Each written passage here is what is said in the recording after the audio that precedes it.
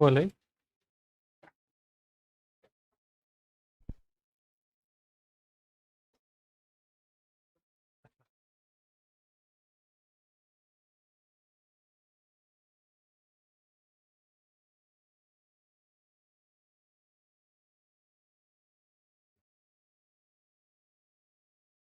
yeah, okay.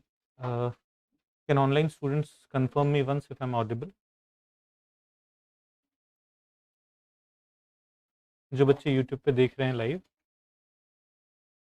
एक बार confirm कर दीजिए क्या मेरी आवाज़ आ रही है?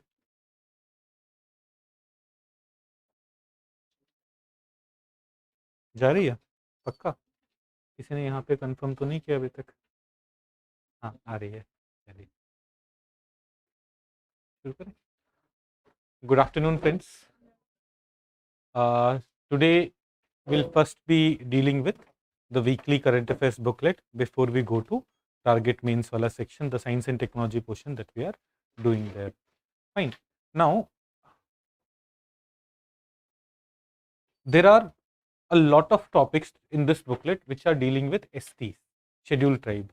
It's because this week and next week I'll also be covering Kurukshetra of this month, which is on Indian tribe and tribal culture. So next week also you will get a lot of articles which are related to STs. As I have promised you that along with the weekly, along with current affairs, that is Hindu Express, PIB, etc. we cover, we would also be doing Yojana and Kurukshetra in a very serious manner. So you need not have another source for that. As part of this program only, each and every relevant article of Yojana Kurukshetra would be done with, and that is why you see a lot of topics here which are dealing with social justice. Yojana Kurukshetra में नहीं भी है तब भी अगर if it's relevant we would be dealing with, but Yojana Kurukshetra we will cover thoroughly. Okay, so today we'll first cover two topics on geography. One is on tropical cyclones. At the end of August, Eastern Asia faced a major cyclone. For that purpose, we are covering it. Then urban floods, we know what happened on Bangalore on Teachers Day. वो लोग teachers की respect नहीं कर रहे थे तो लग गई. Manuel scavenging. In fact, yesterday only 2 people died in Delhi while cleaning the sewers, and even before that this issue was in news when Tamil Nadu has come up with new set of rules to deal with the problem of manual scavenging. And now from here I'm starting with the Kurukshetra portion. Education for tribals is something that is specifically dealt with there. Then Forest Rights Act keep coming in news again and again, and we would be dealing with it once and for all. Once we have studied it, you would see that throughout the year you will not need to study anything beyond it. This would be good enough. Then denotified tribes, sub-categorization of backward classes, and then we'll move to one topic on international relation, NPT. Next week would also be very intense on international relations. India Bangladesh हम पूरा पढ़ेंगे. I have not covered it this week because what happens, after the summit, 5-10 days after the summit, a detailed analytical article would come, and what I want to ensure is when we cover India Bangladesh thoroughly, we are able to cover all the major dimensions related to India Bangladesh. Then in general studies paper 3, today this time we are only dealing with two economy topics. One is gig economy and gig workforce. This is actually a topic which is of June. June May, Niti Aayog came up with a report on gig economy and related aspects, but it's from the perspective of employment, this is a major topic that we'll be dealing with today. And general issue of jobless growth. In August, Anand Mahindra had quoted this problem of jobless growth in India, and after that there were lots of news articles related to the issue of jobless growth in India. So that would also be dealt with. These are the main topic that we will deal with today, and then we'll go to prelims only fact. Today's class, in today's class, we will have two sessions. First, we would go from 2 p.m. to 4:30 p.m. Then we'll take 20 minutes or 30 minutes break, and then we would go from 5 p.m. to 7:30 p.m. Fine. In break जो offline बच्चे हैं, आप लोगों के लिए मैंने कुछ मंगाने को बोला है. What do you want? Burger और पिज्जा तो पिछली बार खाया था. बर्गर, फूड बर्गर या समोसे खाने हो? जब तक रूम भी ठंडा हो जाएगा, चाय समोसे की दोनों कर लेते हैं. भाई टीचर तुम्हारा गरीब है, ऐसे ऐसे ओके ऐसे मत करो, है ना. अब पिछले मंथ की सारी सेविंग तुम्हारे पिज्जा में चली गई थी, इस मंथ की अभी आई है, दोनों कर लो. तो in the break I make sure that something is available so that आप लोग ज़्यादा परेशान ना हो लंबी क्लासेस की वजह से. Okay, let's start with today's class. अच्छा, वन मोर थिंग, ये ग्रुप पे बहुत सारे बच्चे कंप्लेन करने लगते हैं about extra classes. Are you not happy with extra class? No, देखो, I'll explain you. If we do not take those extra classes, no, so the something that I've promised कि GS2, GS3 पूरा cover करेंगे, we won't be able to do that, because if we take only 2 classes in a week, we'll only be able to deal with the current affairs things which are going on. We would not be able to cover GS2, GS3. हमने बोला GS2 and GS3 would be, each and every bullet point of it would be thoroughly covered. That's only possible if we take extra classes. Please understand this. Hindu, Express, ORF, PIB, योजना, Kurukshetra, down to earth, जितना ही पढ़ाने में 5-6 घंटे every week लगेंगे. If we want to go beyond that, it would be done in some extra classes. Please, अगर जो if there are some people who do not want to do those extra classes, don't do it. You only do the weekly current affairs वाला classes, है ना. It's, you do not come to the offline class, you do not watch the online videos. No one is forcing you to do that. Right, use common sense. September part 1, September part 2, September part 3, September part 4 ये करिएगा. And जो target mains specific booklets हैं वो मत करिएगा, है ना. आप मीम्स डालने लगते हैं ग्रुप पे कि in Santosh sir's world there is no for extra class.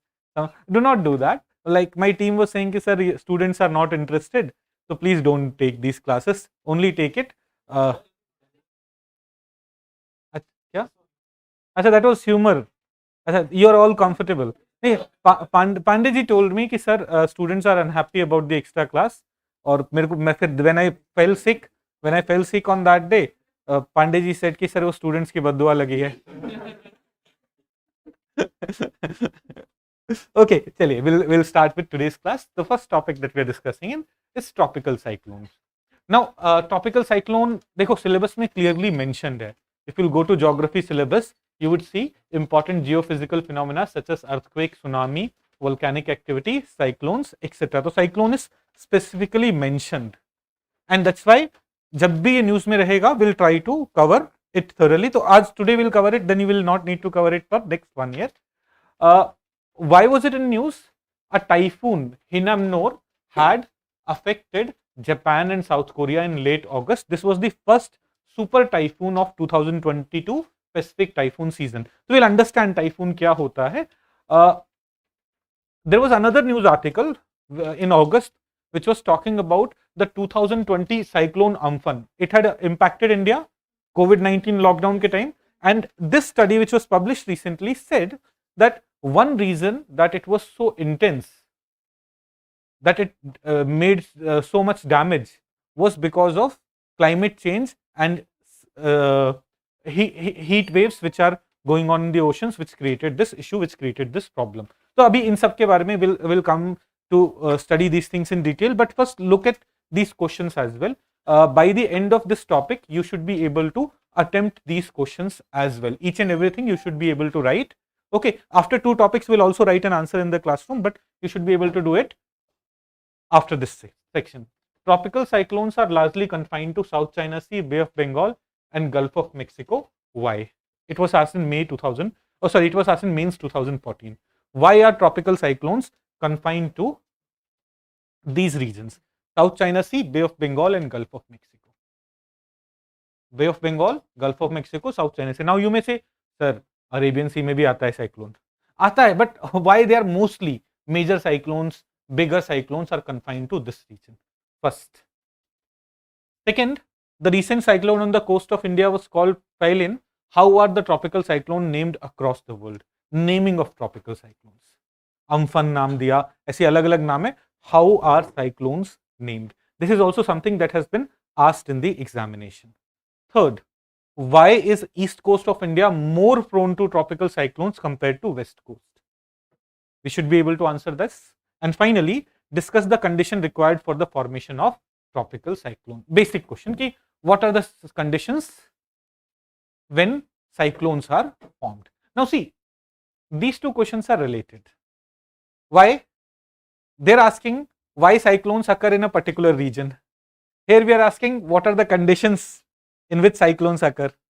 So you would say that cyclones occur in this region because these are the conditions which are met here. Whereas in other regions, other tropical regions, these conditions are not met. Right? So these two questions are like you'll have similar answers, you'll have similar arguments on this. Now let's start with it. What is a cyclone? When you hear the word cyclone, what do you understand? Anyone? Sorry? Chakravat. No.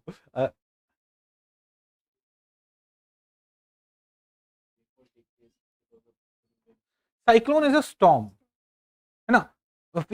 Basic level पे when you have to define cyclone, define it like that कि tropical cyclones are violent storms that originate in ocean in tropical areas and move towards coastal areas, bringing along with a lot of rainfall and damages. एक simple language में cyclones when in future when you will define cyclone, अब you will not be able to say कि cyclone is chakravat. Right? You say cyclone is storm that originate in the ocean and move towards the land area. So originating over oceans in tropical areas and move over to coastal areas, bringing large scale rainfall as well as destruction. Fine. This is one of the most devastating natural calamities. That's fine. Now, in different parts of the world, cyclones are named differently. For example, in Indian Ocean region, we call them cyclone, but in Atlantic or East Pacific, we call them hurricane. Hurricane Katrina. So those are cyclones, the same mechanisms, everything is same, but the term that is used there is hurricane. Typhoon. अभी हम Japan Korea में जो cyclone आया था उसे typhoon बोल रहे थे. तो typhoon West Pacific and South China Sea and Willy in West Australia. These are the four different names used in different parts of the world. Now, where does it originate or what are the conditions for cyclones to be formed? Now, in fact, before understanding what are the conditions जिनमें cyclones बनते हैं, let's understand how cyclones are formed. We'll first understand how cyclones are formed and then it would be easier for us to understand the conditions. So, let's go to process of formation of tropical cyclones. Now, to understand the process of formation of tropical cyclones, you understand this that in the northern hemisphere, because of Coriolis force, the wind moves in the right direction. Do we all understand this? Now, think of this scenario. Let's say ये India है and here a low pressure situation happens. Now, what would happen? In low pressure, air from all the sides would be moving towards this low pressure. Low pressure की तरफ high pressure से air would be moving towards. Now we know that this when air moves in the northern hemisphere, it also turns towards its right. Right? So this thing would go like this. This thing would go like this. This thing would go like this. This thing would go like this. So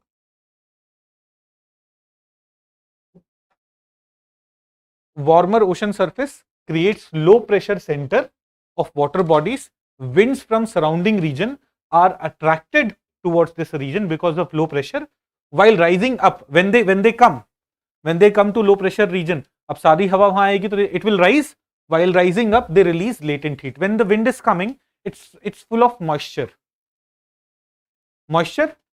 This moisture, as they will go up, this water vapor will convert into rainfall, will release heat. This latent heat which can act as energy for tropical cyclone. This latent heat will give more energy to the cyclone and it will further get intensified. Fine. यहाँ पे दो तीन चीजें समझी हमने. Origin के लिए first you have to have a low pressure zone. Only then air from nearby region would start moving in.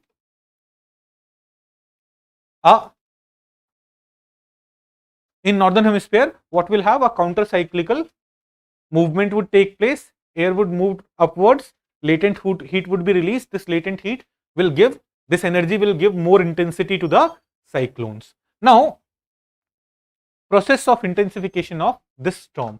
The energy that intensifies the storm comes from condensation process in the towering cumulonimbus cloud surrounding the center of the storm. तो एक यहाँ पे figure भी होगा which will help you. This is the scenario. In a cyclone, you will have air moving from all the direction, it rising up, formation of cyclone taking place. Now, what are the conditions? We'll go back to the conditions. What are the conditions in which cyclone would be? एक question आपको जो दिया हुआ है वो ये भी है, what are the suitable condition? In fact, in one of the preliminary questions that I had posted 2 days back, I had asked this question only, which of the following is not a condition required for formation of cyclone. So, what are the conditions for formation of cyclone? First is large sea surface temperature. Only when the sea surface temperature would be large enough, enough humidity would be in the air. If the temperature is very cold, in that case, enough humidity would not be there in the air. So, large sea surface with temperature higher than 27 degrees Celsius to a depth of at least 50 meters below sea surface. This is the first condition. And that's why we are calling them tropical cyclones. Because in tropical region, we'll have large sea areas and with high temperatures. We will not have it in subtropical or temperate zones. That is the first condition. Second is presence of Coriolis force. Coriolis force कहाँ पे नहीं होता है? Equator पे. Equator पे Coriolis force is 0. As you move up or down, the Coriolis force increases. So you would see that cyclones will not be formed at equator. There should be presence of Coriolis force for cyclones to be formed, and therefore a distance of at least 500 km from equator is required. 500 km on this side of the equator, on this side of the equator, cyclone would not be formed. Second aspect, first sea surface temperature, second the presence of Coriolis force, third small variation in vertical wind speed. Let's understand this, the need of this small variation in vertical wind speed. देखो cyclones के case में you will have this kind of structure with this as the eye of the cyclone.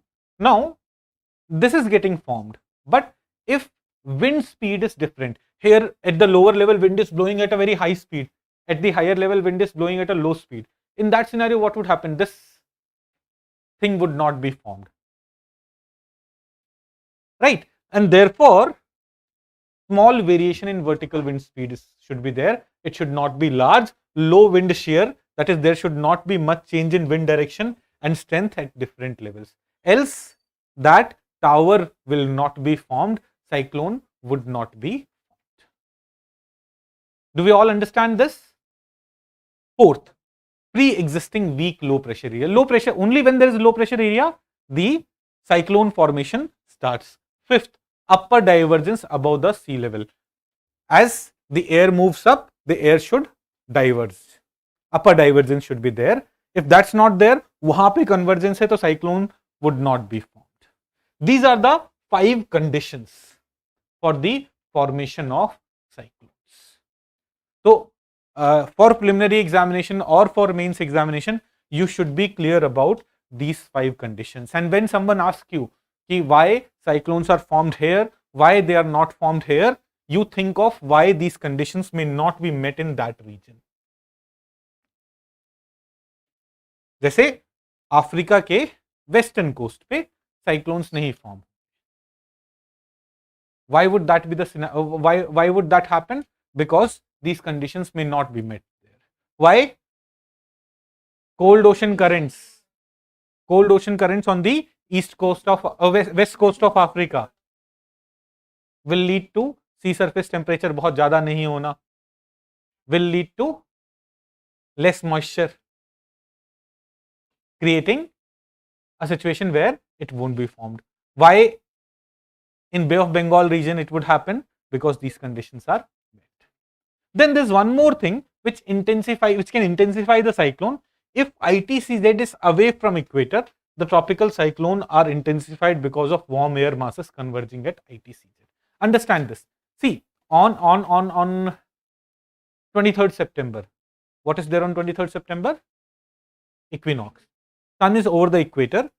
ITCZ should also be somewhere around there, right? But temperature ज़्यादा है, moisture ज़्यादा है, it would not lead to formation of cyclone because on equator geographically Coriolis force is 0. But in June, let's say in June, when ITCZ is towards the northern side, right? पर यहाँ तो Coriolis force भी है, low pressure along with Coriolis force, or when ITCZ is on the lower side, low pressure along with Coriolis force. Will it intensify cyclones? Yes. So if ITCZ is away from equator, the tropical cyclones are intensified because of warm air masses converging at ITCZ. Okay, here we have talked about intensification. You need not have an ITCZ for cyclones to be formed. And that's why I said ki first 5 conditions for the formation of cyclones. Are we all comfortable about it? Fine. There are some questions. Akash is asking, sir, how latent heat gives energy to cyclone? Yeah, heat is a form of energy, no? That heat energy is converted into kinetic wala part, right? Simple है. Cold, हाँ, वहाँ पे cold ocean currents होते हैं. That's why cyclones would not be formed there. Fine. This is understood by all of you. Formation of cyclones. I would recommend you go home today and read NCERT का class 11 wala chapter where cyclones have been explained. You would be able to understand each and everything that's mentioned there. Please note that cyclone is mentioned in the syllabus. Why? I generally do not cover GS1 topics. You must have noticed GS2, GS3 is my primary focus area. Why am I covering it? Because this is something that is specifically mentioned. Cyclone. Abhi news mein bhi tha. I thought let's do it properly. Then process of formation of cyclone we understand, intensification we understand, various stages in the formation of cyclone. Stages में भी कुछ नहीं देखो, when the low pressure region is created and small circulation happens, at that time we call it tropical depression. Wind speed is less than 62 km/h, but as intensification takes place, it becomes tropical storm, cyclone or super cyclone based on the intensity or based on the wind speed as it keeps getting intensified.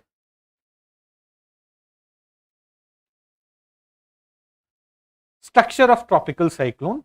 Here we are talking about structure. You see that these spiraling winds, they would draw clouds inward and they would be forming what is called a rain band. This region would be rain band where rainfall would be taking place. But at the center, there will be no cloud.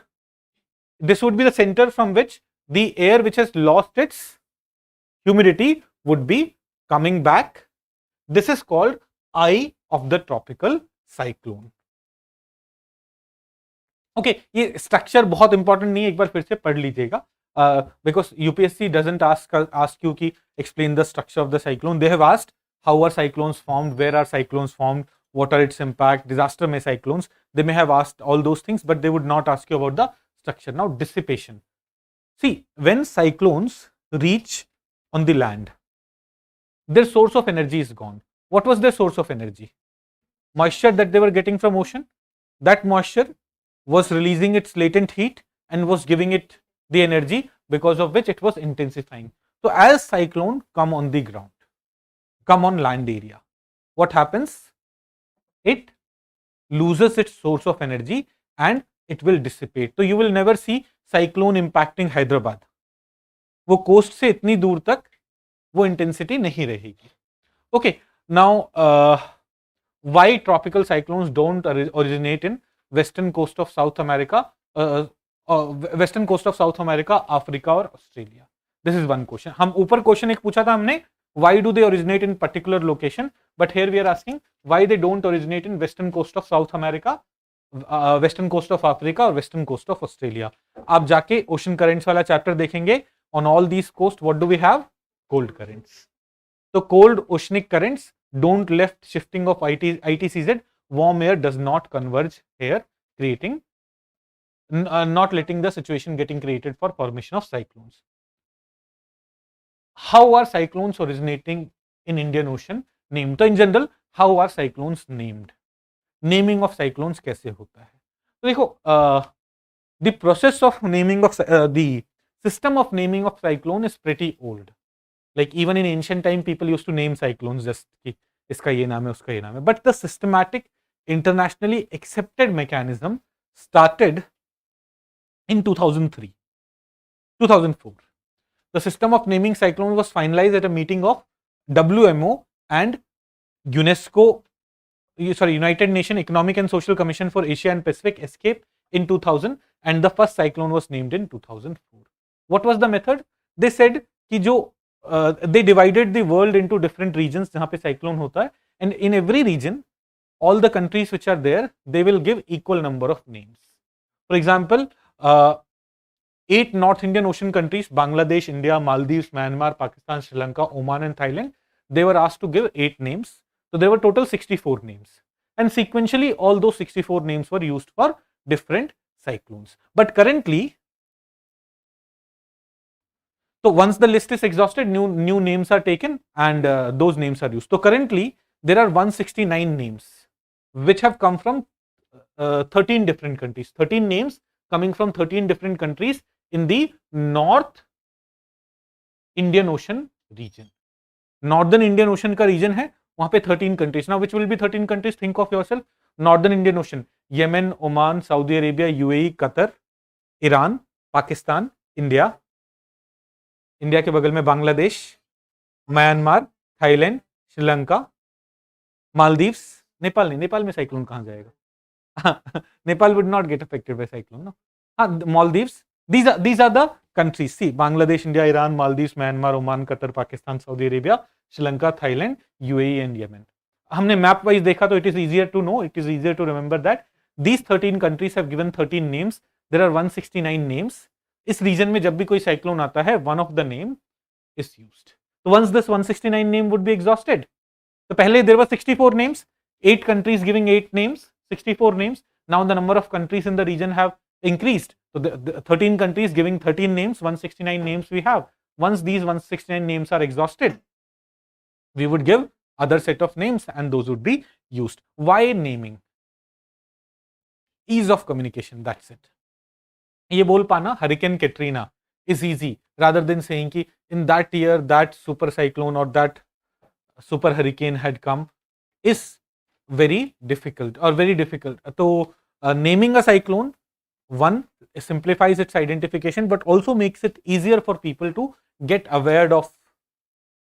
So sending a message to people also becomes simpler.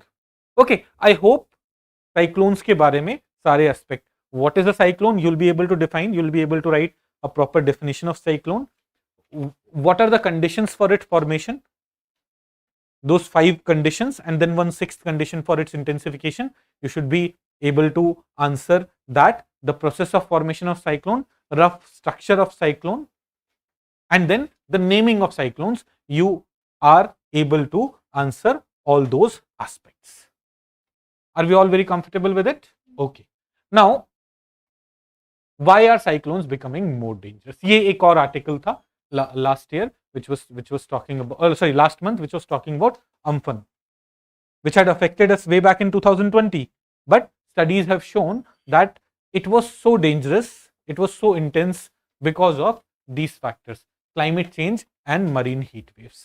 Because of climate change, what is happening? The atmospheric temperature is going up. Now, if temperature is higher, more than 70% of Earth is covered by ocean. most of the heat is absorbed by ocean. So it is the sea temperature, sea surface temperature, which is getting higher. First condition is being met, and higher would be temperature, more water would be there in the atmosphere. More water would be there in the atmosphere, more energy, more rainfall, intense cyclone. That is what is happening. That is the main reason because of which cyclones are becoming more intense. I hope there is complete clarity on what cyclones are, to why they are becoming a bigger problem in disaster management. Do you remember some topics of disaster management? Have we covered any topic of disaster management yet? Achha, dam safety. We'll cover more aspects of disaster management. There we'll also briefly discuss कि how do we prepare for cyclone वाला disaster. तो 3 steps जो होते हैं क्या? Preparedness या risk reduction, then response and then recovery. Will talk about disaster management aspect of cyclones there in paper 3. Here we have only dealt with geography related aspect. Now urban floods. Urban floods, we know Bangalore, because of which we are studying it, but it's not only Bangalore. You would see that last year it was in Hyderabad. Before Delhi में जब भी बारिश हो जाती है, there are some areas which get flooded. 2015 में Chennai faced a major issue in December 2015. Then 2005 में Mumbai floods. So what we see is our urban areas are becoming more and more vulnerable to these floods, and it is the big metropolitan city which are facing more issues. UPSC has also given a lot of significance to this topic. You would see in 2016 they had asked question on urban flood twice in the same year. एक बार GS paper 1 में, एक बार GS paper 3 में. In GS paper 1 they asked major cities in India are becoming vulnerable to flood condition, discuss. Major cities in India are becoming vulnerable to flood condition, discuss. So why are they becoming vulnerable? How do you resolve it? That's what you would have discussed here. In paper 3 that year, बच्चे ने एक दिन paper लिखा, अगले दिन फिर urban floods पे. The frequency of urban floods due to high intensity rainfall is increasing over the years. Discuss the reason for urban floods. Highlight the mechanism for preparedness to reduce the risk during such events. In the same year, they've asked questions on urban flood twice. Then again in 2020, account for the huge flooding of million cities in India. Million cities means larger cities, cities which have more than 1 million population. Account for the huge flooding of million cities in India, including the smart ones like Hyderabad and Pune, suggest lasting remedial measures. And then we have added one more question for practice purpose. Urban floods are a result of ecological disturbance and socio-political apathy. Discuss. ये 4 questions हैं. First 3 questions are similar, same arguments. Here we are trying to bring in some more dimensions. Okay, so urban floods. What do we mean by urban floods? Are urban areas. Education hub पूछ रहे हैं sir आपका तबीयत कैसा है? तबीयत ठीक है यार, तबीयत बढ़िया है. तबीयत को क्या हुआ था ना, थर्सडे की रात थी, नहीं वेडनेसडे की रात थी, मैं देर रात तक पढ़ रहा था, भूख लगी तो किचन में गया, देखा पॉपकॉर्न रखा हुआ है. अभी देखा नहीं एक्सपायर्ड हुआ है कि नहीं, भाई ने निकाला, बनाया, खा लिया. अगले दिन वॉमिटिंग हुई तो देखा कि वो तो एक्सपायर्ड पड़ा था, 2 साल पुराना. तो वहां पे थोड़ी सी प्रॉब्लम हो गई थी, nothing else. Then I realised कि vegetarian food is not meant for me. I should have boiled some eggs and eaten it. अगर भूख लगी थी या और वेजिटेरियन खाना था तो खीरा ककड़ी भी रखा हुआ था, वो काट के खा लेता. पॉपकॉर्न वो भी एक्सपायर्ड. चलिए, तो हाँ बस ये हुआ था, नथिंग सीरियस, पर मैंने सोचा चलो आराम कर लेते हैं. दूसरा, like when Pandey ji said कि sir students are not happy about the extra class, I was like यार ऐसे क्यों करते हैं बच्चे. तो ऐसा किसी ने कॉल तो नहीं किया था ना कि एक्स्ट्रा क्लास नहीं करनी, अपनी मर्जी से पांडे जी. चलिए, तो urban floods, we have seen that a large number of Indian cities are facing problems. We have many examples. Abhi, latest example is of Bangalore. Why? What are the main causes of urban flood? The most important problem is the unplanned development that we are going through. And there are various aspects of this unplanned development. National Disaster Management Authority says that the concretization of city that we have done has reduced its ability to absorb water. Go to old Rajinder Nagar, dekhiye, we have concretized it. So when a lot of rainfall takes place, it will not be absorbed by ground, it will flow, causing floods. If city had a lot of area where the water could have been absorbed in the ground, then the amount of problem would not have been this much. There is other aspect. We have destroyed our ponds and lakes which used to be sinks. For example, in Chennai, in 1980s, there were 600 lakes, which have now come down to 50. 600 lakes were there. If rainfall would have taken place, water would have flown into those lakes. But when you just fill up those lakes and create buildings there, rainfall abhi bhi utna hi hoga. Where do those water, where does that water go? Look at the situation of Bangalore. It had 1452 water bodies in 19th century. आज से 100-150 साल पहले, it's left with only 193. Bangalore is also called City of Lakes.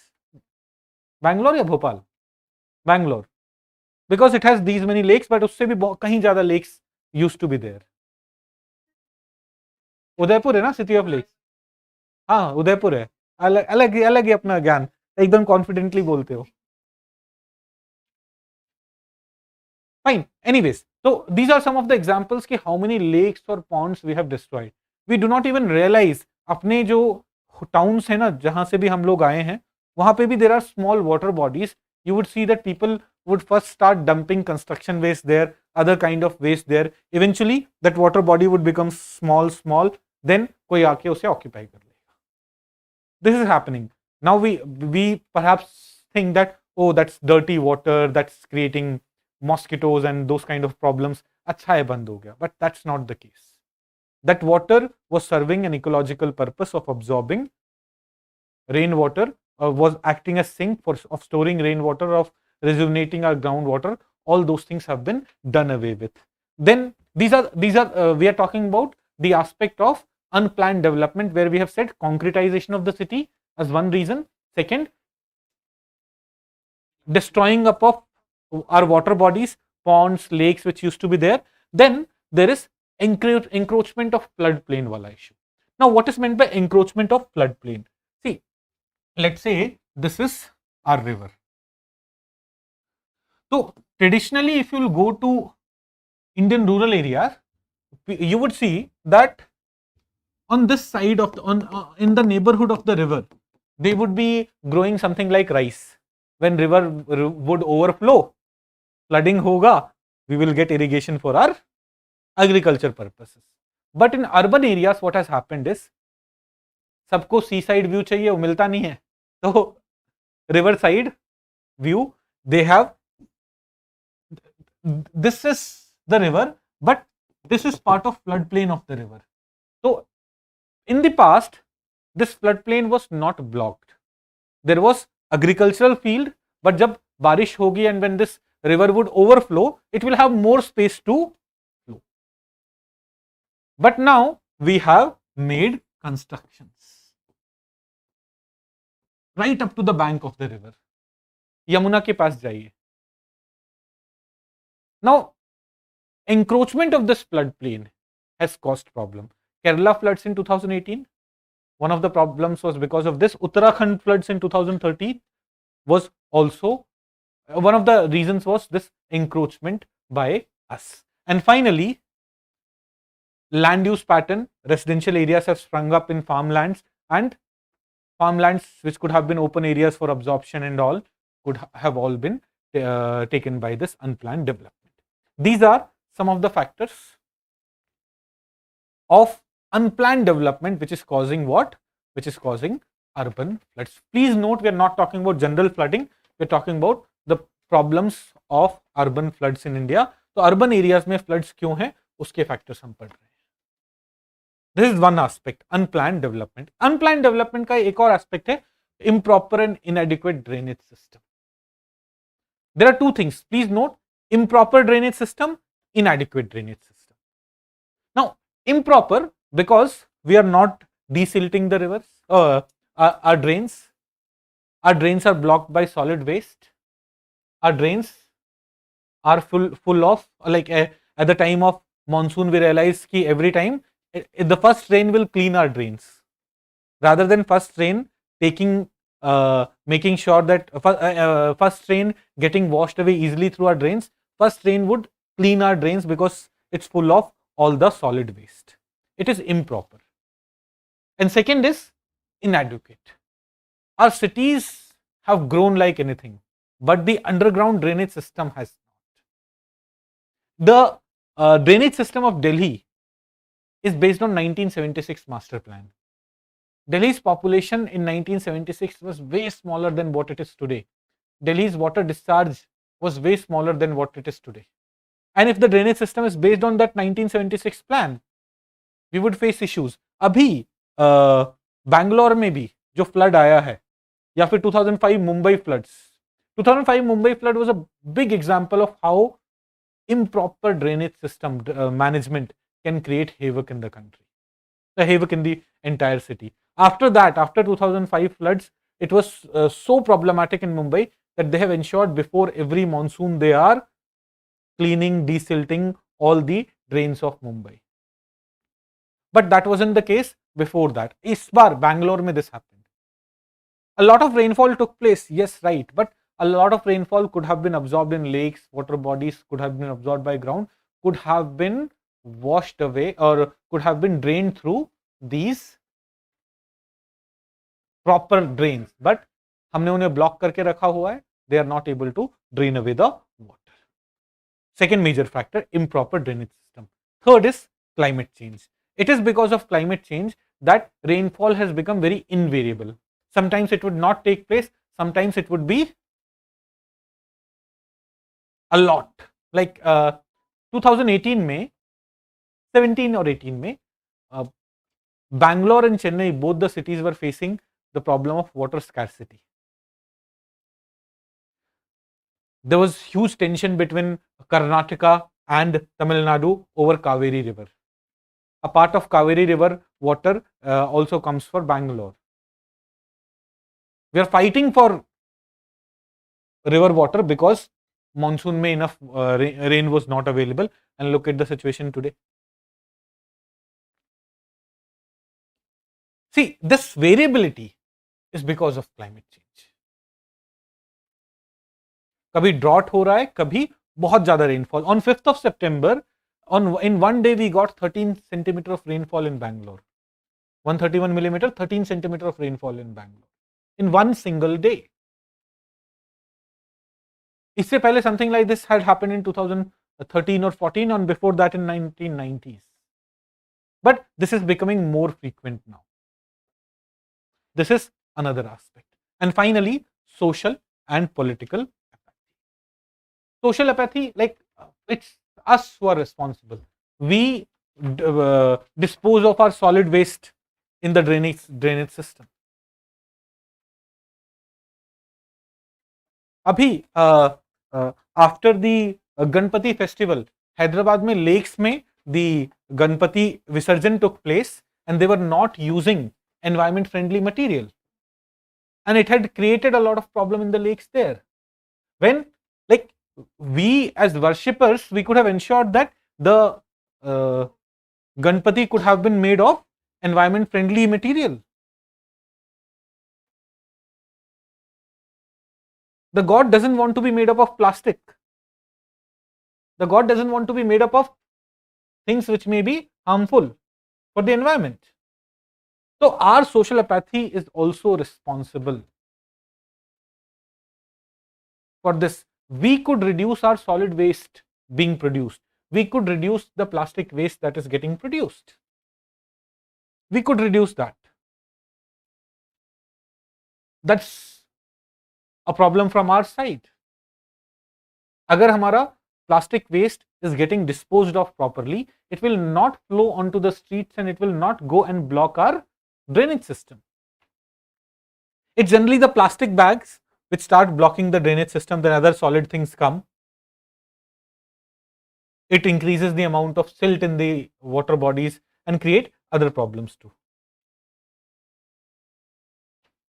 Finally, the political, or I would say lack of political will or political apathy, because actually here also political apathy happens. Why? Because for people this is not priority. We are not raising questions on why we do not have proper drainage system in Delhi. We are not raising questions on कि why ORN में जगह ऐसे भर जाती है हर बरसात में. Old Rajendra Nagar gives a lot of revenue to government. बहुत सारा GST पे करते हैं, बहुत सारा इनकम टैक्स पे करते हैं, राइट. बट स्टिल यहां सामने थोड़ा सा बारिश होगा, पानी भर जाएगा. We are not raising that as a major issue. नवरात्रों में नॉनवेज की शॉप्स बंद हो जाएंगी, वो becomes major issue. That impacts my freedom of choice. भाई मुझे खाना है है ना. That becomes a major issue. But this is not becoming a major issue. That the political apathy is also because of what we want. Fine. So different reasons which are responsible for it. उसका impact क्या होता है? Impact you can understand. Human loss, infrastructure loss, economic losses, like when floods take place, a lot of people are not able to work, a lot of property gets destroyed. Those aspects are there. Environmental pollution also increases because eventually all that water will go into our water bodies, will go into our ponds, lakes, and they will take away with them a lot of chemical, a lot of other kind of pollutants in the water bodies. Fine. How do we deal with it? Way forward. What should be the way forward to deal with the climate change? Sorry, to deal with the urban floods. First thing that we are saying is we need to promote the idea of sponge cities. Sponge is something that absorbs water. Our cities should also be able to absorb water rather than बारिश वहां पड़ रही है और वो बहता हुआ जा रहा है. If it will flow and if we make that पूरा 13 centimeter of water which has fallen on Bangalore flows, then perhaps drainage system would also not be sufficient. We need to create scenarios where water gets absorbed in the city. So here absorption, reducing concretization, और urban development, unplanned development की जितनी problems थी, reduce all those problems. Less concretisation, not destroying lakes, ponds, etc., ensuring rejuvenation of these water bodies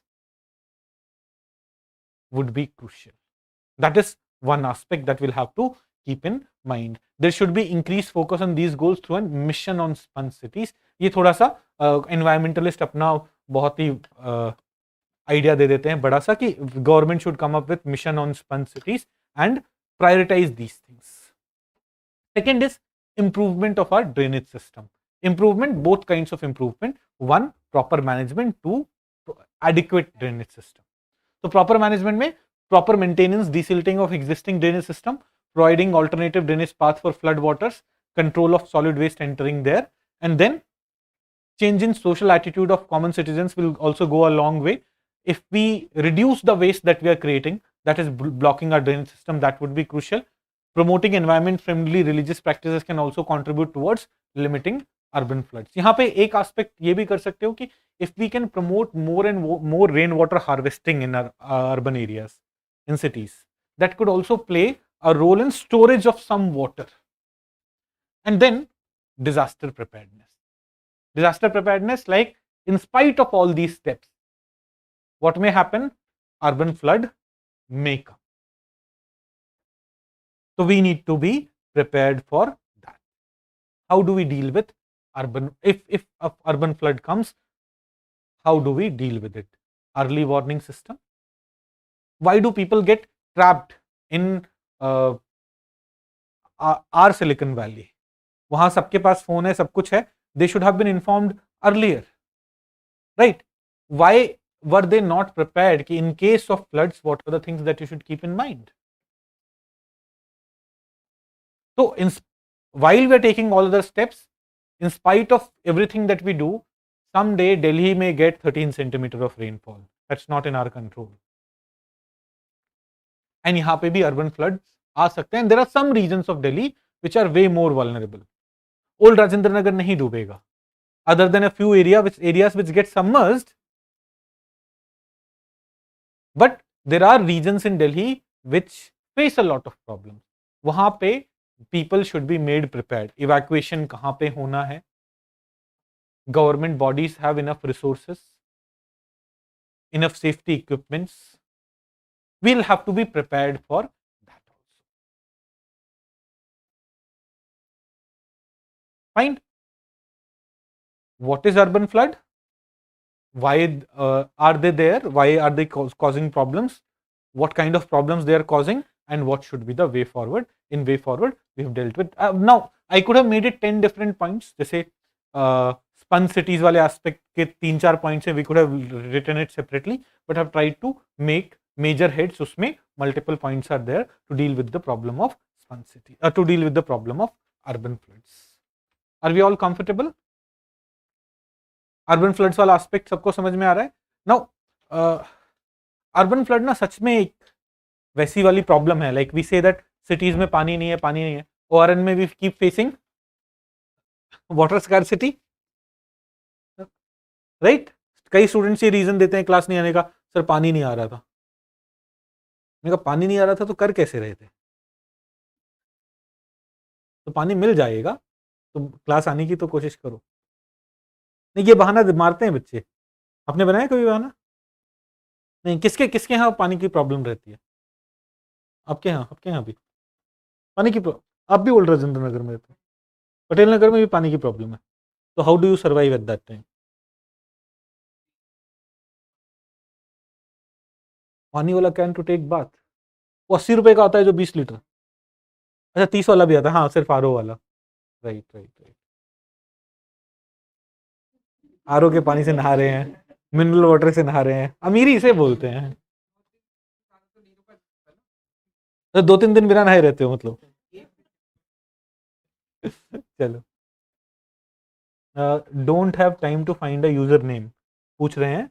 fun city क्या है? इनका username है don't have time to find user name.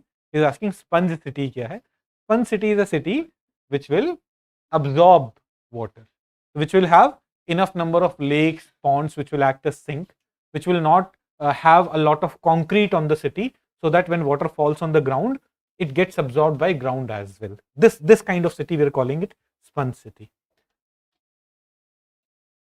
Nitin Dixit is asking, global climate change so frequently is also influenced by human. Climate change is almost entirely by human factors, but resolving the problem of mitigating climate change is not something that can be done in a year or in 2 years. Okay. In Hyderabad, municipal corporation had to use cranes to clean 1000 ton of material. Are you talking about the damage to the water bodies after the recent festival? Sri Charan must be talking about that scenario. They had to use cranes and all to clean water bodies.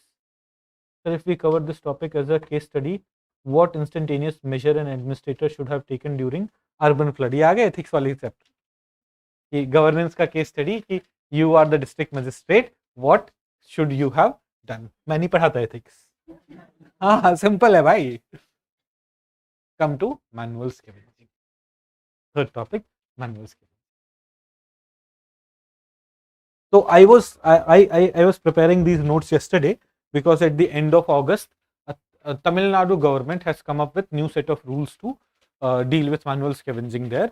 But फिर yesterday in the newspaper and today in the newspaper there was another article that 2 people died in Delhi because of what? Because of poisonous gas which they faced when they entered the sewer system. तो manual scavenging की वजह से आज भी death हो रही है. So what do we understand by manual scavenging? Before we go to what Tamil Nadu has done, इससे पहले मार्च में भी there were 3 laborers in Mumbai who were allegedly hired for manual scavenging. They died after inhaling toxic fumes in septic tank. तो मुंबई में, दिल्ली में people are dying. The municipalities which have most money in the country, there also people are dying. So this kind of situation would be there in other parts of the country as well. It doesn't get reported. It doesn't. We don't get to know about it. So what is meant by manual scavenging? Traditionally, manual scavenging meant manually removing excreta of another human being. Traditionally, this is what manual scavenging meant. But today, manual scavenging has a much wider definition. As per ILO, if you'll go to ILO's definition, ILO recognizes 3 forms of manual scavenging in India: removal of human excrement from public streets and dry latrines, cleaning septic tanks, and cleaning gutters and sewers. Without any equipments, without any safety mechanisms, those would be doing those things manually, and thus हम उसे manual scavenging बोल रहे हैं. Are we all clear about what manual scavenging is? सब लोग comfortable हैं? Like a broad definition by ILO, तो तीनों aspects. Now, manual scavenging, perhaps when cities developed for the first time, there was no option available. But when cities developed for the first time, we did not even have Constitution of India, which ensured equal rights for everyone. We did not have, we did not talk about equality. We did not say, we did not had a society jahan pe anything was not done in a forced manner or in a forceful manner. But today that's not the scenario. Even today, if a human being is removing excreta of other human being, that would happen. That's very dehumanizing. That is something that no one would want to do at her or his own. Like कोई मुझे बोलेगा कि remove this excreta from the road, I would not want to do that. Right? But still, we are having a lot of cases where this is happening. If someone would ask me, enter this gutter and remove the blockage, I would not do it. But still, there are people who are either being forced. Now, force doesn't mean that force has to be only physical force. That force has to be circumstantial as well. I do not have money, I'm earning less, I get an opportunity to earn another 500 rupees, I would be ready to do that. अभी जो जिन दो बच्चे बोल रहा हूँ मैं, 2 लोगों की डेथ हुई है, they were in their 30s I guess. आज के न्यूज़पेपर में जो था सेकंड पेज पे हिंदू में, है ना, they were earning 15-20,000 rupees a month. When they get in, perhaps they were working as security guards. If one of them was working as security guard, other was working as sweeper. They were not even involved in this work, but they got an opportunity कि भाई चलो we get some more money, let's do it.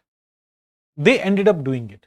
So we recently completed 75 years of India's independence, and even now we have situations where our own brethren, our own sisters are being forced by circumstances to do something very dehumanizing, something that we would not want to do. क्या हुआ पारस? अब 28 degree पे ही करना है तो बंद ही कर दो ना.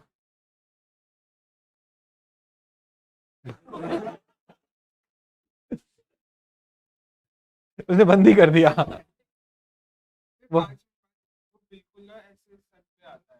You should be hot. You will be once you clear the exam. ये सपने अलग अलग होते हैं भाई, जो नल्ले रहते हैं वो नल्ले ही रहते हैं. यूट्यूब पे ना ऐसे नहीं बातें करता हूं मैं. Coming back to, तो हाँ, even after 75 years of India's independence, we see these things happening. Now government says, आप देखेंगे, if you come to current situation in India, last year Bejwada Wilson, who is the convener of Safai Karmachari Andolan, he said that between 2016 and 2020, 472 manual scavenging deaths across the country were recorded. Please note, these are the recorded ones. he was giving this statement in July, so July 2021. So by July 2021, 26 deaths were recorded, even in where 2021, even in that particular year, by July 26 deaths were reported. But government says that no such deaths have been reported due to manual scavenging, because government says that manual scavenging is only when you are removing human excreta. Nothing like that is happening. India में स्वच्छ भारत अभियान चल रहा है, people have toilet and open defecation and excreta removal is not taking place. But they are not considering when someone is entering gutter, when someone is cleaning sewers without safety equipment, that is also manual scavenging. And it's not only what ILO is saying. We may say, some of us may say that ILO का definition है India में manual. India का 2013 का एक law है, it has also in the definition of manual scavenging included the ILO's definition.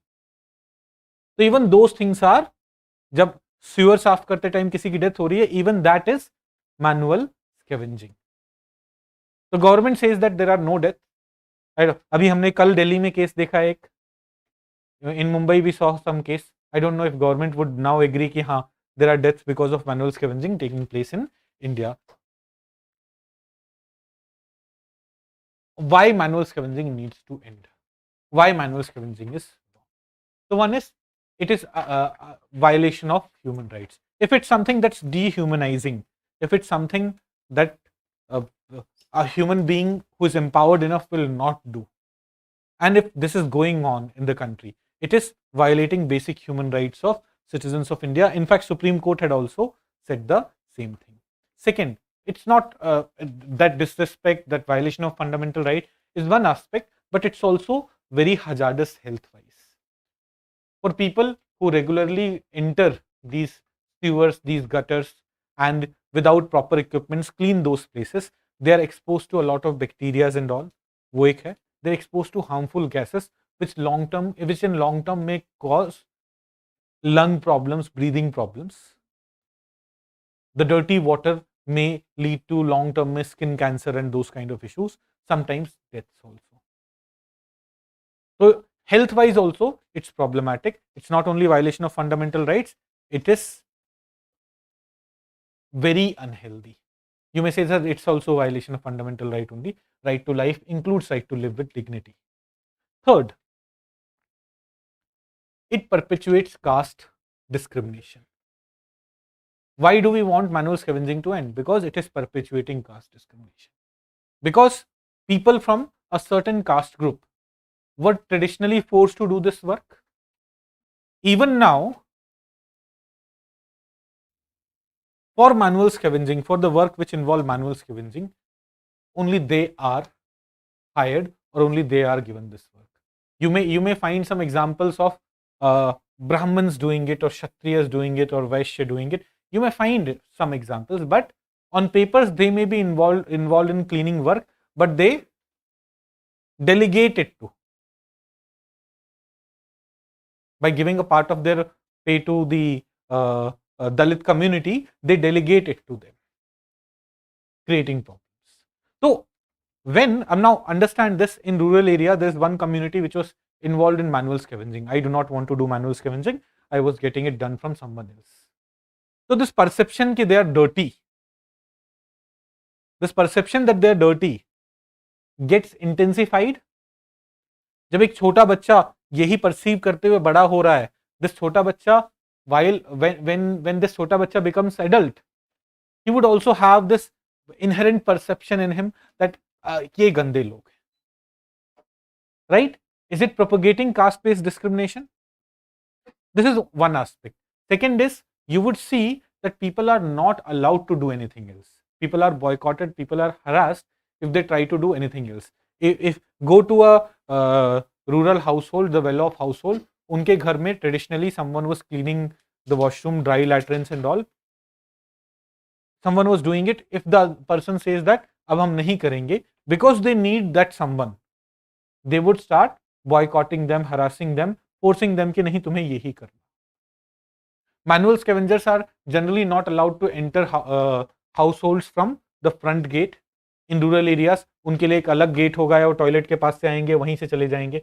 All these things add to caste-based discrimination.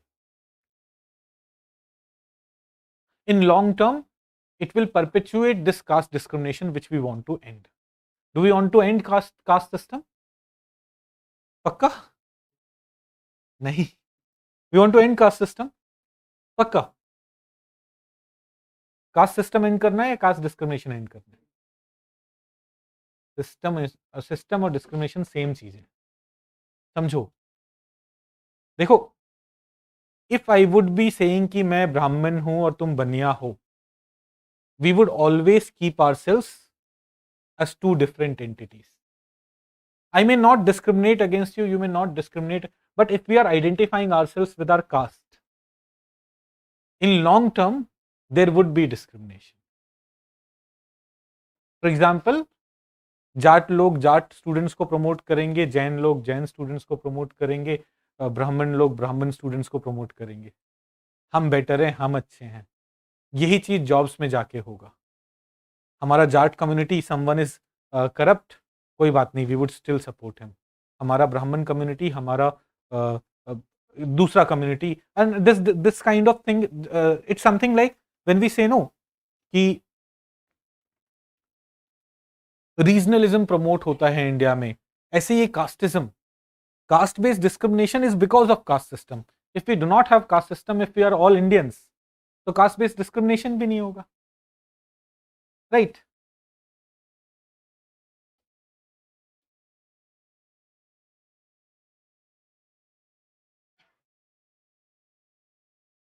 Would it be correct to say that manual scavenging relate to caste in rural areas and poverty in urban areas? Poverty in urban areas is true, but even in urban areas, it would be rare to find a person from socially upward class or caste involved in manual scavenging. Okay, they may be pulling rickshaw, they may be involved in other difficult labor, but they would not be going and cleaning toilets, they would not be going and cleaning toilet is not manual scavenging, they would not be removing excreta, they would not be entering. Fine. Anyways, so it also perpetuates caste system, that's why it needs to end. It's violating basic human rights, it's dehumanizing a human being, that was one aspect. It is hazardous for health, it is perpetuating caste system. It is also perpetuating gender discrimination. Again, when we go to rural India, no, generally manual scavenging work's responsibility is given to women. It's women who goes around and cleans drains. It's women who goes around and clean this dry latrine. It's women who would carry that tokri, usme collect karke she would take it away. So this also perpetuates gender discrimination, gender-based discrimination. And finally, it may also be hindering our fight against open defecation. Why would it be hindering our fight against open defecation? See, when you know that someone would come and clean that, you would ask the child, beta kar le wahan jaake. You would be okay with open defecation. But if you know that it's not going to happen, cleaning, manual cleaning करने के लिए कोई नहीं आ रहा है, chances that you would be using toilets would be higher, so it may also be going against open defecation. Manual scavenging may be promoting open defecation as well. Okay, so these are the various reasons because of which we say that manual scavenging should not be there, manual scavenging should end. And we understood it, we knew it right from the time of our independence, and tabhi se we have brought laws which have prohibited manual scavenging. In 1955, the Untouchability Offences Act, which was later renamed to Protection of Civil Rights Act. This act only prohibited forced manual scavenging. It did not prohibit manual scavenging, but it said that no one would be forced to do this. Now we say that if someone is involved in manual scavenging, they are actually forced. They're always forced. The force can be physical, the force could be societal, the force could be circumstantial. So in a way, manual scavenging यहाँ पे हमने ban करने की कोशिश करी. Later, in 1993, employment of manual scavengers and construction of dry latrine prohibition. Employment of manual scavenger has been prohibited. Now here voluntary employment has also been prohibited. Note it carefully. Here we prohibited the forced manual scavenging wala thing. Here we prohibited even the voluntary one. And construction of dry latrine has also. Dry latrines, we may not know about dry latrines a lot because we have always used the flushed one or the one which is which uses water. But traditionally, if you go 30-40 years back, you would see latrines which did not have this flush system, which did not have this mechanism to put in water and it getting into septic tank. There, your human waste used to get collected in a gadha, in a pit, and then someone would come and collect that human waste and would take it away. So that has been banned because if you create dry latrines, what would happen? You would need someone to clean it up, and that would promote manual scavenging only, and that was not also hygienic. So the 2013 Act prohibited this. It prohibited what? Manual scavenging, employment of manual scavenging and construction of dry latrines. It's been now what, 93 से 2022. How many years? 29 years. Not a single conviction under this act has taken place. आज तक कोई jail नहीं गया. Manual scavenging हो रही है अभी भी इंडिया में.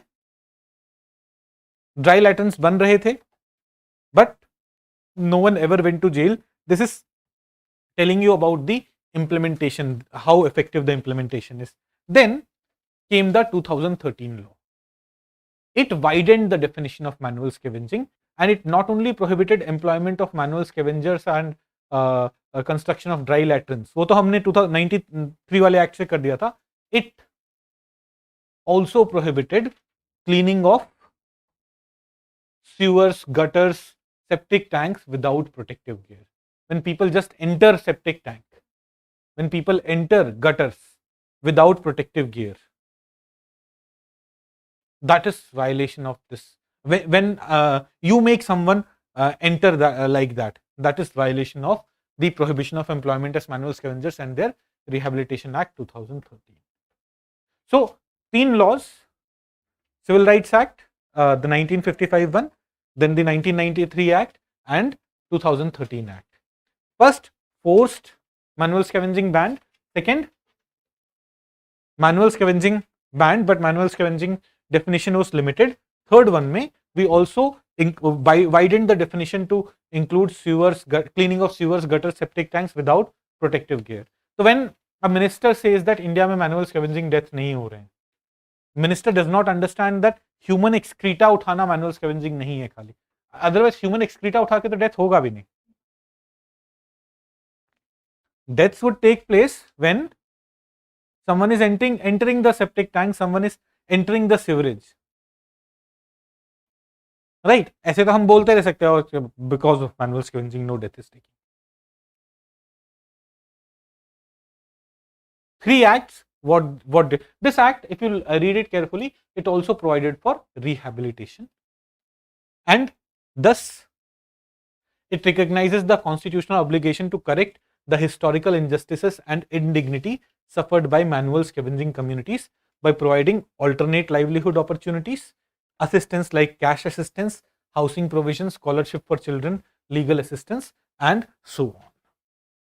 Okay, the act had also provided for these aspects. The 3 law थे. Then there are some initiatives which government has launched to deal with manual scavenging. One is Ministry of Social Justice and Empowerment's National Action Plan to fight manual scavenging. Here, what would be the National Action Plan focus upon? Rather than looking at this paragraph, think of it yourself. Ministry of Social Justice would want that our infrastructure should improve, our urban local bodies, our Panchayati Raj institutions, they should have enough labor force with enough equipment, enough safety mechanisms, so that manual scavenging is not needed.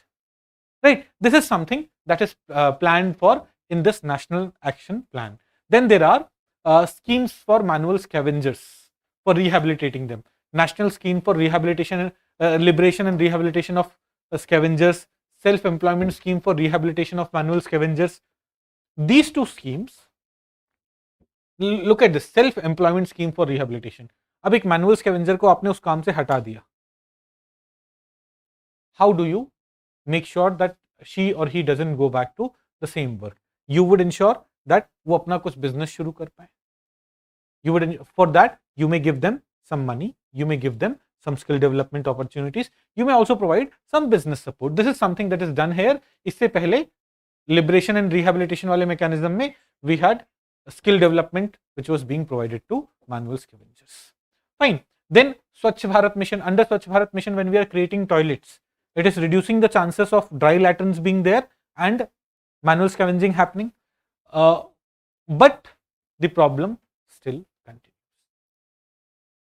The death 2 days back in Delhi, the deaths in Mumbai into March show that in spite of all these initiatives, in spite of all these steps, the problem continues. Why do the problem continue? I've told you the 3I mechanism. Identification नहीं हो रहा है. Government does not agree कि manual scavenging death हो रही है या manual scavengers हैं. Government agrees to कि manual scavengers हैं, but death पे वो agree नहीं करते हैं. So if you have to rehabilitate them, if you have to make sure that all of them are moving away from the work that they are doing right now, manual scavenging work that they are doing right now, what would you need to do? You would need to first identify them. The reason we have not been able to solve the problem is we have failed to properly identify people still engaged in manual scavenging. 2011 census has given us a data, but it is a huge underestimation. 2013 Act provides that individuals should be listed under the list prepared by government for manual scavengers to be qualified for rehabilitation, but the Act does not mandate any survey. So, under this Act also survey has not happened. Supreme Court has held that majority government surveys have been unproductive. Whatever surveys that have happened, they have been useless. So, one reason that this problem continues is we have not been able to identify who are the people. Only then we'll be able to rehabilitate, only then we'll be able to solve some issue. Second, lack of modernization of sanitation infrastructure. If municipality of Delhi does not have mechanism to clean septic tanks, to clean sewers without making people enter those places, they would be forced to hire manual scavengers. Till a few years back, Indian Railways was the biggest violator of the 1993 Act. Indian Railways, if you have been to railway station, you must have seen that on the rail lines, human excreta was disposed of.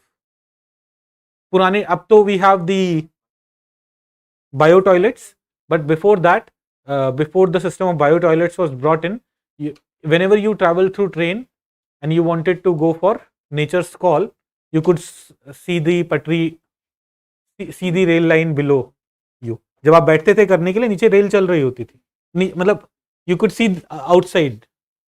No, अरे हंस रहे हो?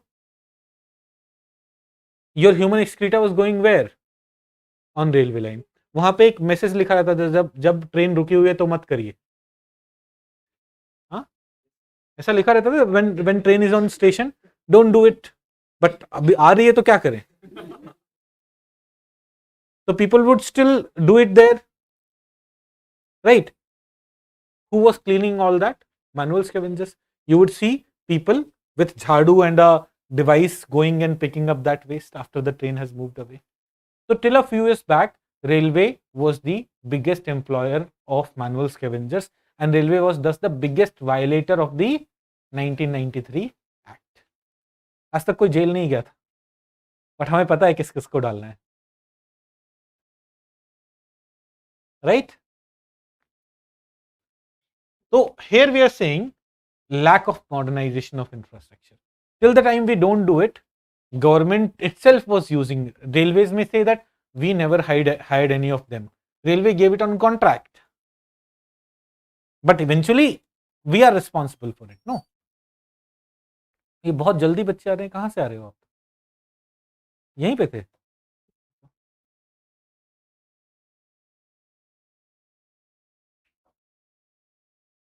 Fine. So lack of modernization becomes another factor. Lack of identification of manual scavengers, lack of modernization of infrastructure, lack of political pressure.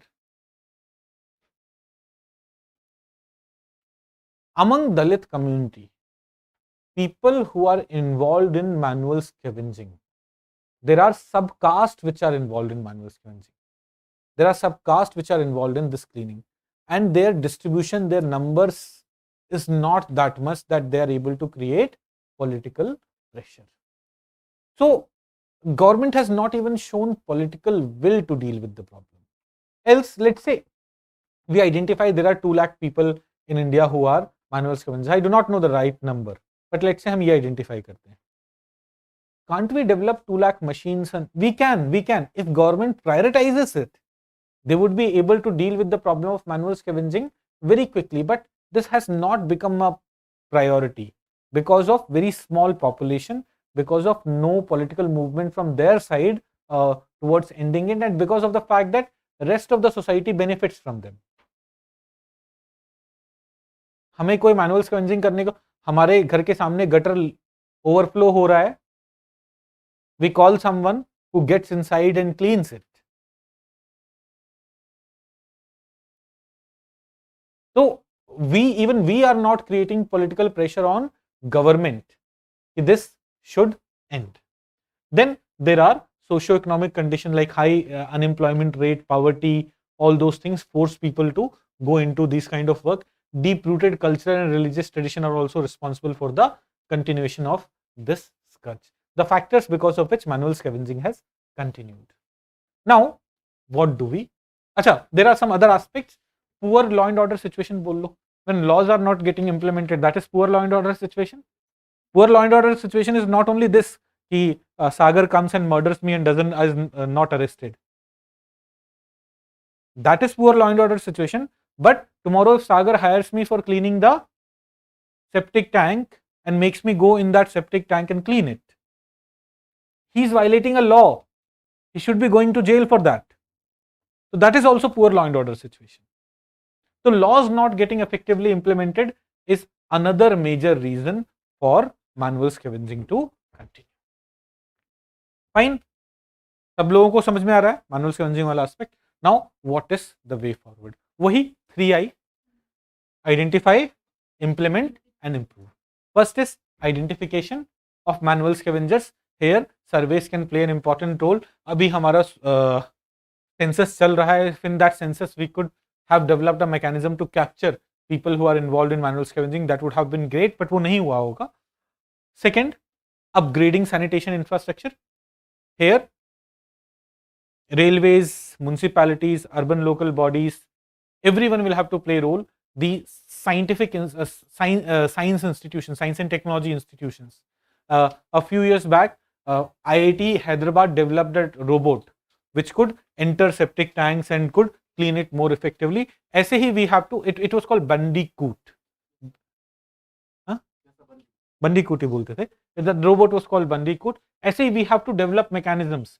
So a lot of players will have to play a role there in order to ensure we have proper infrastructure. We'll have to have enough funds. We'll have to have enough political will. We'll have to have such devices available in an affordable manner to ensure infrastructure improvement. Then timely and proper implementation of various laws and schemes. There are schemes for rehabilitating manual scavengers. Because those schemes are not effectively implemented, what happens? Manual scavenging continues. We have to focus on that aspect as well. And finally, annihilation of the caste. Here I've used Baba Saheb Ambedkar's language, annihilation of the caste. It's a eradication of caste system, yeah, end of caste discrimination. You may write it the way you want to write it. Caste system has played an important role in perpetuation of this practice, and decreasing the role of caste in society will reduce the chances of this practice continuing. And here a very important role could be played by our cultural and religious could be played by our religious leaders. They could start opposing these kind of things. They could start saying कि नहीं भाई अपना अपना काम खुद कर लो. And should not, like, the job should not be caste based and all. This would play an important role in dealing with the manual scavenging problem. Okay अच्छा भाई, अभी recently what I have started seeing is, I was watching some shorts yesterday and there is this Baba ji who has become very famous, जो लोगों को ऐसे ऐसे छू के भी ट्रीटमेंट कर देता है। तो ये फ्रॉड पब्लिकली चल रहा है आजकल, people are putting those videos on YouTube and government is not taking any action. I don't remember the name of the baba, मैं याद होता तब भी मैं नाम नहीं लेता, बिकॉज क्या वो कल आके यहाँ तोड़फोड़ कर दे कोई भरोसा नहीं है ना उनके चेले चपाटे।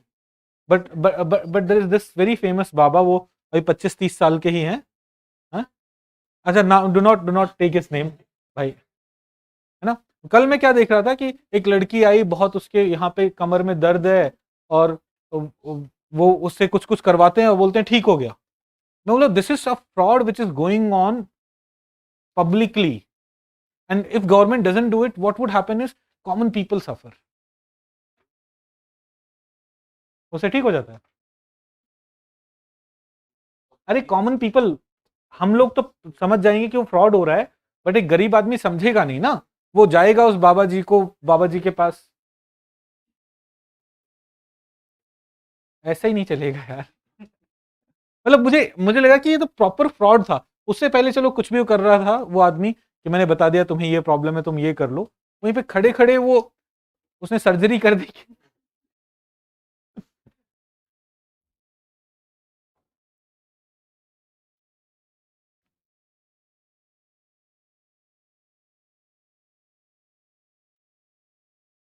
एक मिनट रुकिए, there are some doubts online.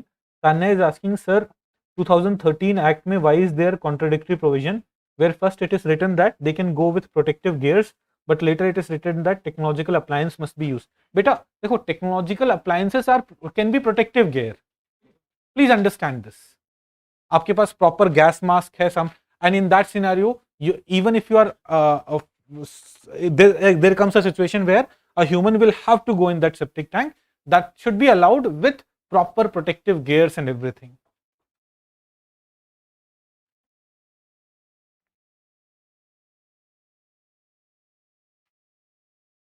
अच्छा, I think that Baba ji is very famous, बच्चे ऑनलाइन भी बाबा जी सेड पहले इस्तेमाल करो फिर विश्वास करो।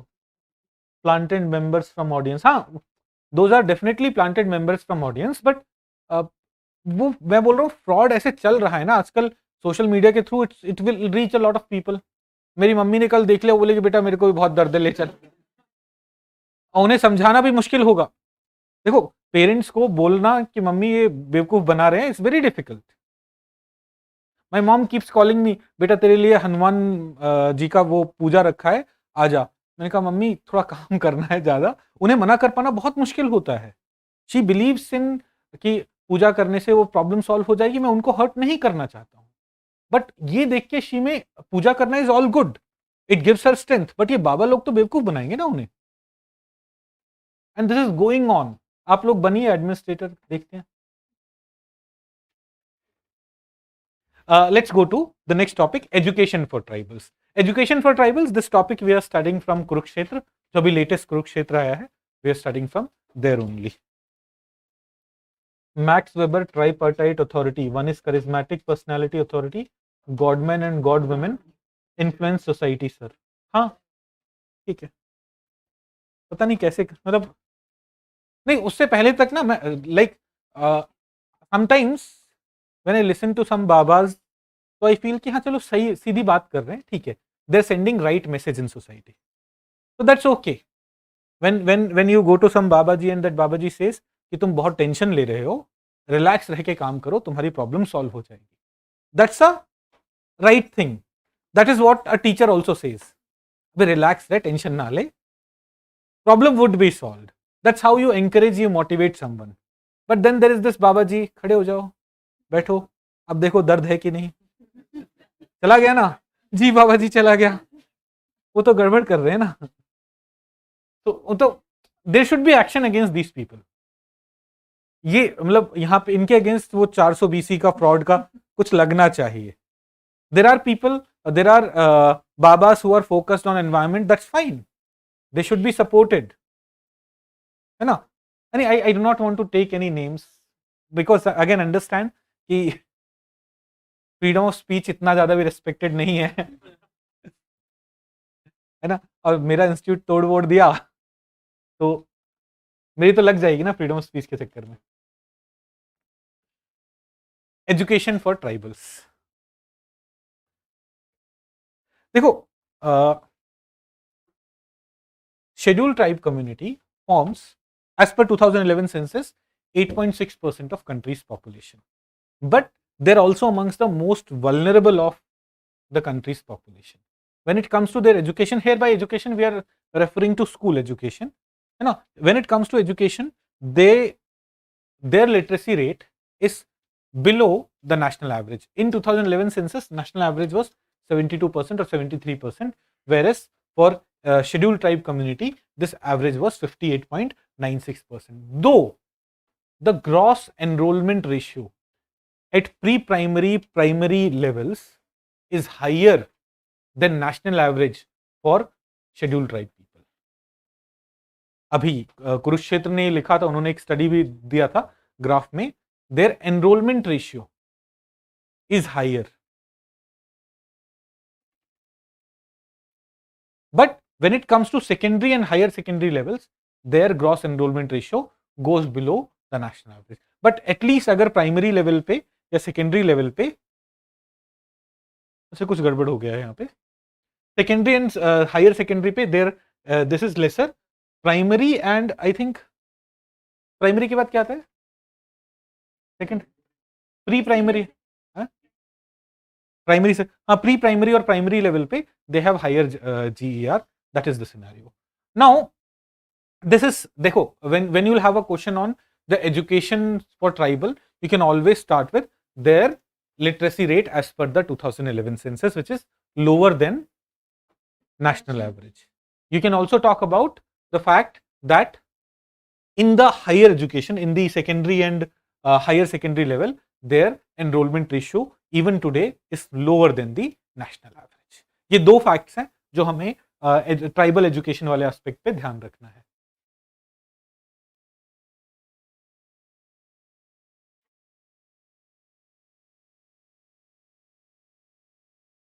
तो हर क्लास में एक दो ऐसा इशू उठा दो, अब भी फिर नहीं भाई ये नहीं होना है, नहीं होना. आई एम जस्ट मतलब देखते देखते कई बार आई फील हर्ट कि why is no action being taken against this baba, ये फ्रॉड कर रहा है, so that good babas end up getting supported, not the फर्जी वंस जो से फ्रॉड कर रहे हैं. This fraud babas can be problematic.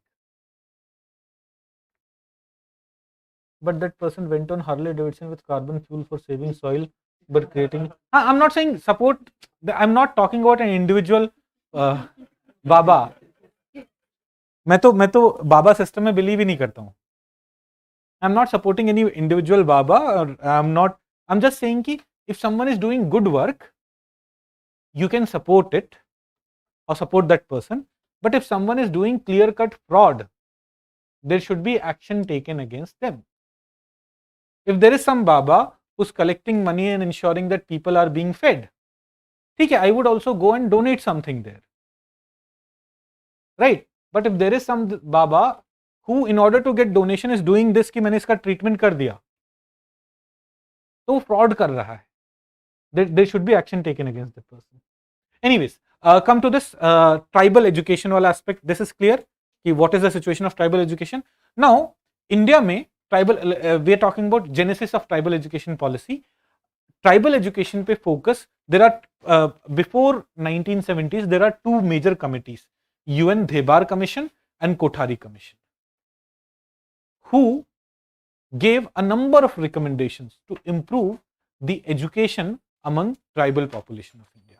One, they said, like both Dhebar Commission and Kothari Commission, they both said that the teaching which is given to tribals should be in vernacular language, and we should support and train teachers from the tribal communities. More, what happens is, let's say I am sent to some tribal region for teaching. Now I will put my efforts and I will teach. The students will also put efforts and they will try to understand. But because I do not understand their language a lot, they may not be very comfortable in Hindi or in English. And because I do not know their lifestyle, their way of understanding, their system of thinking, in that scenario, I may make this perception, weak bacche hain. So it's important that we have teachers from the tribal community themselves. And they also suggested that we need to promote tribal culture and art, and thus in our curriculum, tribal art and culture should be included. So these things are not happening even today. So way forward mein hum ye dalenge.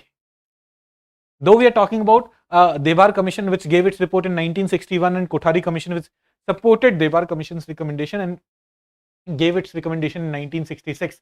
But even today in our way forward, we write these things. 60 साल हो गए हैं, ये चीजें implement नहीं हुई हैं. So you will be able to quote some commissions, you will be able to quote some recommendations from there and strengthen your answer and improve the quality of your answer. Now, second national policy on education, which was formulated in 1986, also focused on vulnerable groups, especially tribal education, and it said that model residential school, including ashram school for tribal students, should be set up in different parts of the country. Right now, these are the initiatives by which we can say that we are focusing on tribal education, education for tribal people. एक तो है right to education. The Right to Education Act 2009 or 86th Constitutional Amendment Act, which has included Article 21A as another fundamental right, says that every citizen of India who's between 6 to 14 years of age, every child residing in India who's between 6 to 14 years of age has a fundamental right to education. It ensures that even tribal children have fundamental right of education, and it is responsibility of government to protect those fundamental rights. This is the biggest initiative that we could have launched. Second, there is a recently launched initiative called Samagra Siksha Abhiyan. Now, Samagra Siksha Abhiyan is not specifically focused on tribals, but it is focused on weaker groups, women, SC, ST, OBCs, minorities, and those groups. Under this, they are establishing Kasturba Gandhi Balika Vidyalaya, which are residential schools for class 6 to 12 for girls belonging to disadvantaged groups like SC, ST, OBC, minority, and BPL. So STs also get benefited here. Then Kendriya Vidyalaya and Navodaya Vidyalaya have reservation, ST reservation, 7.5% reservation for scheduled tribe students, scheduled tribe community. Okay, these were some of the steps by Ministry of Education, Ministry of Human Resource Development in India. Then we have initiatives by Ministry of Tribal Affairs. MOTA, I am using the word MOTA, do not confuse it with Mota Bhai. MOTA is Ministry of Tribal Affairs.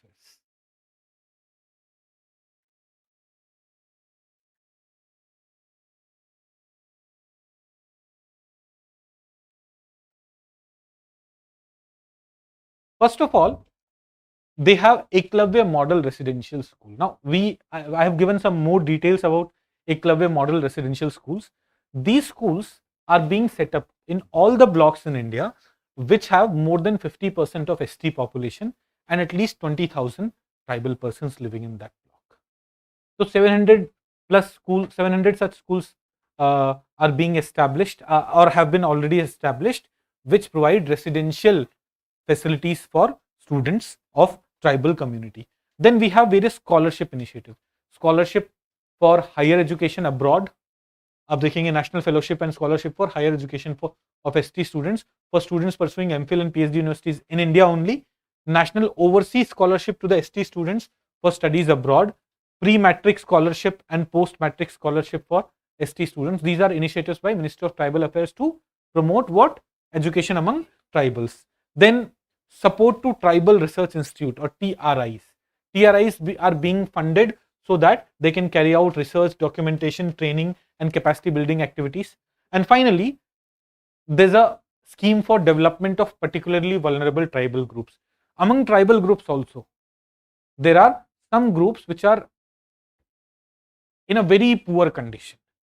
Their population is also declining, their population may be declining, their education level is way below these people. They may still be using the traditional methods of agriculture, or they still may be using stone tools and all. These are particularly vulnerable tribal groups. So इनके development के लिए there's a separate scheme which focus on their health, which focus on their housing. but here we are discussing that also focuses on education. तो ministry of tribal affairs के भी Eklavya model school is one aspect, but these are some other initiatives that they have launched. Now, in spite of all this, we see that tribal population mein education level is on the lower side. Why is it so? What are the factors? First is lack of adequate infrastructure in schools. If you'll go to tribal areas, those are remote areas. There it would be hard to find a separate working toilets for girls. It would be hard to find pakka buildings. Generally in primary school there would only be one teacher, and that one teacher would also not have enough facilities, so they would be like, we are not interested in working here. So lack of adequate infrastructure makes a lot of students leave these schools even if the schools are available. First aspect. Second, lack of teachers and appropriate pedagogy. मैंने आपको बोला है ना, infrastructure, human resource, ये challenges होते हैं. आप देख रहे हो ट्राइबल एजुकेशन में भी सबसे पहले हमने क्या डाला? Infrastructure, then human resource. Teachers much smaller in number, not ready to go to remote areas, do not understand the local language, do not understand how tribal people should be, tribal children should be taught whose primary language is not this, not the dominant language which the teacher may be speaking. That becomes another major challenge. Then low learning levels in school. This is not only in among tribal students but throughout the country. असर का study आता है, वो बोलता है एक national achievement survey for 2021 showed that only 42% children at grade 3 are proficient in all subjects, and this decreases to 23% in class 10. Only 23% students who are in class 10 are proficient in all subjects. So generally poor education levels in our school is also responsible for poor education scenario for everyone, including for tribal students. And at last, medium of instruction. Generally the medium of instruction is the dominant language. आप राजस्थान में जाएंगे तो medium of instruction is Hindi. If you'll go to Kerala, medium of instruction is Malayalam. It is the dominant language, not the language of the tribal people. But जब एक बच्चा, when a child is of 3, 4, 5, 6 years of age, no, the easiest way to teach something to that child is in the mother tongue of the child. If you are teaching in the mother tongue of the child, and if you make that child understand Hindi or English, then in later phases you will be able to teach those children in those other languages, but not at the beginning. It hampers their learning abilities. In the beginning, if a 3-year-old child who has only spoken Santhali with her parents is made to go and sit in the school, and this teacher comes and starts teaching ka se kabutar, the child would not be able to accept that, would be able to understand that easily. These are some of the factors because of which, what do we see? The education level among tribals remain low. Roads to school is also an issue, sir. Yes, infrastructure में वो भी डाल सकते हैं. Accessibility to schools may be a concern. A lot of those things could be there. What is the way forward? Way forward, first of all, we'll have to make our education system more accessible, more inclusive. The National Education Policy 2020 envisages special education zones. What are special education zones? These are zones in areas where education level are on the lower side, and generally tribal areas would be included here. So ye initiative, these SEZs will be the identified regions where significantly large population from educationally and socially disadvantaged groups are residing. These SEZs these education zones could play an important role in increasing the education levels among all the vulnerable groups, including the tribal groups. Second, preserve and assimilate tribal knowledge. Tribal way of life, tribal knowledge, we have to include that in curriculum and we have to teach it. NEP 2020 also puts special emphasis on Indian knowledge system, including tribal knowledge and indigenous and traditional way of learning. Then multilingual education is required to be promoted in big way. and instruction in mother tongue as envisaged by Article 350 of the Constitution, as envisaged by Right to Education, as envisaged by National Education Policy. Everyone in all these initiatives, we have said that primary education should be in mother tongue. We have to promote that. Local teachers need to be prioritized. We need more number of teachers. Pupil to teacher ratio has to go up. 30:1 is something that is suitable. We should not cross that limit. एक school में 200 बच्चे हैं, एक ही teacher है, is not feasible. Then pedagogy and at primary levels need to change. Primary levels पे you cannot teach students the way we are teaching you today. एक बच्चा आके 3 घंटे ऐसे नहीं बैठ पाएगा, चाहे 3 अलग अलग टीचर्स आए. At primary level, teaching has to be in playful manner, which is somehow coming up in urban areas. But even now, जब आप remote tribal areas में जाओगे, teaching is still being done on that blackboard पे आके teacher will write का, फिर बोलेगा तुम बताओ का, कबूतर. This is the way in which we are being taught. And we all remember our childhood. That's something we did not like. School जाना पसंद था आपको? खेलकूद होता था, इस वजह से जा रहे थे ना. So that's what we are saying कि playful. I consider myself to be a studious person, but I remember my childhood. I did not want to go to school. मुझे स्कूल में मजा नहीं आता था. कहाँ मजा आता था? क्योंकि that way of teaching has to change. It has to change even in tribal region. We have to understand that education would play a very important role in every aspect, be it economic growth, be it social justice, be it equality, be it scientific advancement, be it national integration, or be it culture preservation. And that has to be prioritized for the weakest group, for the most vulnerable groups.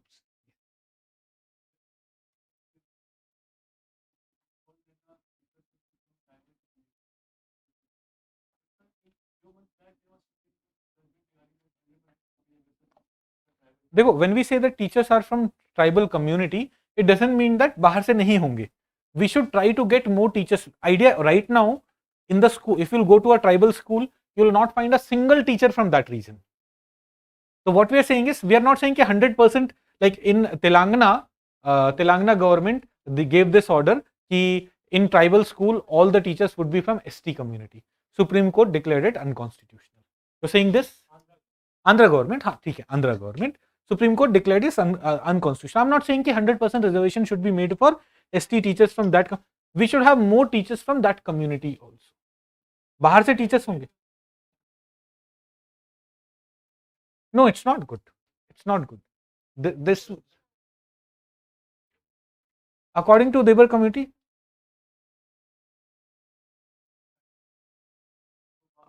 more and more teachers, like for us, in our way forward, we should try to get a lot of teachers from the local area only, who understand those students, their way of life, and would be able to connect with them more, understand their language more, and thus teach better. बाहर से भी हम भी जाके पढ़ाएंगे.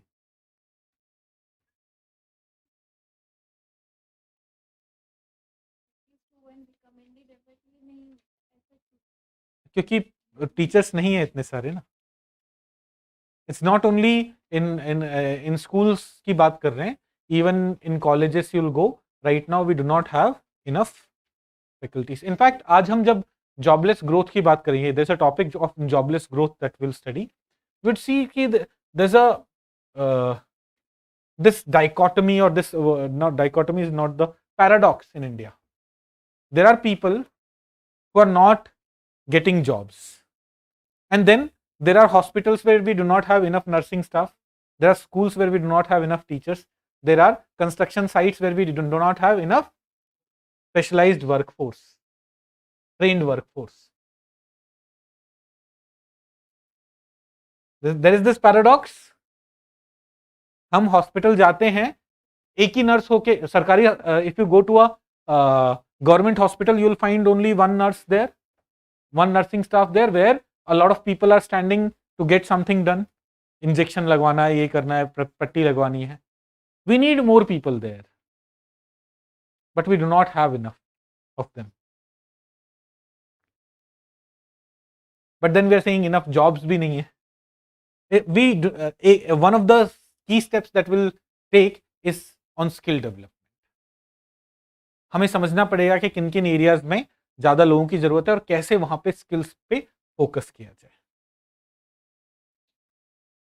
Fine, skill development को India में बहुत प्रायोरिटी नहीं दी जाती है. ये सोचिए कि थिंक ऑफ सरकारी नौकरी पाने के लिए बच्चे कितने पैसे स्पेंड करते हैं कोचिंग इंस्टीट्यूट्स में जाके. मतलब from the job of a चपरासी to becoming an IAS officer, throughout the country there are so many institutions, so many teachers, people are ready to spend years. But when it comes to skill development initiatives, we do not see that kind of thing happening. आप आज India के किसी भी town में चले जाइए, no matter in which city, in which state, you will find institutions which are teaching you about aptitude, कि इससे आपका SSC का एग्जाम क्लियर होगा, SI का एग्जाम क्लियर होगा, सेल्स टैक्स इंस्पेक्टर बनोगे. रेलवे के एग्जाम्स, ऐसे बहुत सारे एग्जाम्स के लिए या सिविल सर्विसेज के लिए भी. In every capital of Indian state you are finding a lot of institutions coming up who are teaching you for civil services, right. But you do not find उन चीजों के लिए ट्रेनिंग जहां पे कमी है इंडिया में, राइट. तो will talk about this aspect when we come to the issue of jobless growth.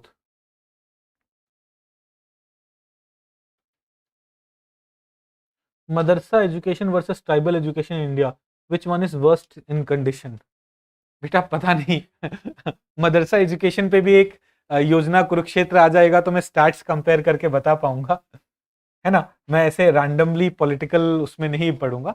I will be speaking with some data, some fact कि this is the literacy rate, this is जैसे असर का report आया which says that मदरसा में this is the understanding level and बाकी schools में this is the understanding level, then I will be able to come and say कि यहाँ पे अच्छा होता है, यहाँ पे खराब होता है. अभी right now I won't be able to comment on that. एकदम सारे कंट्रोवर्शियल उसमें पढ़वा ही दो मुझे. Okay, I am not covering Eklavya school वाला aspect. Let's come to forest rights act. हाँ डाल सकते हैं ट्राइबल एजुकेशन, बट पता है अब right now why we have not written it. Today left wing extremism is limited to very small area and tribal education suffers even in states like Rajasthan, Gujarat, जहां पे left wing extremism जैसी चीजें नहीं है. तो प्राइमरी फैक्टर वो नहीं होगा, प्राइमरी फैक्टर बाकी चीजें हैं. Let's come to forest rights act. Is anyone saying something?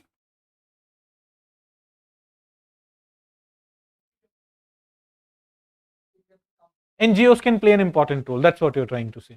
NGOs can play an important role in enhancing the education in tribal areas. Yes, but पता है क्या है? The role of NGOs come when government is not performing its role. Role of NGOs come when government is not. जैसे when we'll talk about Forest Rights Act, we would give a lot of importance to NGOs coming into play. Primary should be government should ensure that enough good quality education is available. Let's come to Forest Rights Act. To understand Forest Rights Act 2006, we will be using the term Forest Rights Act, but the name of the act is Scheduled Tribe and Other Traditional Forest Dwellers Recognition of Forest Rights Act. Scheduled Tribe, Other Traditional Forest Dwellers, ये दो अलग तरीके के लोग हैं. इनका Recognition of Forest Rights Act 2006. We'll be using the term Forest Rights Act for them, for this act. Please do not confuse it with something else. Now, in order to understand Forest Rights Act, the need of Forest Rights Act, let's first understand the Forest Act 1927. Forest Act 1927 made it in a way brought forests of India under government control. It declared forest as reserve forest and different kinds of forest and said that those are government properties, and if you are living there, if you are taking something away from there, you are doing what? You are doing a crime. They said that they are doing it for conservation purpose and all, but that was not the scenario. Now in this scenario, think of some Santals who are living in that forest for thousands of years. अब बोल दिया ये जंगल है, जंगल सरकार का है, तुम निकलो यहां से. You are living illegally there. What happens to them? What happens to scheduled tribes and what happens to forest dwellers?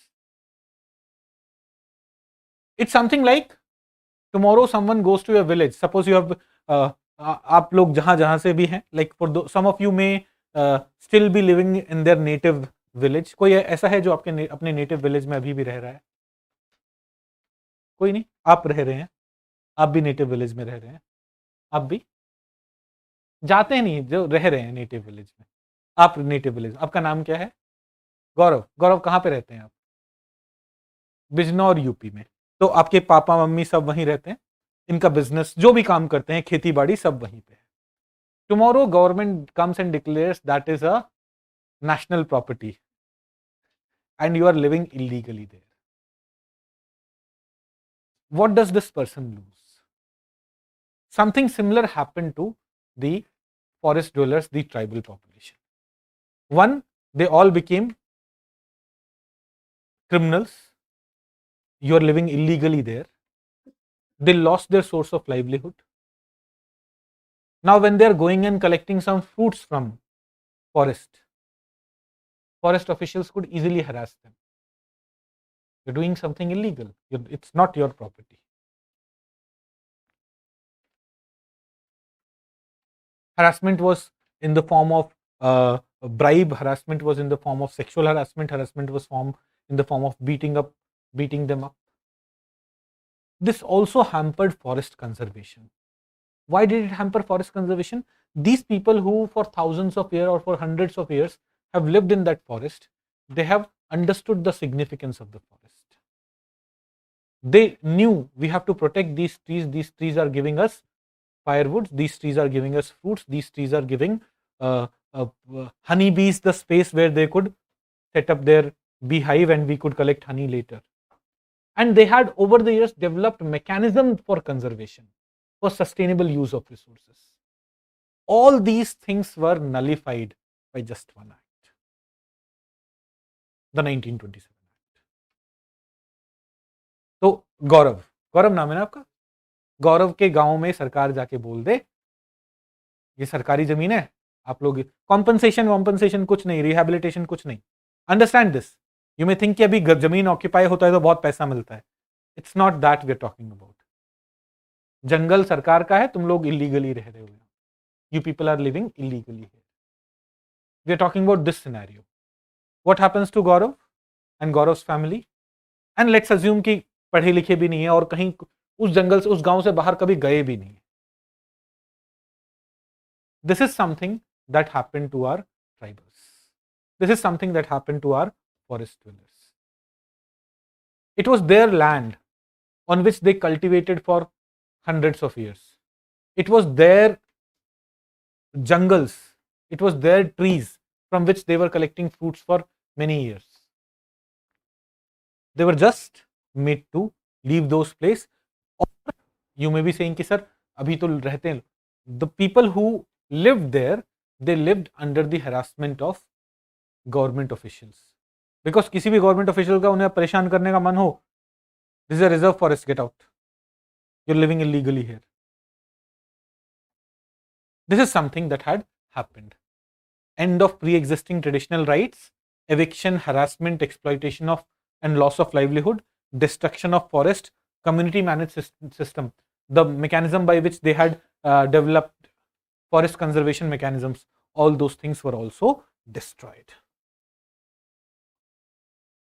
These were the problems because of which we needed Forest Rights Act 2006. Forest Rights Act 2006, what is it aimed at? Look at three core aims of the Forest Rights Act.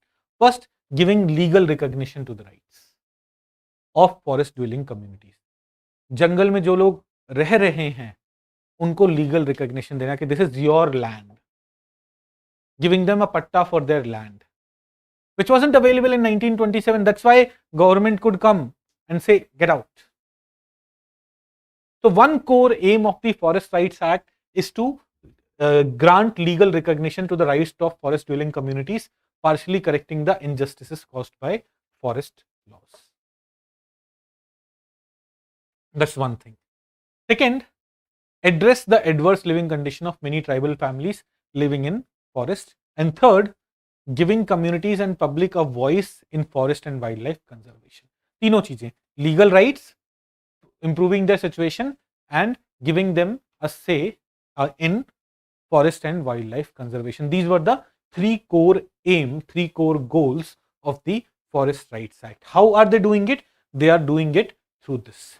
First, individual forest rights are being given to forest dwellers. If I'm living in that forest and if I'm cultivating some land, up to 4 hectares of land पे मुझे क्या मिल सकता है? Land ownership का right मिल सकता है. I'll get a patta saying कि you own this land. If I get that, what happens? I get legal right over the land on which I'm cultivating and the land on which I'm living. But only up to 4 hectares. The Forest Rights Act gave this individual forest rights, land ownership rights to individuals. Second, it gave resource use rights to the community. Minor forest produce, which is available in the nearby jungle. Till before this act, if I was collecting something that was illegal, government forest hai. Now it's legally recognized that this community has the right over those resources, right over grazing areas, pastoralist routes, etc. Fine, तो दो चीजें हुई, individual forest rights are being given, and second, community rights or resource use rights, community resource use rights have also been given. So individual rights would be over the cultivated land or the house in which you are living. That right would be given on that land. Community right on common resources. जंगल में जो पेड़ पौधे हैं उससे आप जो extract कर रहे हैं. Minor forest produce, non-timber animal product. Non-timber plant products would be minor forest produce. That you are collecting, उस पे आपको community rights or community resource use rights are being given. Two major things. Now you understand, suppose I was the tribal person who since 1927 was being treated as a illegal person living there. Now I get a document saying that this is your land. Now the community gets right over the resources that we are legally allowed to use it. Think of the empowerment. Think of the reduction in harassment. Now no one can just come to me and steal my money and snatch my money and say ज़्यादा बकवास करे तो jail में डलवा दूंगा, तो illegally रह रहा है. They won't be able to do that because now it's not illegal anymore. Now please note that these are the provisions. Now these provisions have to get implemented. Even now most of the tribal population is not getting these benefits. But first let's talk about the act and then we'll talk about other aspects. Forest protection and management rights. To protect forest and wildlife, this include right to protect, regenerate or conserve or manage any community forest reserve which they have been traditionally protecting and conserving for sustainable use. And here जब आपको community forests के ऊपर rights मिलते हैं, the Gram Sabha also gets right that in case of diversion their permission would be taken. So it is also a step towards grassroots democratization, where Gram Sabha, not Gram Panchayat, please note it carefully, Gram Sabha is all the voters of the village. Gram Sabha will include all the voters of the village. That is all the adult members of the village. Only adult members can vote. All the voters or all the adult members, they would also have a say over the resources. Then there are some other aspects, relief and development rights. यहाँ पे क्या है कि people who were illegally evicted in the past, people who were treated badly, उनका rehabilitation related provisions were there. Powers were given to Gram Sabha. The act provides for diversion of forest land for public utility facilities managed by government, such as schools, dispensaries, fair price shops, electricity, etc. But with the recommendation of Gram Sabha. Any diversion of land for public purpose will have to happen with the permission of Gram Sabha. And then rights of conservation of forest villages into village revenue, revenue village. Also, this right was also given to Gram Sabha. It could not happen without the permission of Gram Sabha. What is this right of conversion of forest village into revenue village? What is meant by forest village and revenue village? Would anyone tell me? Yes.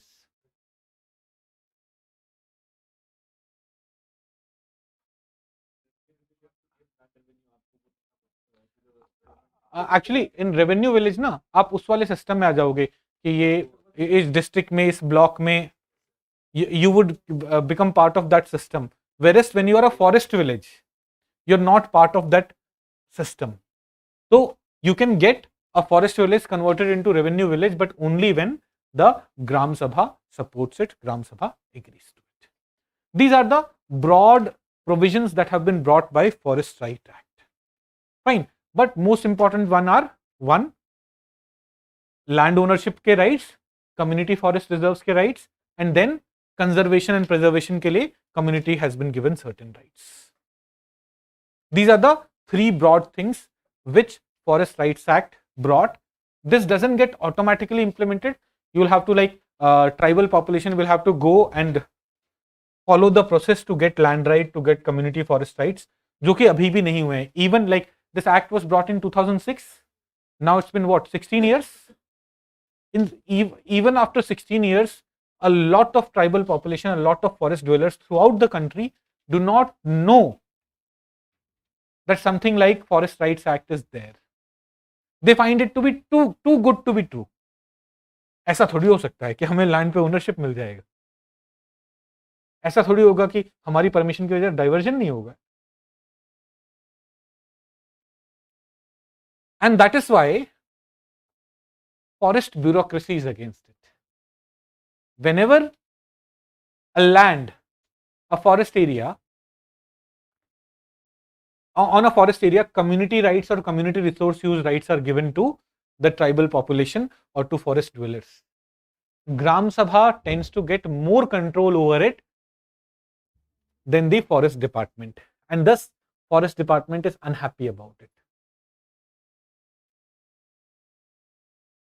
Forest department is not very happy in letting this act get implemented as per its spirit. Individual forest rights तो फिर भी मिल रहे हैं. Community forest rights coverage is negligible. If there are 100% of the land which are if there are 100 acres of land which are eligible for community forest rights in India, only around 4-5% land पे अभी तक वो rights मिले हैं. Fine. So it's been 16 years now.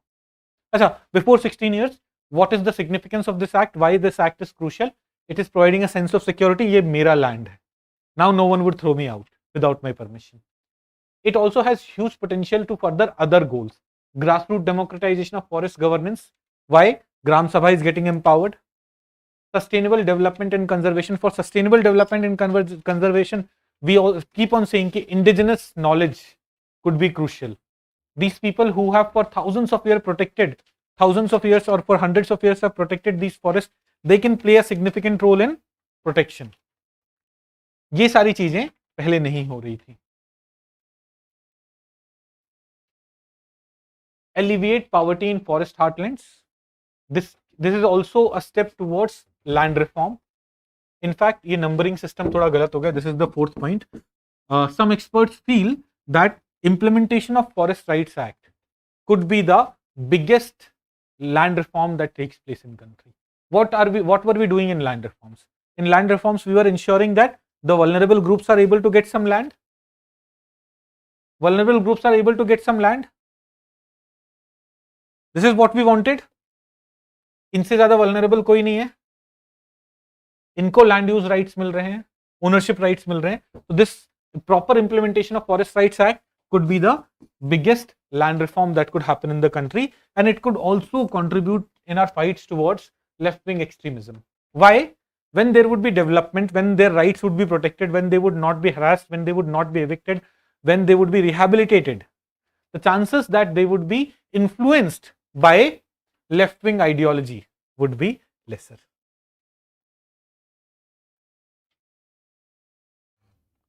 Got it?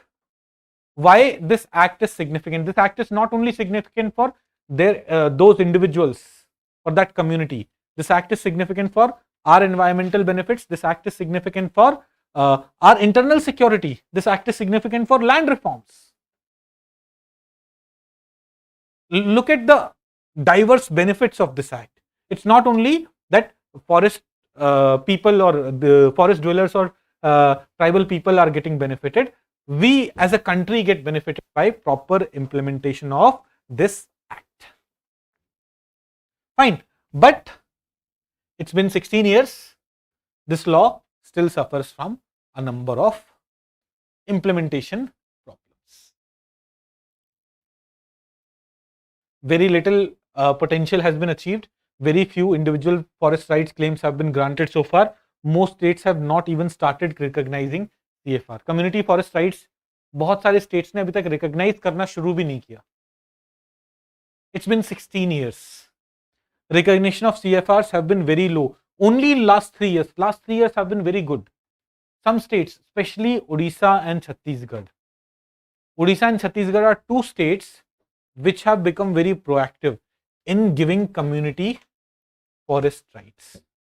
There is a political angle behind it.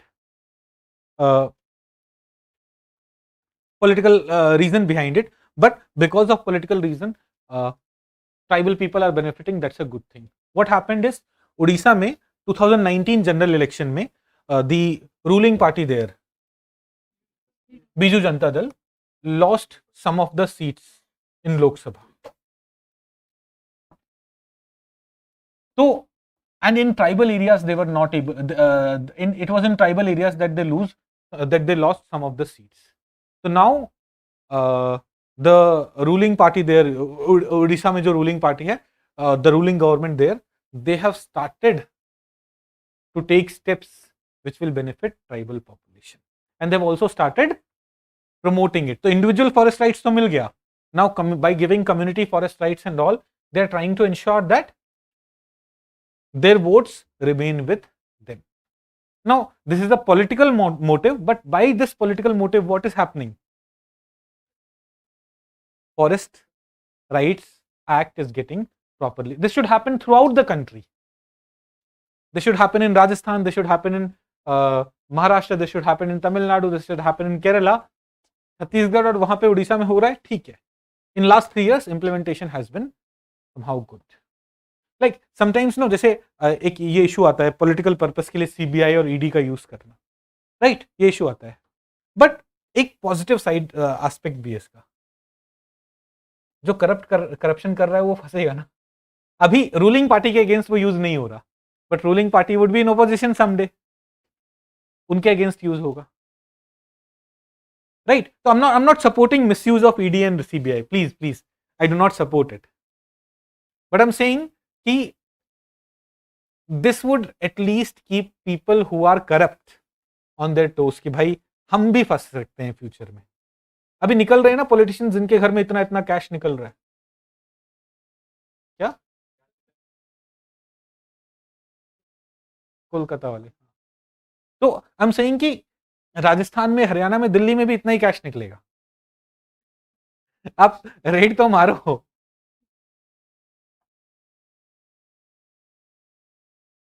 तो political reason से ही this act is getting better implemented.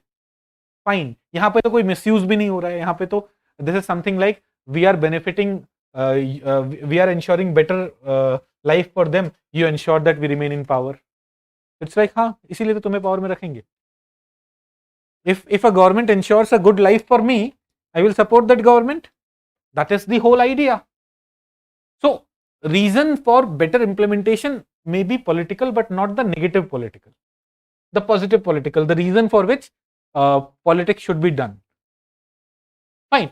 So recognition of CFR has been very few, but in last 3 years there has been an increased focus on community forest rights, especially in Chhattisgarh, and Odisha. Then there are illegal diversion of forest is still happening. There are complaints in granting individual forest rights. Like there are people whose individual forest rights are being rejected on trivial grounds, on grounds that they are not able to prove कि हम यहीं पे cultivation कर रहे हैं. It's very difficult. 1927 के बाद मेरे पास कोई right नहीं थे. तो chances that I'll have some document, because those documents were useless. Even if I had some document, those documents were useless. I have not kept anything. So implementation has still been a problem. Bogus claims and bogus claimants continue to occupy large areas of forest lands. There are other factors also which are hindering the proper implementation. Left-wing extremism in some parts of the country are hampering the implementation of this act. Lack of awareness, literacy and backwardness of tribal population is also a factor. हमने बोला education among tribals could play an important role in their empowerment and better implementation of this law. देखिए, for example, many Odisha villages applied for rights under FRA only in 2022, 15 years after the act came into force. Gram Sabha have also been found to be inadequately equipped to verify claims and thus sometimes end up rejecting a large percentage of claims. Gram Sabha, actually, suppose I am a forest dweller and I want land right. What is the process? The first step is to go to Gram Sabha. Gram Sabha approves it, then it goes to district block committee and then district committee. ऐसे 3 step पे है. तो Gram Sabha in itself has been found to be inadequate to deal with the historical data and to prove whether it is right or wrong. Claims based on documents which may be more than 75 years old are associated with its own complications, and thus these challenges are still there. But despite these challenges, this is a landmark law, landmark act, which has the potential to change lives of crores of population in India, the ones who have suffered a lot. Iska effective implementation is needed. What do we need to do for that? Here, civil society organizations would play an important role. Why civil society organization? Why here way forward में the first step that we are saying is civil society organization. क्या घड़ी देख के बेचारा परेशान हो गया, अभी 11:30 बजे हैं, है ना? क्या नाम है आपका? आनंद. ऐसे दुखी हो गए हो? सरप्राइज्ड? कितना? 4:30 तक अभी तो है, टाइम है. ये टॉपिक खत्म करते हैं, फिर will take a break. Where were we? हाँ, here we are giving first importance to civil society organization or NGOs. Why? Because here no forest bureaucracy would be against better implementation of this law. It is their control which is going to get reduced. Forest bureaucracy comes under government, तो government की तरफ से इतना proactiveness नहीं रहेगा, because their control will reduce. Government wants, like right now forest के ऊपर किसका कंट्रोल है? Government, right? That will reduce. So here government may not be very proactive. Here NGOs, civil society organizations have to play an important role in making people aware, in asking them to follow the procedure, in getting them their basic rights. Increasing awareness and local mobilization could take place for could take place for the rights. Strengthening the nodal ministry is also very crucial. Now, Ministry of Tribal Affairs. Who's the minister? Oh, Arjun Munda. पक्का? चलो, 2 लोगों को तो पता है. And who is the home minister of India? सबको पता है ना? Who is the finance minister? Who is the defence minister? जो एकदम राजनाथ सिंह, प्राउडली. आप जानती हैं क्या उन्हें पर्सनली? मैं जान पहचाने तो बताओ. कोई कल यहाँ गुंडागर्दी कर रहा होगा तो आपको कॉल करूंगा. और कौन से मिनिस्टर्स होते हैं? Civil aviation minister. बहुत सारे लोगों को पता है, right? Ministry of tribal affairs के मिनिस्टर के बारे में हमें नहीं पता है, because it's not because that minister may not be good, it's because that ministry has not been given enough resources. That ministry has not been made powerful enough. If we want that the condition of tribal people, the laws which are for the betterment of tribal people and are being administered by Ministry of Tribal Affairs, which is the ministry which is administering the Forest Rights Act. It is Ministry of Tribal Affairs. If we want that it happens effectively, will have to strengthen Ministry of Tribal Affairs with more resources, with more responsibilities, with more capital. In way forward, so civil society organization would play some role. They would play a role in awareness and mobilization of people as well. But Ministry of Tribal Affairs have to be strengthened. Broader political will and effort by both central and state government would be important. Now, it was political will in Odisha and Chhattisgarh, which has ensured better implementation of CFR. We would need that because government would lose their hold. So it happens like when a party is in opposition, they keep on criticizing CBI. CBI should be made more independent. ED should be made more independent. They have become political tool in the hand of government. But when they come to party, because now they have control, they do not want to give it up. So every government which comes to power, they have control over these resources. They don't want to give it up. A strong political will would be needed to give up this control. And finally, efficient data management. Proper collation of data of land users will simplify the acquisition of land in future, will simplify land rights recognition, will simplify other aspects also. So implementation of FRA could be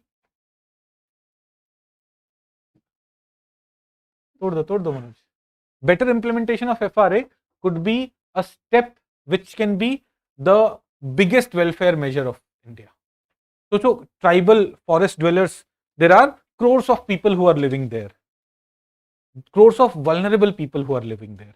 जैसे कानून को अच्छे से implement कर दिया ना, it would be one of the biggest welfare initiative that we can ever launch. Welfare initiative में land दिया जा रहा है, समझो land उनका ही है. Please do not consider कि land उन्हें दिया जा रहा है, land उनका ही है, but right now officially it's not theirs. You will be giving land, you will be giving them livelihood opportunity, you will be giving them control over their life. And thus, good implementation of this act is important, is necessary. Now, पता है आप में से जो anthropology optional पढ़ते हैं, जो sociology optional पढ़ते हैं, जो PSIR पढ़ते हैं, कोई इन सारे ऑप्शनल्स में ना आप ये वाला एक्ट पढ़ोगे, फॉरेस्ट राइट्स एक्ट इतना इंपॉर्टेंट है, ये आपको हेल्प डेफिनेटली करेगा आपकी प्रिपरेशन में. थोड़ा सा टाइम ज्यादा लगा, but this is one of the most important act for scheduled tribe population. Now, so denotified tribes we wanted because tribal issues थे, तो tribes से related और भी जो पुरानी चीजें मिस हुई हैं, because our batch started in August, तो April, May, June इन सब में भी current affairs रहा है. We have missed that. I have tried to include all those things here. Denotified tribes and issues associated with them is something that we want to understand here. Okay, now the first thing that we want to look at is something called Criminal Tribes Act. So during British rule in India, many such acts, please note it carefully here, I am not saying Criminal Tribe Act, but acts. Many such acts were passed where some tribal groups were declared to be criminal groups, criminal tribes. An entire tribe was harassed, was mistreated. If anything happened, उस area में कोई भी crime हुआ, first the people of this tribe were apprehended and treated badly. Criminal Tribes Acts were such act. The first such act was passed in 1871, Criminal Tribes Act 1871. But this is a completely discriminatory, anti-democratic law. This would have violated right to equality, right? Equality before law and equal protection of law.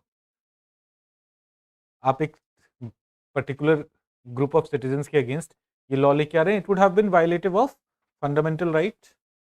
And thus, after independence, we repealed these acts, or we replaced it with what is called Habitual Offenders Act. There are some people, let's say, Paras, who is regularly involved in some crime. इसे उठाया, jail में डाला, पीटा, छोड़ दिया, फिर ये दोबारा क्राइम कर रहा है, फिर ये दोबारा क्राइम कर रहा है. For these kind of people, Habitual Offender Act was brought in and these Criminal Tribes Act were done away with. It was done on the recommendation of Ananthasayanam Iyengar committee. It was expected by this that the racial discrimination against some tribes would be done away with. These tribes were called denotified. Pehle by these acts, criminal tribes acts and so on, they were notified as criminal tribes. So these tribes are now called denotified tribes. Fine. So we don't say that this is a notified tribe for crime and all those things. These tribes are denotified tribes.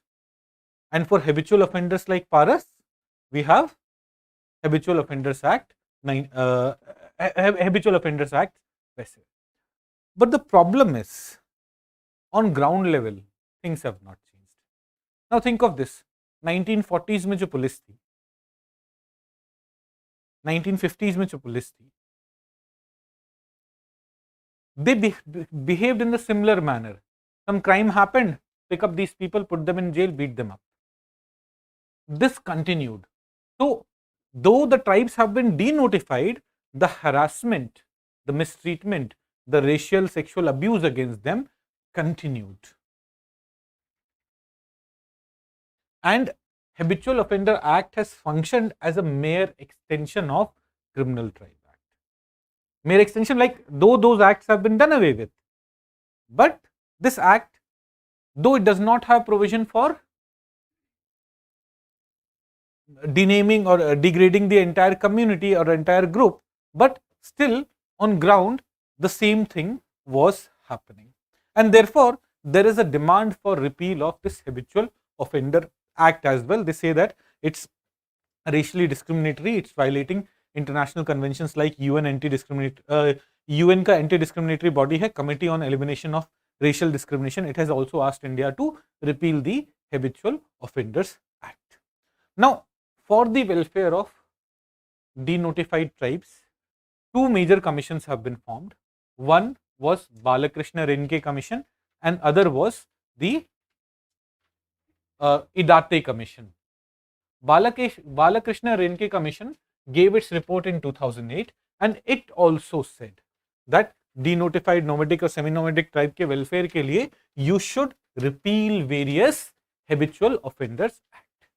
That is something that's not suitable for a democratic country, and like Habitual Offender Act theoretically may have been suitable, but because it is an extension of Criminal Tribe Act, on ground the entire tribe, the entire community is getting affected. ऐसा होना चाहिए था कि this Habitual Offender Act should have been applicable on us also, but in reality on ground only those people are getting harassed, are suffering. ऐसा होना, like in British era when Criminal Tribe Act was there, at that time provisions like this was there. All adult members have to regularly report to police station. They could not leave the area without permission. And on ground those kind of situations are still there, though they do not officially have to report to police station. But some of them are listed, तुम्हें बार बार आके report करना है, even if they have not committed any crime. Those problems are still there. Sir, can you please discuss some question also in this? हाँ, we will write at least 2 answers. 2 sessions हैं हमारे, 2 answers हम कम से कम लिखेंगे. तो the Balakrishna Renke Commission, the first National Commission for Denotified Nomadic and Semi-Nomadic Tribe, said that repeal various Habitual Offenders Act. Then it also said that cover all these people under SC/ST reservation, extend the prevention of atrocities. Prevention of atrocities against, it's available only for SCs and STs. Now, not all these denotified nomadic and semi-nomadic tribes are STs or SCs. Some of them are also included in the definition of OBC. Some of them are not included in any such category and thus are in general category. जब किसी category में नहीं हो तो आप general में हो, right? So thus here they said that repeal HOA, also cover them under reservation of SCs and STs, extend Prevention of Atrocities Act 1989, which is to protect SCs and STs, extend it to all these people as well. Community wise census survey to understand exact socio-economic condition of these people, initiate special housing schemes for them, provide minimum landholding act, and skill development for alternate livelihood opportunities should be provided for these people. broadly this is what you would have also recommended. सोचो common sense लगाओगे तो how do we ensure benefit for them, how do we reduce their harassment, these are the steps that should be taken, these are the steps that should be recommended. Something similar was also recommended by the Idate Commission in its 2018 report. They also said कि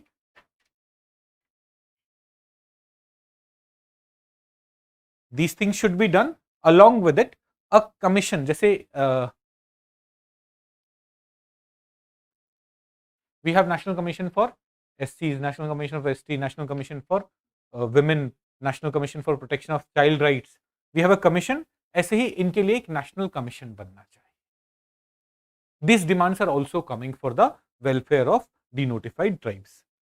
But government recently created a development and welfare board, not a commission, a development and welfare board, which does not have all the powers of the commission. This commission can act as a session court also. It can also summon people. It can also ask questions. It can give recommendations to government. This welfare board was is just an advisory body. Government said that we cannot create that kind of commission because some of them are already protected under National Commission of SCs. Some of them are already protected under National Commission of STs, National Commission of Backward Classes. So, a separate commission cannot be created. So, the government just came up with this welfare board recently. Then there are schemes, seed scheme for economic empowerment of denotified tribes, DNTs. Scheme for economic empowerment of DNTs. इसमें you would see there is focus on educational empowerment, there is focus on health insurance through PMJ, livelihood to support income generation, housing through Pradhan Mantri Awas Yojana. The seed is focused on this. But now comes the problem, implementation. First, did you understand the overall issue? Who are denotified tribes? ये वाली बात समझ में आई? Denotified tribes के अलावा these problems, these commissions were also focused on other nomadic tribes, nomadic and semi-nomadic tribes as well. Now coming to the problems, the scheme is there. Parliamentary Standing Committee has recently criticized government for poor implementation of various initiatives or programs for these denotified tribes or nomadic and semi-nomadic tribes. They are saying that there are at least 269 DNT communities which are not covered under any reserved category, like OBCs, SCs, STs, वो सब है. For that reason, you said that they should not be protected. A separate commission could not be formed. But still, there are tribes, denotified tribes, which are not protected under any of the reservation mechanisms. Similarly, they say that seed. Abhi we just saw the seed initiative. Seed initiative is not getting implemented. For example, for 2021 to 25-26 period, the scheme has a total outlay of 200 crores. Now, for the first year, 2021-22, around 50 crore rupees were allocated and not a single rupee was used. Not a single rupee. For the first year, 2021-22, not a single rupee was used, indicating implementation was not started. Therefore, in this year's budgetary allocation, the allocation was reduced to 28 crores. So, there are still lots of people which are not covered under any reservation mechanism. You come up with schemes, programs, you are not implementing it, not a single rupee was getting implemented. The committee members, Parliamentary Standing Committee members were also dismayed with that the department has already delayed in formulation of the scheme for welfare of denotified nomadic and semi-nomadic communities. That is formulation या क्या components होंगे scheme के, that is also something that has not been properly finalized yet.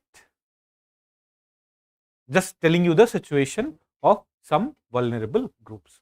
So what should be the way forward? Again, way forward में हमारे 3 I's होते हैं.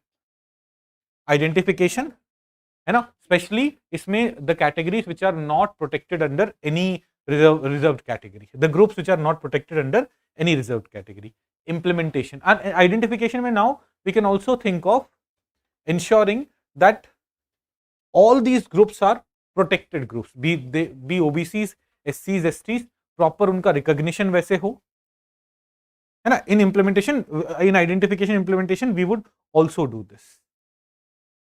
इसी में इम्प्लीमेंटेशन में सीड का implementation should start and only then we'll talk about improvement. Abhi schemes are not getting implemented. Fine. So I have not included way forward details mein here because broadly wahi ideas hain. We have to understand the problem and then you'll be able to deal with it.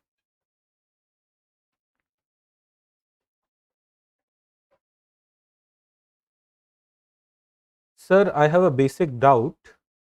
You said these people from semi-nomadic and nomadic tribes can be general SC, OBC, but how can it happen? They must be ST. How do we know this? बेटा देखो क्या होता है ना कि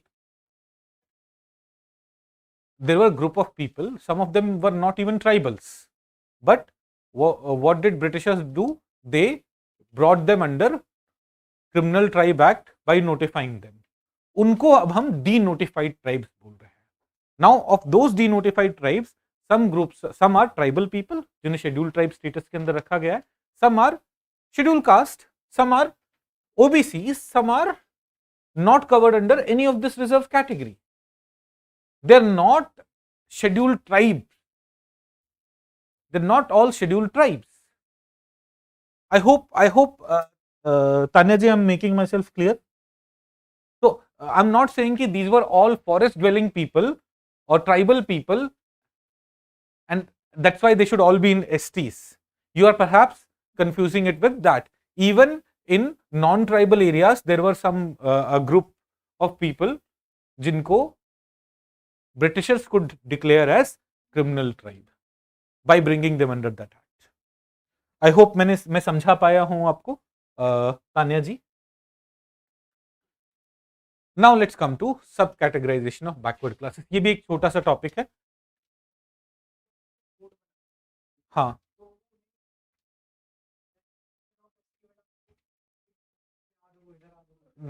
please understand this. देखो, denotified tribes, nomadic tribes, semi-nomadic tribes, these are different group of people whose harassment was for a different reason because they were put under Criminal Tribes Act and all. Now, some of them are already protected under National Commission of SCs. डाल दो का क्या मतलब? They are already SCs, so they are protected by National Commission for SCs. There are already STs, so they are protected by National Commission for STs. By Prevention of Atrocities Act against Atrocities against SC/ST Act, they are already protected. Yeah? Did you understand? So what were you saying? A lot of them are not protected, no? कहाँ डाल दे?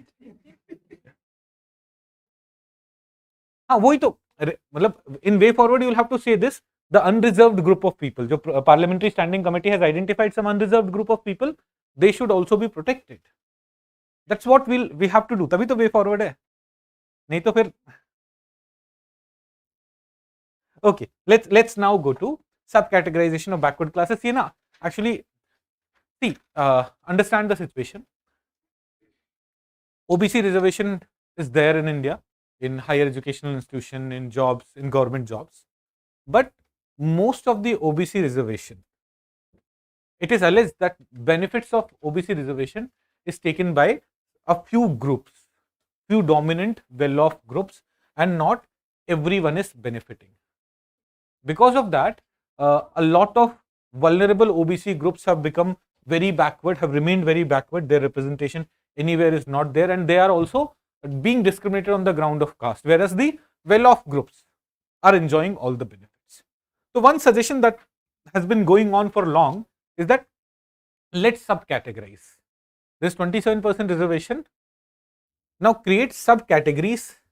This would ensure that the weakest group, which has no representation at all, they may have like 2% reservation for them, and thus their representation may increase. So for this purpose, Justice Rohini Commission was formed by government in 2017.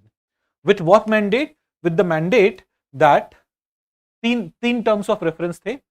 Examine the extent of inequitable distribution of benefits among OBC people कितना inequitable distribution of benefit है. Like right now we are just saying by studies identify whether one particular caste group is enjoying most of the benefits and there are some OBC caste group which are very vulnerable, very poor, very backward, but still are not getting any benefits. Second, develop a scientific criteria, mechanism, parameters on which subcategorization may take place. And third, identify respective caste, community, subcaste in central OBC list and classify them into respective subcategories. तीन चीजें. पहला, identify whether inequitable distributions of benefit is there or not. Second, develop a scientific mechanism for subcategorization. Third, subcategorize them. Later, one more thing was added. To study various entries in the central OBC and recommend correction of any repetition, ambiguities, inconsistencies and errors. Central OBC list को study करके corrections करना.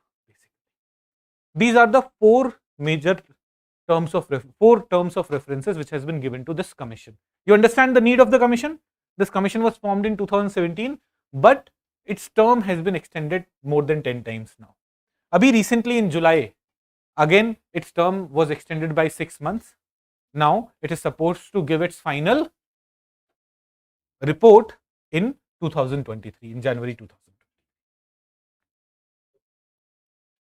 Fine, got the idea? Abhi iska extension hua tha, that's why it was in news. Now, before we go to their findings so far, now these findings are not very important. एक बार read करिएगा, but because you people will be writing your exam next year, by that time you may get the final report and final findings. So these findings may not be very important, but briefly please study it once. For example, they say that 97% of all jobs and educational seats have gone to just 25% of subclass classified as OBCs. Of all the OBCs, 25% of the OBCs have taken more than 97% of all the jobs and educational seats. 24.95% of these jobs and seats have been have gone to just 10 OBC communities. 983 OBC communities, that is 37% of the total, have zero representation in jobs and educational institutions. Inka situation to is worse than SCs and STs. 994 OBC subcaste have a total representation of only 2.68% in recruitment and admissions. These indicate that perhaps there may be inequitable distribution. But again, we'll wait for final report where we'll also have population data. Now, some people may say that UP mein Yadavs have a lot of representation in jobs, a lot of representation in educational institution. But if Yadav population is also large, so proper data has to come, only then we'll be able to give this argument whether inequitable distribution is there or not there, right? So we'll wait for that detailed data, but yes, we kind of understand कि वो inequitable distribution तो है, not only in OBCs, that is there in SCs and STs as well. Some groups are enjoying all the benefits and there are very vulnerable SC, ST community people who have not been able to get any benefit. So why did we need this subcategorization? Equitable distribution of benefit. That is what we want. Reservation benefits should get equitably distributed.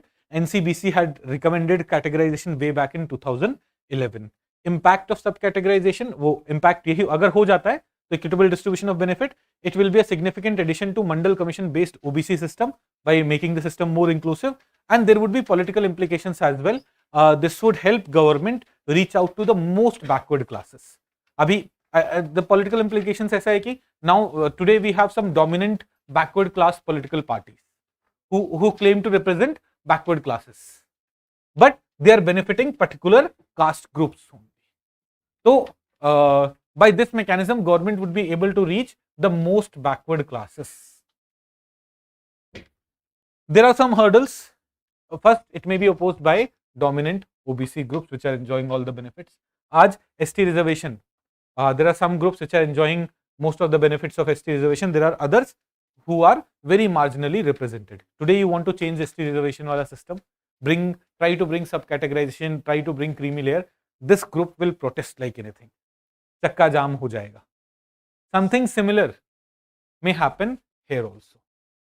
Second, subcategorization without OBC enumeration would be a challenge. Achha, without, with nahi without.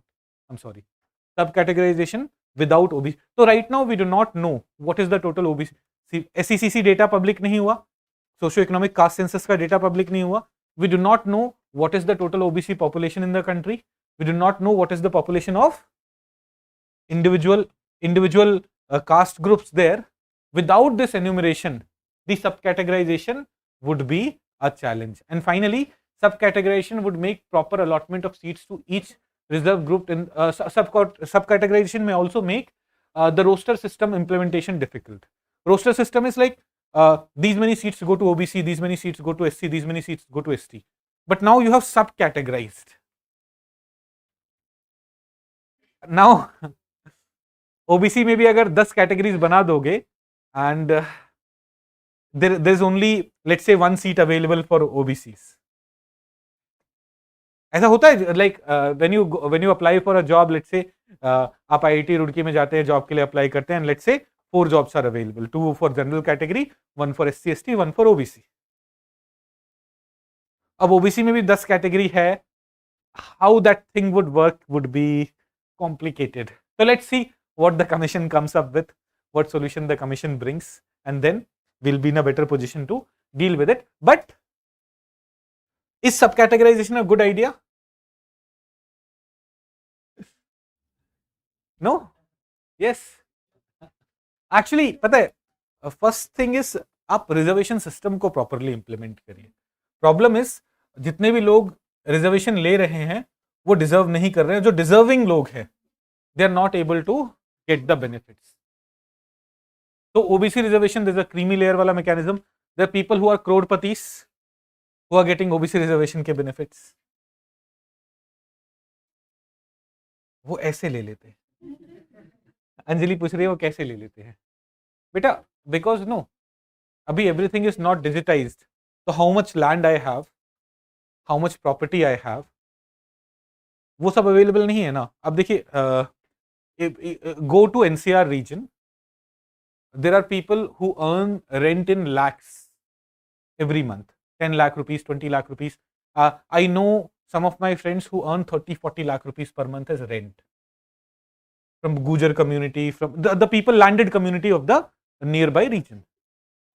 But landed गुजर जाट, जो NCR के आसपास जो landed community थे, यादव्स, जो if you go to Gurgaon वाला region, उसके beyond तो यादव्स बहुत सारे हैं. आप नॉर्दर्न दिल्ली के नॉर्थ में चले जाओ, जाट्स बहुत हैं, दिल्ली में गुजर्स बहुत हैं.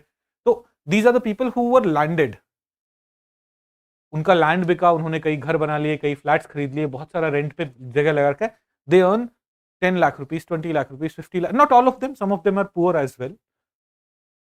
मैं 50 लाख रुपए पर मंथ या 20 लाख रुपए पर मंथ रेंटल इनकम कमा रहा हूं, पर टैक्स नहीं भर रहा हूं. I am collecting everything in cash, right. I am investing it in other places, but I am not paying any income tax. तो on my income tax document मैं गरीब हूं और मैं ओबीसी तो हुई, तो मैं रिजर्वेशन का बेनिफिट ले रहा हूं.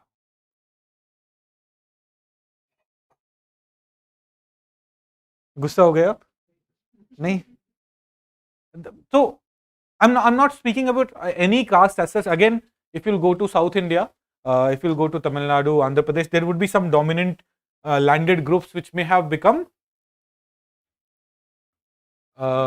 rich because of high land value and everything, and may still be enjoying the benefit of reservation. So they need the poorer section in them need reservation, the richer section do not, but they are still getting it. समझ में आया? तो digitisation of land records, digitisation of property records, Aadhaar के साथ उसका integration, all these things are crucial. वरना जो इंसान 50 लाख रुपए पर मंथ का, 10 लाख रुपए पर मंथ का भी रेंट कमा रहा है ना, वो हर साल गवर्नमेंट से, हर महीने गवर्नमेंट से 3.33 लाख रुपीस चोरी कर रहा है, जो इनकम टैक्स होना चाहिए. तो मतलब income tax, if your income is more than 50 lakh rupees, goes to रफली अराउंड 33%. सरचार्ज वर्चार्ज लग के बहुत सारी चीजें हैं. ऐसे 30% होगा, but it goes a bit higher. तो ये प्रॉब्लम्स हैं, and it has to get taken care of. ये sub categorisation I do not know, sub categorisation ये प्रॉब्लम्स कितनी सॉल्व करेगा. I generally feel that reservation and all these things have increased polarization in society. हम caste system को खत्म करने की बात कर रहे हैं, but we are somehow in promoting the idea of caste system more by these things. But again, people may have different point of view.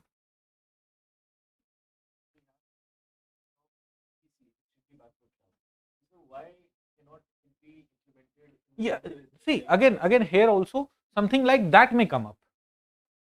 Like eventually what may happen, something that's being implemented in Bihar, extremely backward class, EBC, yeah, some other name may be given, and some group may be put in EBC and separate reservation may be there for them. OBC may, some part of reservation may go to them. We'll wait for the committee and their recommendations, what they are trying to do.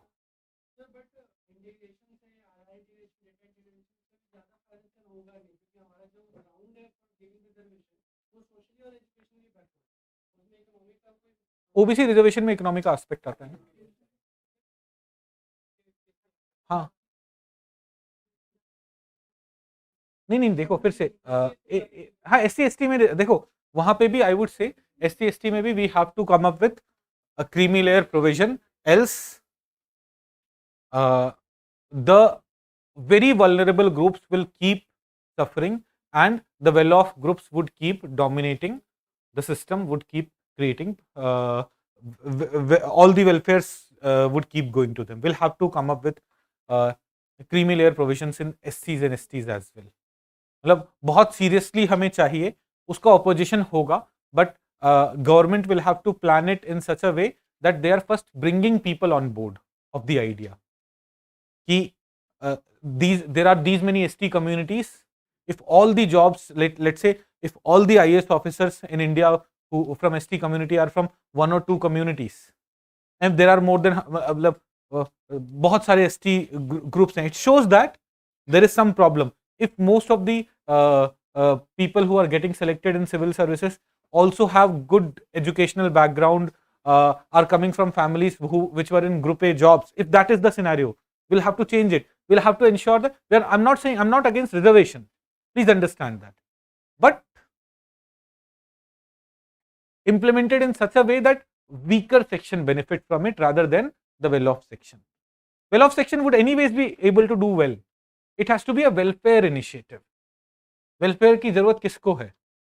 अब कोई Mercedes में आके PDS में सामान खरीद लेके जा रहा है, उसको तो वेलफेयर की जरूरत नहीं है ना.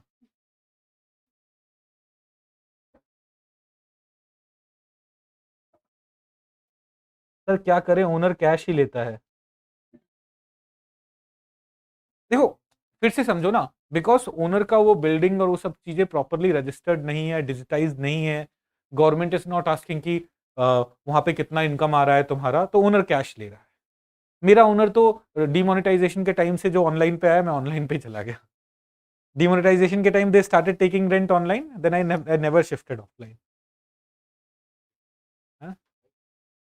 ओनर, हाँ ओनर का भी शायद मेरे वाइट मनी होगा, ज्यादा टेंशन नहीं है उससे. मैं I am very fortunate in terms of land owner in old Rajendra Nagar. हमारे घर में कभी पानी नहीं गया. दैट विल टेल यू कि व्हेन पीपल से दिस, कहाँ रहते हैं लोग, एड्रेस बताना बड़ा रिस्की होता है भाई.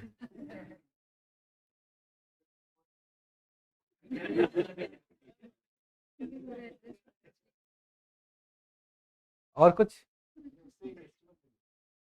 ये राजेंद्र प्लेस मेट्रो के नीचे कंबल ओढ़ के लोग सो रहे होते हैं ना, उनमें से एक को ऐसे उठाना, जो लैपटॉप पे काम कर रहा होगा ना, मैं ही हूं. हाँ सीरियसली है ना, खाना वाना रख देना थोड़ा. अच्छा, I tell you something interesting. आप लोग बोर हो रहे होंगे.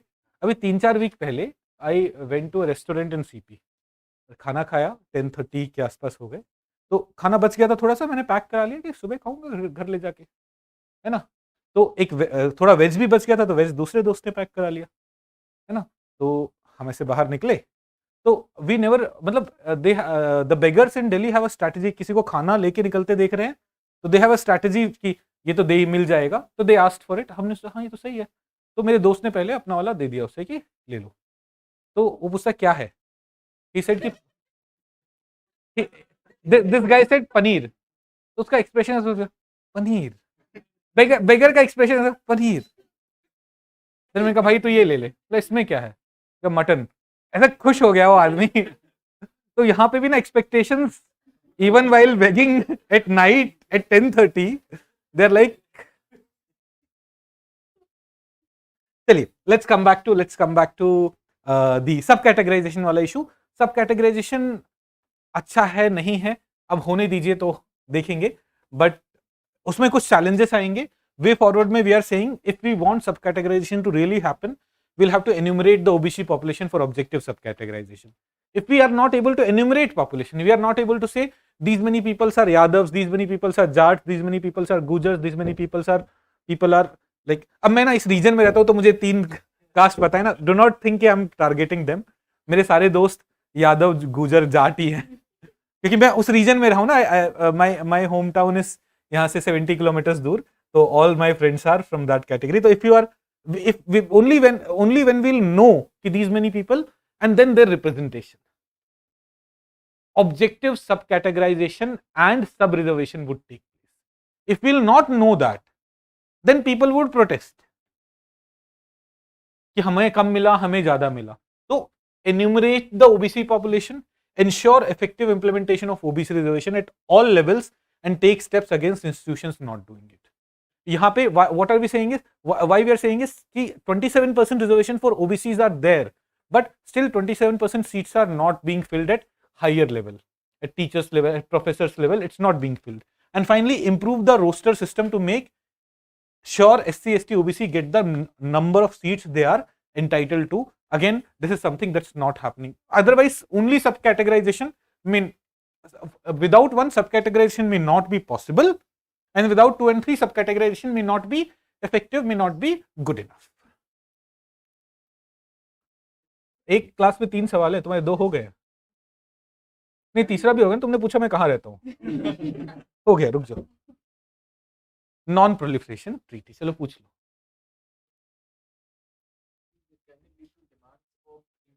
yes, that's why CCC data was not made public, most probably. See, we do not have caste based distribution of data कि इतने OBC population, इतना SC population, इतना ST population. We estimate that roughly 15% of India's population is SC, they get 15% of reservation. We estimate that roughly 7-8% of India's population is ST, they get 7.5% reservation. What is the percentage of OBC's population? Various studies have shown in the past that 51% of India's population is OBC, but they get only 27% reservation. What if the population actually comes out to be 60%? Would there be a demand for increase in the reservation for OBCs? This is said to be one of the reasons because of which government did not make SECC data public, socio-economic caste census data public. So that may also happen. So वही ना, subcategorization has been going on since 2017. It's been 5 years now. The commission has been working, but nothing has come out of it. Eliminating caste system will become tough if this subcategorization happens, sir. Eliminating caste system, we'll have to eliminate it ourselves now. Don't look at government for its elimination. सब intercaste marriages करना शुरू करो.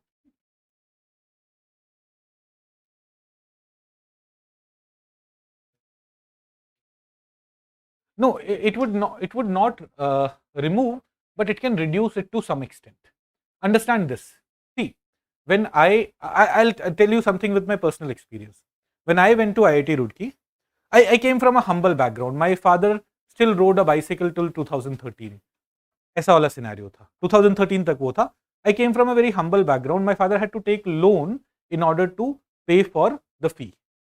मैं वहां गया, माई general category में उस time fees IIT Roorkee में it was not very much, 22-23,000 सब मिला के 6 महीने का tuition fee along with hostel food सब मिला के 22,000 6 मंथ का फी था. Then I had friends who were STs, SCs, उनका फी सिर्फ 6-7,000 था. 6-7,000 something, I remember the rough numbers. Was like यार मेरा भी इतना होना चाहिए था, मतलब ऐसा मन में आता है ना कि यार मेरे पापा इतने परेशान हुए, my fee should also have been less. And then this guy comes with a phone which cost 22,000 rupees. मुझे पता भी नहीं था अच्छा 22,000 रुपए का भी कोई फोन होता है। I'm talking about 2007-8. तो because I was a kid then, I developed this perception, अरे यार ये तो रिजर्वेशन इज अ खराब चीज, बस ये रिच लोग बेनिफिट ले रहे हैं। उस टाइम इतनी अंडरस्टैंडिंग नहीं थी। I develop this perception, this hatred against reservation, which changed over the period, which changed. I understood the significance of reservation. But if creamy layer aspects were there, and these people whose family was earning good money were not there, and someone from vulnerable group was there, I could have sympathized with reservation more. Even a kid could have sympathized with reservation more. When I would have seen someone from a really, like, not at least कोई 22,000 का phone लेके नहीं आया होता, right? In summer vacations, if you are going to Singapore, you do not need reservation. In summer vacations, if you are going to Singapore, you do not need reservation. I had friends who were SCs, STs, उनमें से कुछ लोग ये भी कर रहे, तो वो प्रॉब्लम, तो नाउ यू अंडरस्टूड। वहां पे अगर क्रीमी लेयर होता, if it was getting implemented properly, then a vulnerable person would have come, a person from vulnerable family would have come, and the antagonism which may have developed at that time would not have developed.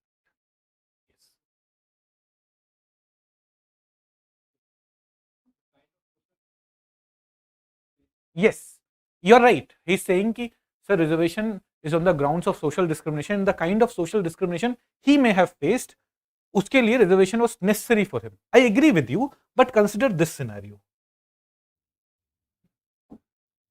Let's say this is all the SC population of India, and these are the people who are getting benefits. If the benefit was more distributed, the chances of reducing social discrimination would have been higher. If the same people would keep getting all the benefits and they would remain, other group would remain backward, other group would keep getting discriminated, then social discrimination against the community would not reduce. Whereas if this benefit was properly, देखो, this guy who studied in an English medium school, both whose parents are in government jobs, senior good positions, he would anyways have studied in good college. If not government college, some private, he would have anyways done that. His social level status has improved.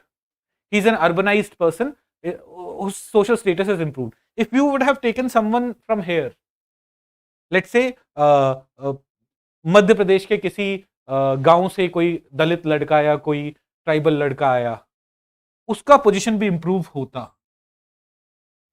by next generation we would find more people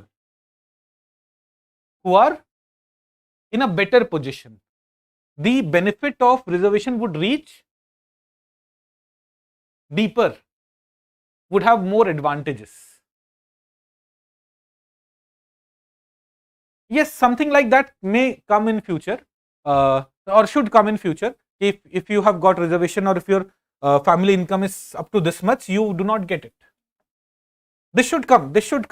देखो, again, please, like, people who may be from reserve category, who may not be from reserve category, please do not think कि मैं discriminatory हूँ. Like, I'm just trying to give you various reasons which I feel कि are correct. I'm not at all a believer in caste system. I'm a hardcore non-caste person. मतलब मुझसे कभी कोई अपना cast vast बताता है तो मैं चिढ़ जाता हूँ, या पूछता है तब भी मैं चिढ़ जाता हूँ कि I'm not some. I feel that for this country to develop, for this country to grow, we have to end all the discrimination on the basis of caste, religion, region. ये सब हमें खत्म करना पड़ेगा.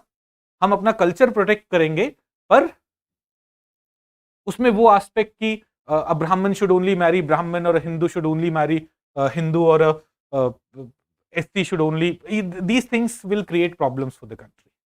If we all work as Indians, we would be able to do much better for all of us. Please understand this. अगर दिल्ली में economic development लोगों का इन जनरल ज्यादा है, our situation would also be better. अगर दिल्ली का पर कैपिटा इनकम ज्यादा है ना सबका, we would all benefit from it. Government will get more taxes, we would benefit. Less law and order problems would be there, we would benefit. If people are more educated, we would benefit. So we have to think of कि हम कैसे पूरे देश को एक साथ आगे लेके जाएंगे।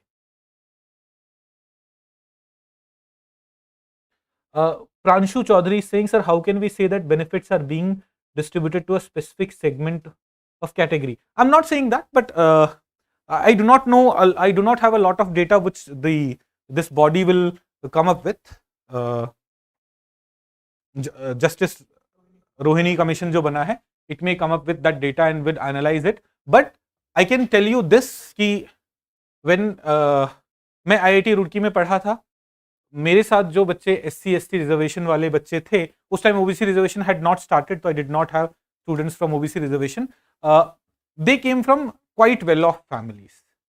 They were able to get good coaching, good education. Parents were in good government jobs. वो सिनेरियो था। तो and they're all my very good friends. ऐसा नहीं है कि कुछ भी टेंशन है वो। They're all very very good friends. But I would have preferred people not from this well-off group, people from other sections also getting benefit. They would, because these people would anyways have studied in good colleges. They studied in English medium schools. They were more fluent in English than me. Their 10th का score was better than me.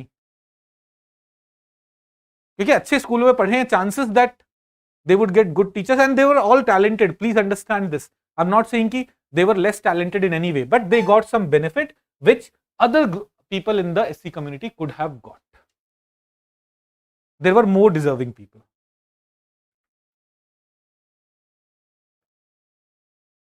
Gurpreet बोल रहे sir address बता दो please. आकाश बोल रहे address पे chicken भेजना है। तुम ऐसे कास्ट वास्ट की बातें करवा रहे हो क्लास में, कोई मुझे मारना। कुछ कम बुद्धि लोग भी होते हैं दुनिया में, वो किसी बात पे भड़क के लड़ने मरने आ जाते हैं। तुम हिंदू विरोधी हो, तुम मुस्लिम विरोधी हो, तुम ये हो। तो एक्चुअली हुआ है सर 2018 में on Telegram I started getting random messages, तुमने इस्लाम के अगेंस्ट ऐसा कैसे बोल दिया समथिंग। मैंने बोला क्या बोला ये तो बता, because I know I'm not a communal person. I do not say bad thing about any religion at all. उसके पास कुछ नहीं, he kept on sending those messages. Then I realized block करना ही ठीक है। कि तुम यहीं रहते हो ना, मैं तुम्हें ये कर दूंगा, वो ऐसे मैसेजेस आते हैं। तो नॉन प्रोलिफरेशन NPT, ओके। तो कास्ट बेस्ड और नहीं, फिर से समझिए, please understand that I'm not against any caste, I'm not against any religion, I'm not against any region. मतलब in no way at all, कहीं दूर दूर से नहीं। कभी मेरे बिहेवियर से ऐसा कुछ लग जाए तो प्लीज अंडरस्टैंड कि वो because I am part of this society, I never realise कि that discriminatory thing I am doing. जैसे पेट्रियार्की है ना, तो आई ट्राई टू एंश्योर कि मैं कोई भी गलत काम नहीं करूं, मैं कोई भी काम जो कि डिग्रेडिंग है विमेन के लिए या फिर डिस्क्रिमिनेटरी है या फिर पेट्रोनाइजिंग है नहीं करूं। Because I live in this society, I have gathered a lot of values from this society which inadvertently may come into play sometimes. So you notify me, you make me notice, sir, this is something that you did that was discriminatory. I will correct myself. I will correct myself as far as possible कि हाँ, that is something that I should not have done. Fine, let's come to non-proliferation treaty.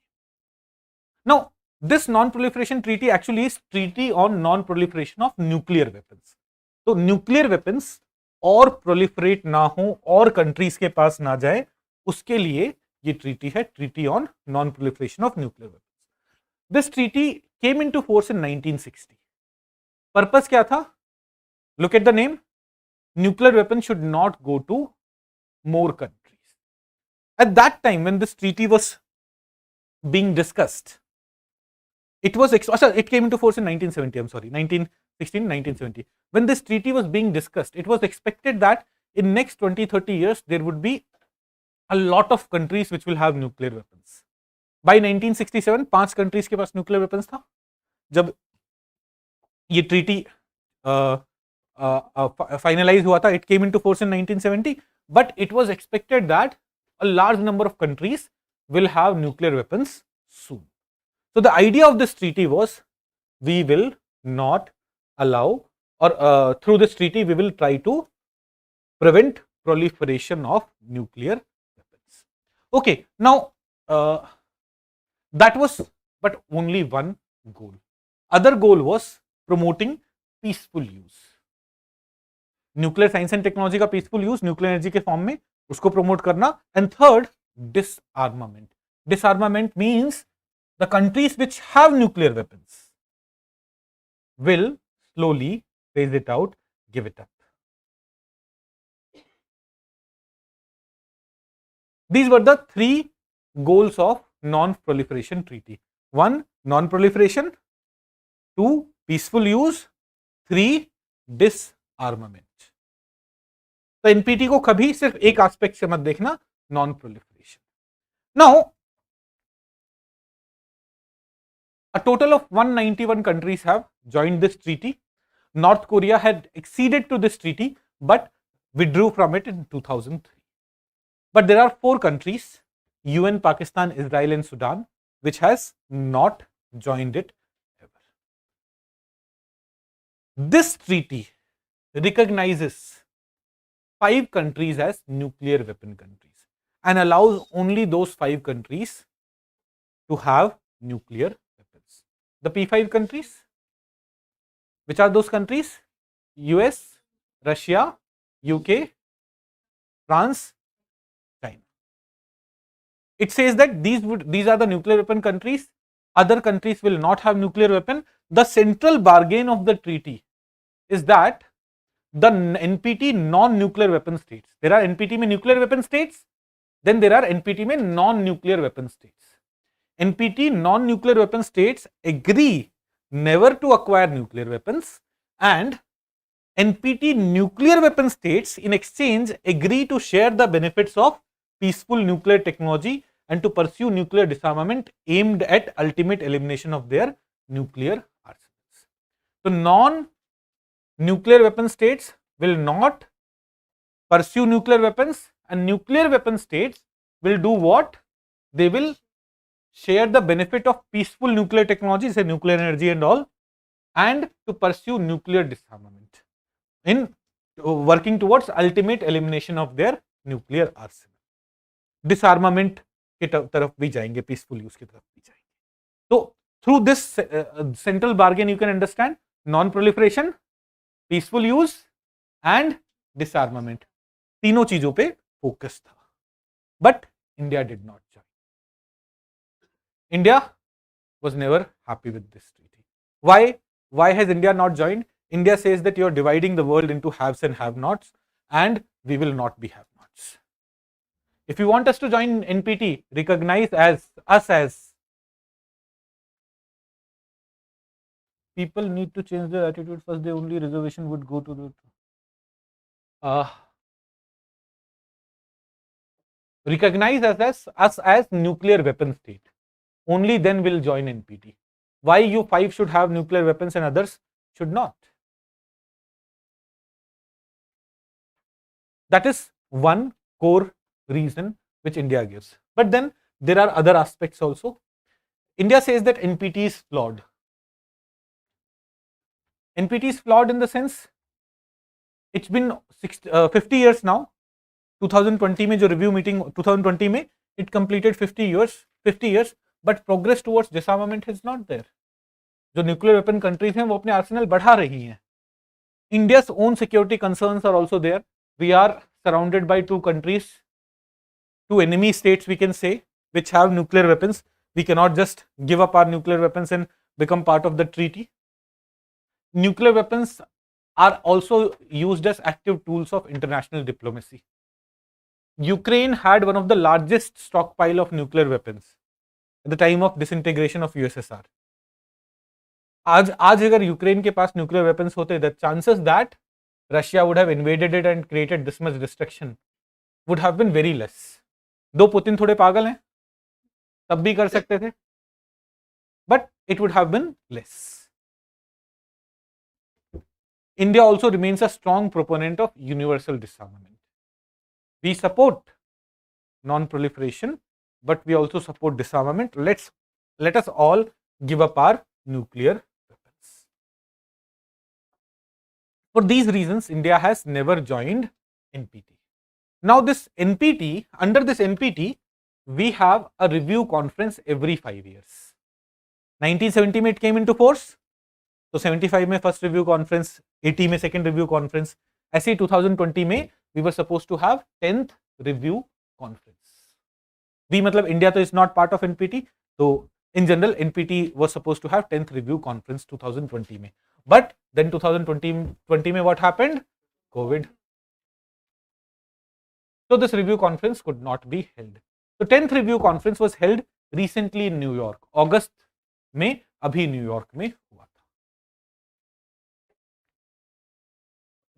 It is the 10th review conference that we want to study.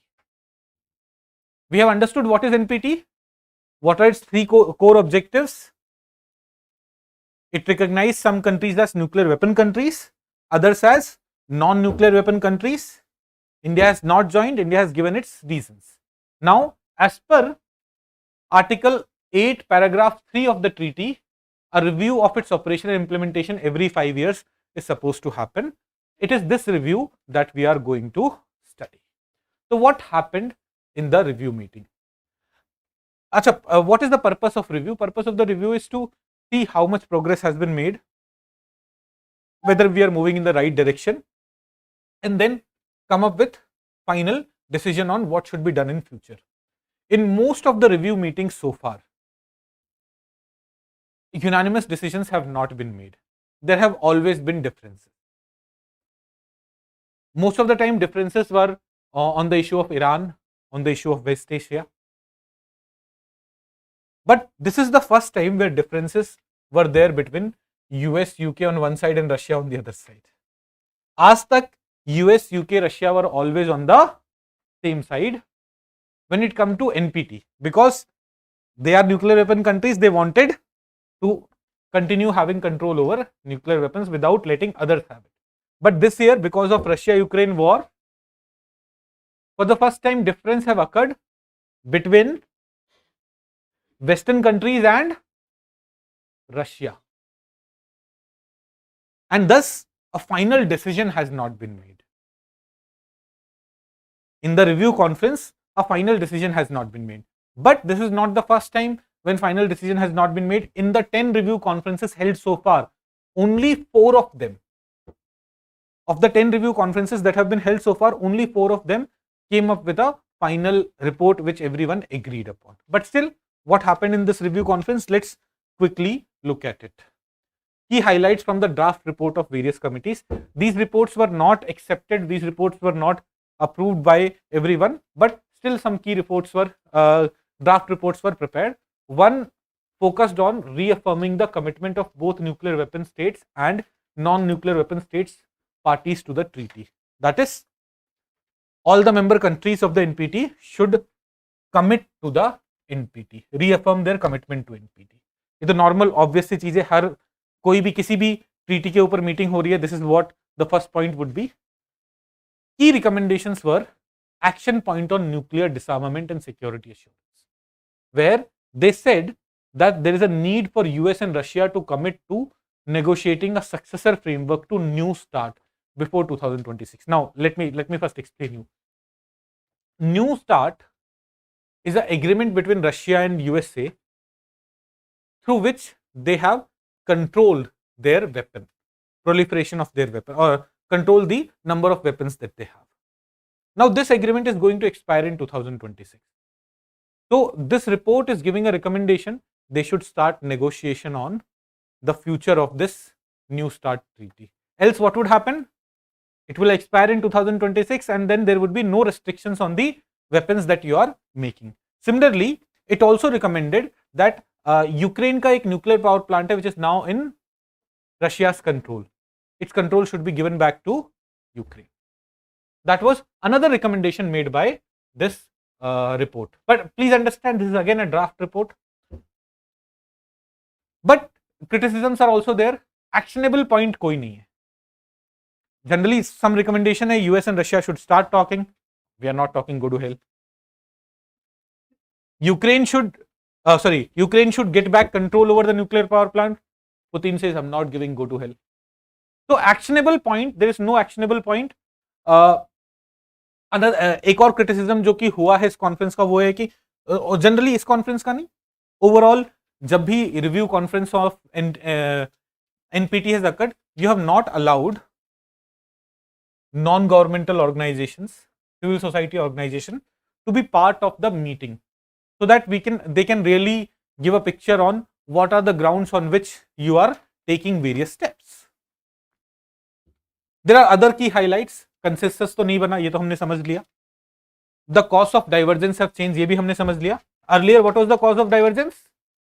Iran was cause of divergence, West Asia was cause of divergence, sometimes India was also cause of divergence. But this time, for the first time, cause of divergence is Russia, Ukraine, and thus Russia and USA are on the other side. Fine. So this was the review conference. Nothing substantial has come out of it, but we should know. हर 5 साल में एक बार होता है, इस बार तो 7 साल में हुआ.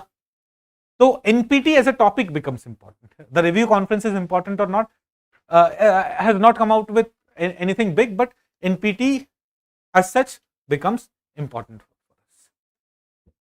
Now, what has NPT achieved in 52 years now? NPT came into force in 1970. What has it achieved in 52 years? Non-proliferation is something that it has been able to achieve. ये तो आप एग्री करेंगे. There are very few nuclear weapon countries. There are only 9 nuclear weapon countries. 5 तो NPT के ही हैं, and then we have India, Pakistan, Israel and North Korea. But when NPT had come into force, it was expected that 20-30 countries कम से कम होंगी, which will have nuclear weapons in next few years. But it has been reduced. That is one major achievement. Other than that, a number of other measures have been taken, like NSD hai, and IAEA additional protocols hai, which have been made possible after NPT come into force. What is NSD? Nuclear Supplier Group. This is a group of countries which have agreed that we will not transfer nuclear weapons, nuclear material to countries. जैसे raw material भी लेना है energy के लिए और technology भी लेना है energy के लिए, will not transfer it to those countries which are not member of NSG. And to become member of NSG, you should sign NPT. That is, you should agree that you will not make nuclear weapons. India is not a member of NSG because India has not signed NPT. But India has been given a waiver by NSG. And that's why India has been able to sign civil nuclear deal agreements with a number of other countries. Australia, Japan, Canada. US वाला अभी तक final नहीं हुआ है. Fine, comfortable सब लोग? So one thing that it has been able to achieve is non-proliferation. But there are lots of issues, lots of problems which NPT has not been able to solve. Non-proliferation treaty has not been able to solve. Pehla, disarmament has not happened. Disarmament meant what? Meant that countries should give up their nuclear weapons, even the nuclear weapon countries. No meaningful discussion on negotiation on nuclear disarmament have ever taken place in NPT framework. Then in 2019, US withdrew from Intermediate Range Nuclear Force Treaty. Intermediate Range Nuclear Force Treaty क्या था? It said that missiles which are between 500 to 5,000 kilometers range, we will not make. Neither Russia nor USA. USA said Russia is cheating us, they are making those weapons. So we are withdrawing from the treaty.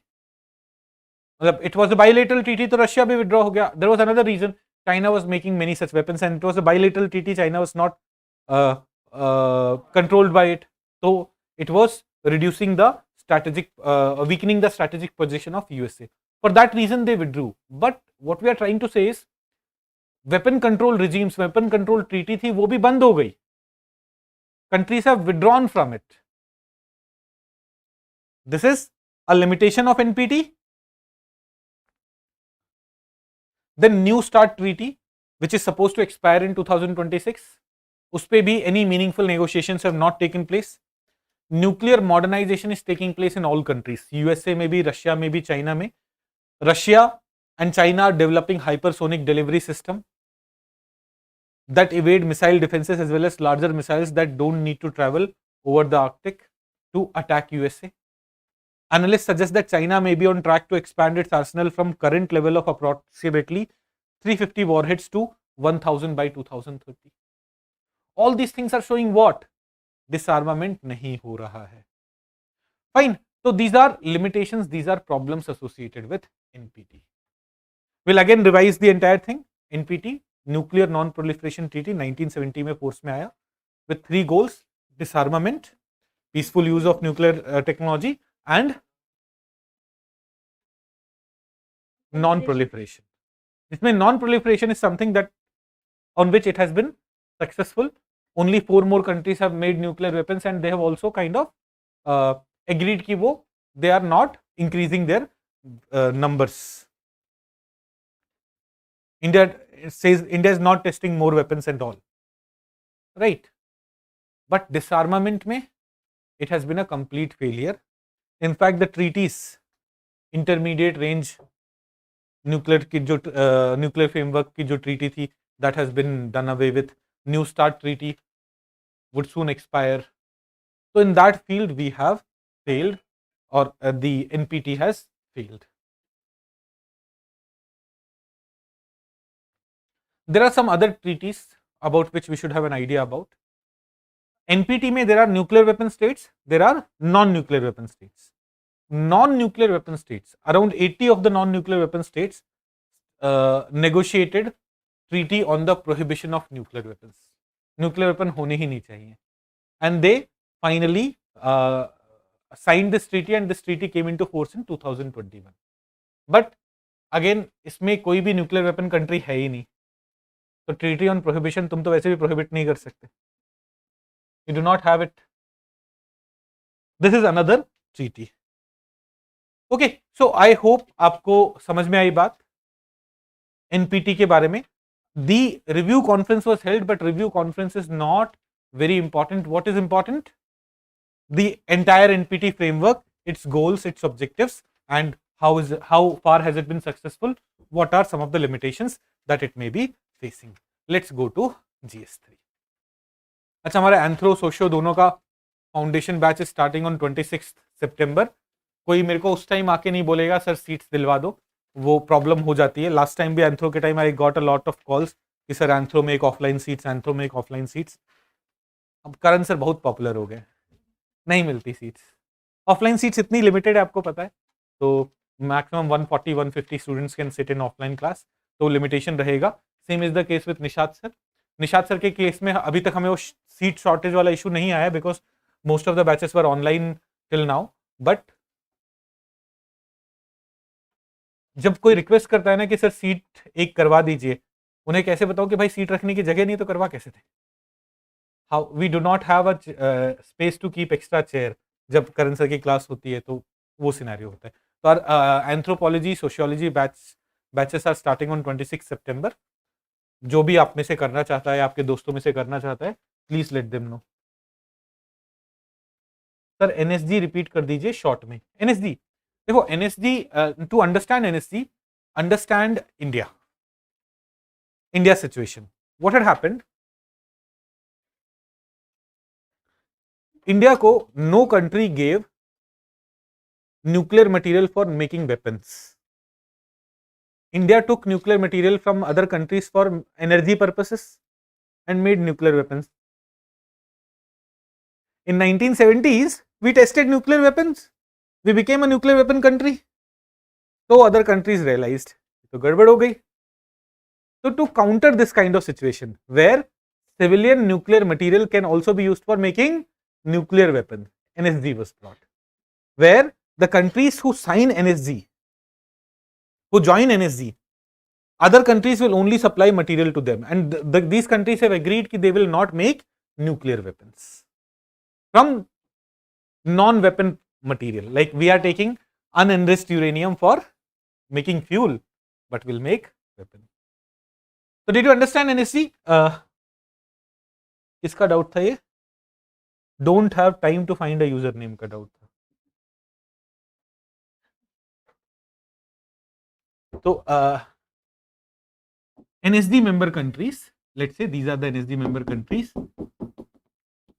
they don't provide, this country will not provide even civil nuclear material to a country which is not NSD member. ये इनको देगी, इनको देगी, इनको देगी, इनको देगी, and so on. Idea is these countries have agreed that we will not make nuclear weapons from this civil nuclear things. Why? India made it. India was not taking nuclear weapon wale material. India was taking civilian energy purposes के लिए material, and using that India was able to develop nuclear weapons. This is NSC. I hope you don't have the time to find a username. You have understood it. Maninder Chauhan, power without responsibility, kind of blame game to escape from responsibility. ये Russia US की बात कर रहे हैं शायद कि they are blaming each other, and I don't know what is he talking about. Employment, gig economy and gig workforce. Gig economy today, when we talk about gig workers, gig economy, we हमारे दिमाग में आता है Swiggy वाला बंदा जो हमें खाना देने जा रहा है, या फिर उबर ड्राइवर्स, ओला ड्राइवर्स, और अर्बन क्लैप से क्लीनिंग के लिए किसी को बुला रहे हो, हेयर कट के लिए किसी को बुला रहे हो, मेकअप के लिए किसी को बुला रहे हो, फेशियल के लिए किसी को बुला रहे हो. The word gig economy or gig workers remind us of these things. But the origin of the gig economy goes back to situations where software engineers were available for doing this work. Like, तुम्हें ये software develop करवाना है, I'll do it in 3 days. I'll take this much money. I do not want to work in some company. I'm a freelancer. So I'll work for you for 3 days. I'll work for you for 7 days. I'll work for you for 2 hours. Or I'm a software engineer. I have a 9 to 5 job, but at night I'll work for you. So gig economy started. The idea of gig economy started for these empowered individuals who were doing what work? Who were doing technology based work for either extra income or for flexibility. कि I want to work at my own time. When Ola, Uber, all these things started, similar ideas were there कि या फिर the Zomato or Swiggy delivery, I may have a 9 to 5 job, but at night I may make some deliveries for an extra income. This reduces the cost of business for the employer. I'm sorry, it reduces the cost of business for employer. अगर मैंने 10 लोगों को सुबह से शाम तक पूरा higher करके रखा full time, the payment that I'll have to make would be much larger. Here I'm just paying them on the number of number of deliveries that they make, right? It also gave me flexibility. What kind of flexibility? If I want to scale up, I can hire more people. If I want to scale down, I can hire more people. It gave the employer efficiency also. कि दिन भर खाली बैठ रहा है ओला driver तो उसके पैसे नहीं दिए जा रहे, बस जब काम हो रहा है उसके पैसे दिए जा रहे.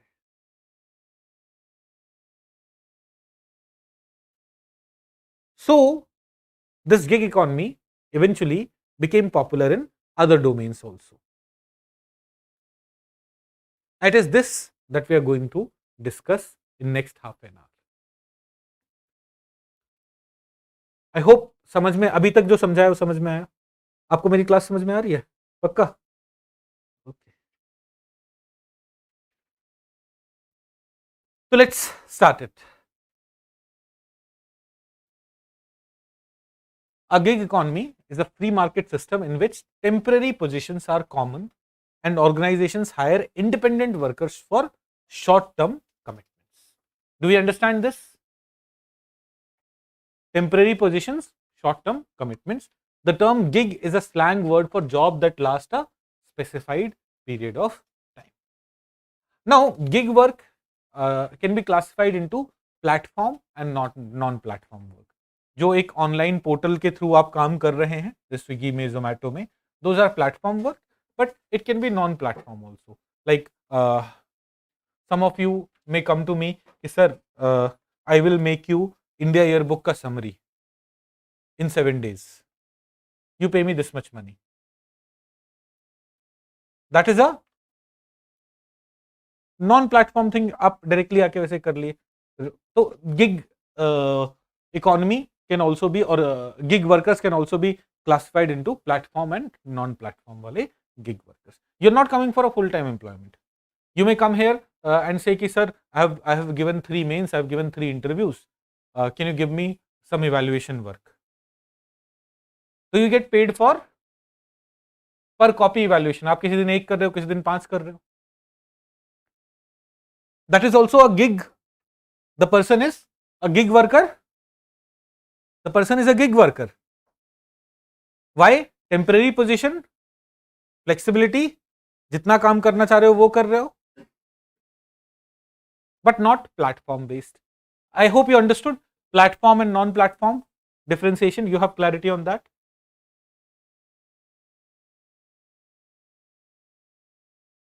Now, why gig economy has risen in recent years? Factors behind rise in gig economy. So first, a lot of startups, including celebrated unicorns like Ola, Uber, Zomato, Swiggy, they are the major driver for gig economy. They hire contractual freelancers in both skilled and unskilled jobs to reduce cost. This has been the major reason. Second, unconventional work approach of millennials, Gen Y and Gen Z. We do not want that 9 to 5 wala job. We want to work at our own time. We want that freedom. That has perhaps been another factor. COVID-19 pandemic led to many people losing their fixed jobs. It was during COVID-19, you must have read various articles, I lost my job, then I became a Uber delivery person. Uber delivery nahi, Zomato delivery person. Fast clipped emergence of freelance platforms. For example, Urban Clap. आपको haircut कराना है. Can you hire someone for haircut from Urban Clap? No. You have to, like my parents were coming on one day and मेरा एक दोस्त बोलता है, अबे कल तेरे पेरेंट्स आ रहे, तेरा रूम इतना गंदा है, अब क्या करें? अर्बन क्लैप से बुला ले किसी को. They came and they cleaned it, like एकदम चमका के चले गए. Why has this been possible? Because of fast clip emergence of freelance platforms. Okay, then there are other kinds of freelance platforms as well, where as a software engineer I'll be available to do your work on freelance basis. Then there are a number of other advantages that the gig economy brings or gig workers bring. As I was telling you, for employees, it brings employment opportunities. जो job ढूंढ रहे हैं उनके लिए employment opportunities लेके आ रहा है. NITI Aayog says that there are 75 lakh workers who are engaged in gig economy, and this number is expected to go to 2.3 crore by 2029-30. Already 75 lakh workers are engaged by them. So it's for employees, it's bringing employment opportunity, it's bringing independence and flexibility. I can work at my time. I can work for extra income, additional income. After my 9 to 6 job, I need some more money. I have a car, I'll become a Ola driver and I'll just take 4 rides. I'll only work till 12 midnight. I'll come and sleep. Then go back to office tomorrow. I'll not drive on Sundays. Right, this extra income with flexibility is something that it has provided. Nowadays income of a Ola driver or Uber driver has reduced. But when Ola, Uber had come initially.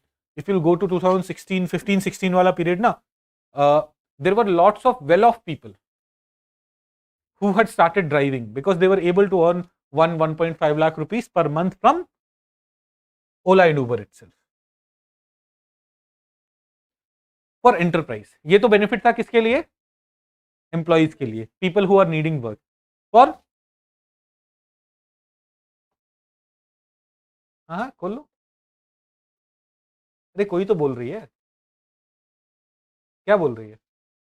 कुछ तो बोला.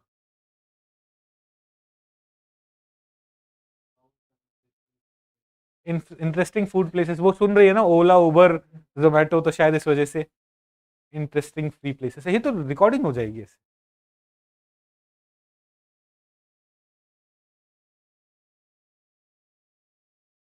Now come to enterprises के लिए. What are the benefits for businesses? For Uber, for Ola, what are the advantages? An efficient and speedy go-to-market solution. Go-to-market solution, like you need more drivers, you get more drivers. You need less drivers, you get less drivers. That allows them to offload core business function on demand while removing hurdles like fixed cost, long recruitment cycle, and other compliances. If I was hiring a full-time driver, I'll have to pay full salary even if the driver is working for 2-3 hours. मुझे सुबह लेके जाने के लिए, मुझे शाम को लेके आने के लिए, right? For Ola, Uber, this may be the scenario. Even during COVID-19, they would have had to pay salaries. ऐसा होता जब काम नहीं है तब भी चल रहा होता. If their business was not expanding that much and they had hired a lot of people, their business would have faced stress. All those things go away. It improves productivity by reducing idle and unproductive time. It also offers agility to enterprise of scaling up and scaling down quickly. For consumers, it has improved the quality of service for us. It has improved, because we are talking about advantages, we can say it has improved. I sometimes feel कि problematic हो गया है. Earlier I could go near a metro station and book a cab, get a cab. अब वहां तो मिलती नहीं. I have to depend on Ola and Uber and they charge unnecessary amount of money. मतलब वो मोनोपोली बनाने के बाद they have started harassing people, right? So but still, for consumers, cost effective high quality services are available. For example, you could order food from anywhere in Delhi. ये हो गया है.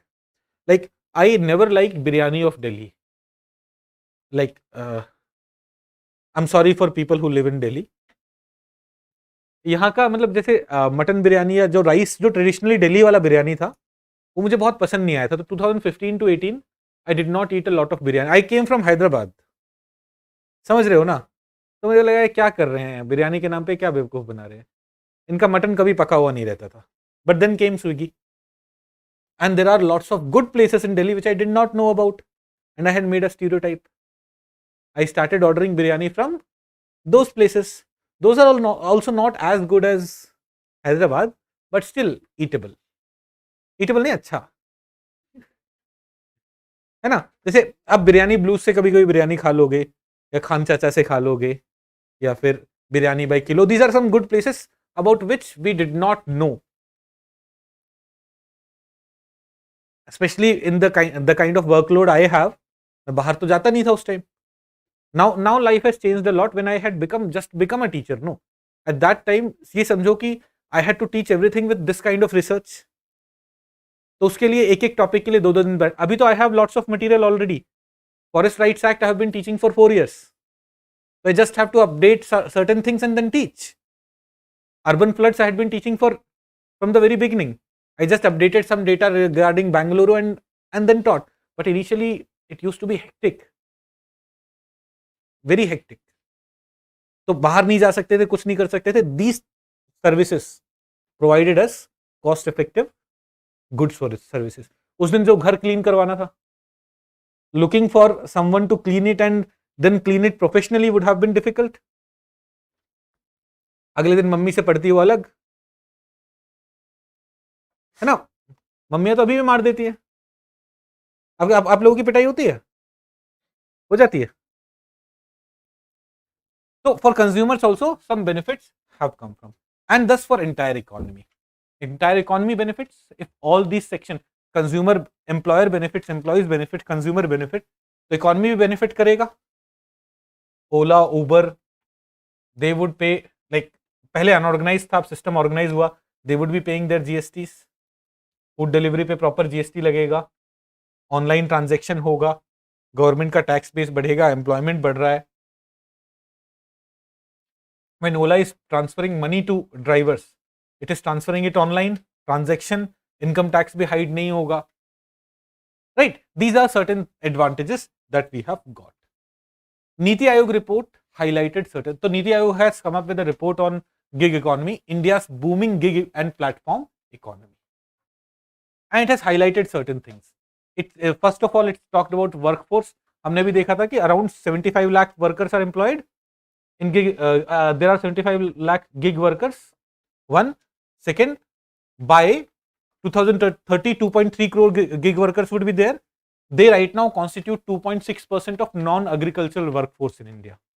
Agriculture में तो there are a lot of people employed. Non-agricultural workforce का gig workforce now constitutes 2.6%, which is going to increase to 6.7% by 2030. This is what Niti Aayog says. It also says that skill level of people varies. Some of them are skilled, some of them are medium skilled, and some of them are high skilled. जो low skilled है, they are 31%, medium skilled 47%, and high skilled 22%. There are people with different skills employed as gig workers. Female labor force participation has remained low. Similarly, person with disabilities, their participation has also remained low even among gig workforce, and mostly the factor has been structural barriers like access to education, access to skilling opportunities. Females के लिए driving सीखने का, driving के जैसा काम करने की opportunities कम है. बाकी security related aspects, these are some of the challenges which the Niti Aayog report identified. There are some other things, there are some other issues faced by gig economy or workforce in gig economy or the gig economy system as such. एक major problem क्या देखा हमने? Female workforce participation, disabled workforce participation is lesser. But there are other major issues because these jobs are non-permanent. There is no social security available. Paid leave, sick leave, casual leave, travel and housing allowances, provident fund, insurance, these things are not available for gig workers. So when a person had a 9 to 5 job and after that she was doing or he was doing this work, it was fine. But it has also been seen that in India, the gig work, for most of the gig workers, this is their primary work. This is their primary source of income. And in that scenario, they end up having no social security benefits. Got it? समझ में आई? Problems. Then poor service condition for these workers. Generally, wages are low. Payment calculations are opaque. Initially, Ola, Uber took drivers with very less shares, but now they're increasing अपना खुद का share. The platforms are increasing their shares. Increasing commission deductions. Lack of possibility of upward mobility within an organization. A driver would remain a driver. वो ओला में अंदर जाके supervisor, manager और नहीं बन पाएगा. Then the issue of loneliness. When there was a time when there were 25 drivers who used to stand at one place with 25 taxis. They used to form a group, they used to form a bond. They were there for each other. When as a software engineer I'm working in some organization, 20 people are there, we are understanding each other's problem. But in gig system, or through a platform I'm working online, I do not know other people. I don't know whether there will be whether there would be whether there will be someone to help me in difficult times or not. This brings loneliness, this brings depression. तो ये भी हम poor service condition वाले aspect में ही समझा सकते हैं. Right? Sociology people, you study, know, आपने पढ़ा होगा गिग इकोनॉमी वाले एस्पेक्ट को, है ना? ये सारे डायमेंशंस आपने पढ़े होंगे. Then comes unequal gender. ये तो हमने समझ लिया, unequal gender participation. The labor codes are vague about social protection for unorganized sector. For example, code on social security was brought in 2020. This code is very vague about the protection that is available to gig workers. So it has defined gig workers and all, but there's no clarity. So social protection available to gig workers is very poor. There are some other concerns. Traditional players are suffering. Non-app based taxi drivers are not able to survive in this cutthroat competition. They actually first hamper those businesses to kind of force them to come on their model, and then issue occurs. Niti Aayog has given some recommendations to solve these problems. I hope आपको समझ में आए issues क्या हैं, problems क्या हैं. Unorganized sector के workforce वाला issue है, harassment वाला issue है, that is one aspect, but there are other challenges as well. What should be done? Now, when we are talking about Niti Aayog recommendation, please note that Niti Aayog has not criticized gig economy. Niti Aayog has kind of said that this platformization is something that is good. In future, it is bringing an efficient system for businesses. So it has talked about promoting it while ensuring benefits for workers as well. So Niti Aayog says that we should come up with a platform India initiative. जैसे startup India initiative था ना, startups को promote करने के लिए, ऐसे ही gig economy के platforms को प्रमोट करने के लिए platform India initiative. This should be built on pillars of accelerating platformization by simplification and handholding, funding, support and incentives, skill development and social financial inclusion. So we should support more of these kind of platforms through Platform India initiative. First. Second, we need to focus on skill development for platform jobs which will be available through these platforms. This need to be created for skilling purposes. Social inclusion.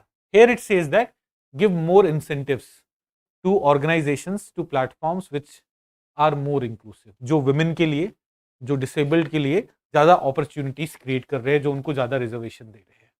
Then extend social security for gig and platform workers as well. Social security नहीं होना is a challenge, right? Extend that, and for that they can work with platforms can work with insurance companies, platform can work with other such entities to come up with innovative solutions. For example, they may say कि for Ola driver, Ola may work with an insurance company कि for every ride that we are making, Ola driver के 2 रुपए कटेंगे, हमारे 2 रुपए कटेंगे, and 4 rupees would be deposited for insurance purpose or for pension benefits or for something like that. They may come up with such innovative solutions for providing them social security benefits. Then self-employed individuals should be given opportunities to come on these platforms. There are various Golgappa Wallas, there are various local cuisine makers who are still not on these platforms. They should be made to come on these platforms so that they would be able to find more opportunities. Here, Niti Aayog also talked about raised approach for operationalizing code on social security for platforms and for the gig workers. Here, they talk about raise may recognize, allow, incorporate, support and ensure. इसमें recognizing में first thing that they are saying is recognize the varied nature of work which is there on platforms, which is there for gig workers, so that उनके लिए will be able to come up with a scheme which is beneficial. Recognize the varied nature of work. Second, allow augmentation of social security through innovative financing mechanism. Augmentation of social security means insurance, pension, many of these things can be there. We may allow their augmentation so that through, like for businesses also it would be simpler and they would be able to get social security benefits. Incorporate while designing schemes the specific platform factoring the impact on job creation, platform business and workers. Please note it. Incorporate various issues which platform may face, which job, when you are making a scheme, for social security for platform purpose, ensure that it does not affect job creation or platform business. It supports them. Third, support workers to subscribe to government schemes and welfare programs through widespread awareness campaign, and finally ensure benefits are readily accessible to workers. This raise is something that has been supported by Niti Aayog to make social security benefits available to gig workers. These are some of the recommendations which have been given by Niti Aayog to solve the problems which workers in gig economy may face. Fine, सब लोग comfortable हैं? सब लोग बहुत थके थके लग रहे हैं, 2 बजे से बैठे हैं इसलिए। तो बर्गर भी तो खाया सबने, सबने खाया? चार किसने खाए? अच्छा चाय, अच्छा चाय तो रह गई। अरे पर चाय तो समोसा चाय होना था ना, बर्गर चाय थोड़ी अच्छा लगता है, समोसा भी चाहिए।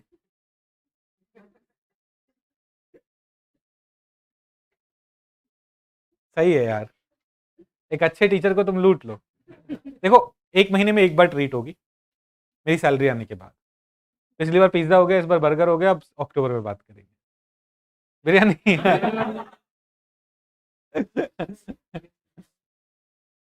हाँ?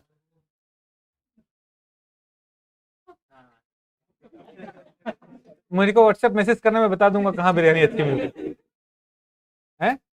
अरे व्हाट्सएप मैसेज और फोन नंबर, एड्रेस और फोन नंबर अलग अलग चीजें होती है। ये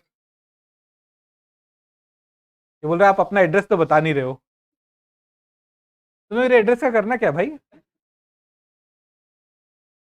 तो यही ऑफिस ले आओ भाई, अपन ऑफिस में भी खा लेते हैं।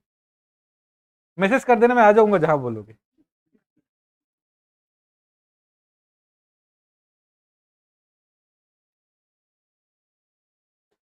Sir there is a provision for gig workers in labour code, हाँ, but there is a lot of ambiguity. He saying कि सर गिग वर्कर्स के लिए, अनऑर्गेनाइज सेक्टर वर्कर्स के लिए there is provision, but there is a lot of ambiguity. Okay, तो I hope gig workers and gig economy, various concerns, issues. Please note, gig economy is adding to a lot of positive things on in economy. तो हम gig economy को promote करने के recommendations भी दे रहे हैं, right? Platformization, all those things we have not said कि because it's making life difficult for workers, just shut them down. Gig economy has certain advantages, and that's why we are, while capitalizing on those advantages, we are trying to reduce the problems that it may be creating. We are trying to ensure that social security benefits are available to workers. क्या नाम है आपका? ओमेंद्र। ओमेंद्र एकदम थक गया, एकदम ऐसा exercise कर रहा है क्लास में। क्या दर्द हो गया पूरा? लॉन्ग टाइम से मसाज वसाज करवा दूं? बोलो, मैं करूंगा तो रहने दूं? देख रहे हो मैं एकदम महसूस बुलाऊं कोई प्रोफेशनल? हाँ, 1 घंटे की बात और है, ठीक है। Gen Y and Z Z, millennials क्या होते हैं पता है? मिलेनियल्स क्या है पता है? नहीं नहीं, देखो जेन वाई जनरली जो लोग अभी 9 साल से 25 साल के बीच में है ना अभी, आज उन्हें जेन वाई बोलते हैं। जेन जेन जेड, हाँ। और जो लोग 25 से 40 साल के बीच में हैं उन्हें जेन जेड नहीं, जेन वाई बोलते हैं।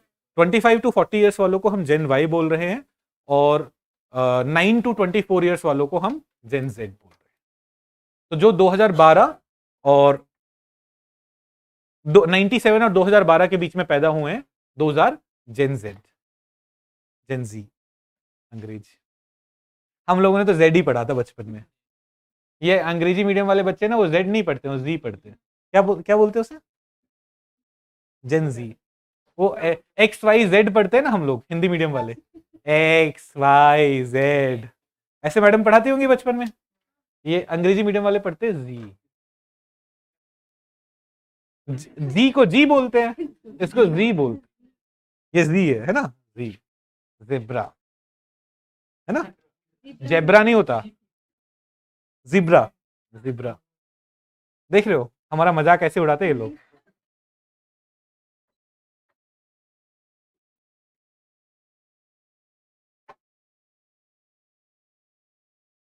अफसोस कराते हो सर ऑनलाइन पढ़ाने वालों का। Time to switch offline batch, आ जाओ भाई। Jobless growth, let's come to this topic. कौन सी? नहीं देखो, फिर से समझो। हेयर इन गिग इकोनॉमी वाला section, consider this scenario, Level Up एजुटेक Private Limited, this is a company. यहां पे कुछ लोग कॉन्ट्रैक्ट बेसिस पे भी काम कर रहे होंगे, but are they working on informal sector? No, this is a registered company.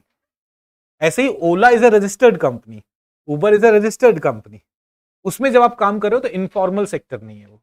You are a contractual worker but not informal. Contractual, non contractual, informal, formal are two different things. Fine, समझ में आई बात? आपका नाम क्या है? Ankit ji. Jobless growth, economy is booming, economy is growing, but it's not creating enough jobs. This growth is called jobless growth. The economic growth is good, but proportionate rate pe you're not able to create jobs. And India is a country which is said to be undergoing jobless growth. India's economic growth has been good after 1990s, but we after the liberalization, privatization, global LPG reforms, our economic growth rate has been good, but we haven't been able to increase employment opportunities. So India is supposed to be going through jobless growth. The major reason that is given is that from agriculture, from an agricultural economy, we should have shifted to manufacturing sector before moving to service sector. But India transitioned from agriculture sector to service sector. Now in service sector, the labor intensiveness is much lesser. It's not a labor intensive sector when compared to manufacturing sector. And thus, India has grown a lot. Service sector gives you a lot of money. But IT companies would hire lakhs of people, but it won't be able to hire crores of people. Banking sector will hire a lot of people, but it won't be able to hire बहुत सारे लोग जो manufacturing sector में जा रहे हैं. This has been the major reason. Recently also, it was in news when Anand Mahindra said that India's jobless growth is a concern and there is a need to boost manufacturing to create employment on a mass scale and take advantage of global factors. He also said that we need to promote manufacturing more. And to take advantage of global factor, यहाँ पे they were saying कि countries want to get out, reduce their dependency on China. And they are looking for +1. China के अलावा एक और country, and India should take that advantage and focus on more manufacturing to fight jobless growth. ये UPSC का भी एक अच्छा favourite topic रहा है. In mains 2015 they had asked a question, the nature of economic growth in India in recent times is often described as jobless growth. Do you agree? India का जो growth चल रहा है उसे हम जॉबलेस ग्रोथ बोलते हैं. Do you agree? Give argument in favor of your answer. If you agree to it, give argument in favor of your agreement. If you disagree to it, give argument in favor of your disagreement. Is India going through jobless growth? अब आनंद महिंद्रा बोल रहे तो होगा शायद, but we'll look at, we cannot write this in an answer. Anand Mahindra said this, right? We'll have to give reasons why we consider that India's growth is jobless growth, और jobless growth की बजाय less job growth. Jobs तो मिल रही हैं but less jobs मिल रही हैं जितनी मिलनी चाहिए. India's growth has been. Shivam Narayan ji from epiglottis. सब ना मेरे अंग्रेजी का मजाक उड़ाते हैं लोग. एपिग्लोटिस, एपिग्लोटिस क्या होता है? ओह, ओके ओके ओके जी. हाँ अच्छा, okay okay. Let's come back. There was this question. Then another question that we are asking is, discuss the key causes and consequences of jobless growth in India. Now, after this question, when I'm asking what are the causes and consequences, it means jobless growth चल रहा है। तो first वाले का answer भी कि yes, India में jobless growth है। उसे आप थोड़ा सा बोलो कि because less jobs are getting created, we can call it less job growth. Jobless is like without job growth, less job is, देखा अंग्रेजी आती है मुझे थोड़ी सी, मन में सोचती है, मन में हंसती है मेरे ऊपर। ये क्या नाम है आपका? नाम भी क्या, कैसा है, बताओ बताओ। वेनकिन, नाम भी इंग्लिश है इसका तो पूरा। Do you understand what is jobless growth? Clarity है? Now let's look at some data. In 1970s and 80s, India's GDP was growing at 3 to 4%, and employment was growing at around 2%. So GDP growth rate 3 to 4%, Hindu rate of growth, employment around 2%. Since 1990s, our GDP growth rate has accelerated to 7%. तो employment भी ऐसे 3-4% हो जाना चाहिए था. Employment has slowed to 1% और less. Employment growth rate has slowed to 1% और less. So is this a less job growth? Growth is taking place, but while creating lesser jobs. Data to support your answer, to support your argument. Fine. Economic Survey of India 2016-17 reported that annual employment growth in India was only 0.4% between 2004 and 2012, while labor force grew at 2.9% a year. Employment was growing only at 0.5%, labor force was growing at a rate of 2.9%. Unemployment, जितने labor force बढ़ रहा है उतने हम jobs create नहीं कर पा रहे. Whereas this period was one of the best period for India's economic growth. Though the world was going through recession in 2008, 9, 10, India's economy was doing well. Government of India had pumped in a lot of money in the economy. आप India का GDP growth rate देखिएगा 8, 9, 10 में. It was good. Because government had pumped in a lot of money, inflation हुआ and they started facing problem in 2012-13. According to Center for Monitoring Indian Economy, India's unemployment rate right now is 7 to 8%. Like July 2022 में it was 6.8% or so. 5 years ago it used to be 5%. So India's unemployment situation is also worsening. When compared to 5 years back, abhi unemployment rate is higher. Moreover, unemployment rate हम किसे बोलते हैं? अगर 100 लोग काम करना चाहते हैं, उसमें से 95 people, if 100 people want to work and only 95 people are able to find job, then the 5% unemployment. Right? This is unemployment rate. Unemployment rate is not number of people not working over total population. Like a child or an elderly person may not be willing to work. I may decide कि चलो मुझे पढ़ाई करनी है, I don't want to work. Then I will not be counted among unemployed people.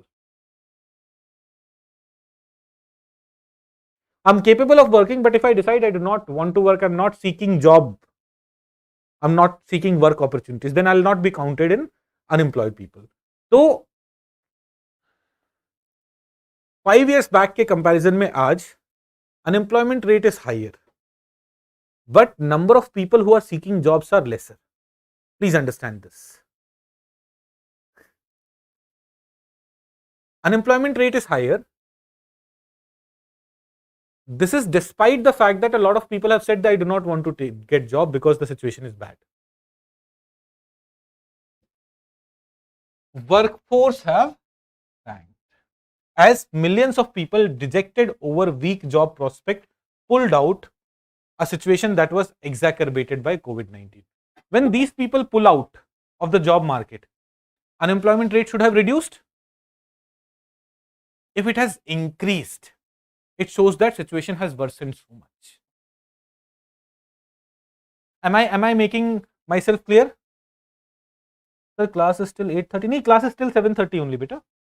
Agrima हमने शुरू में बताया था ना 5 to 7:30. कितना पढ़ेंगे एक दिन में, है ना? अभी बताओ, एक्स्ट्रा क्लास में किसी को कोई प्रॉब्लम नहीं है ना? और देखो, जिसको प्रॉब्लम है वो मत देखना और मत करना. फिर से समझो, on Saturdays I'll try to finish the weekly current affairs on Sunday और on extra class वो target mains वाले section. We want to ensure कि जितना हो सके एटलीस्ट दिसंबर तक एक पेपर तो पूरा हो जाए ना, वो हमें अंदर से कॉन्फिडेंस आएगा कि यार mains preparation is properly being done, syllabus wise is being done. तो जिनको नहीं करना मत करना यार, है ना. ऐसे कंप्लेन करना कि अरे बहुत ज्यादा पढ़ा रहे हैं, ये कर रहे हैं, वो कर रहे हैं. Evening time is good, I also want to take it, but ये क्लासरूम ना, जब टीचर कोई क्लास कैंसिल करता है तो मैं एक्स्ट्रा क्लास लेता हूँ.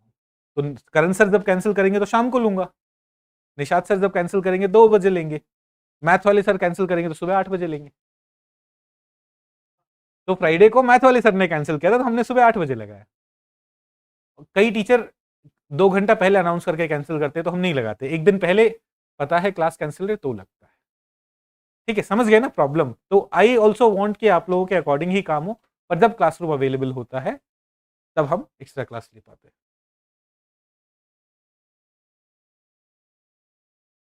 Okay, now where were we?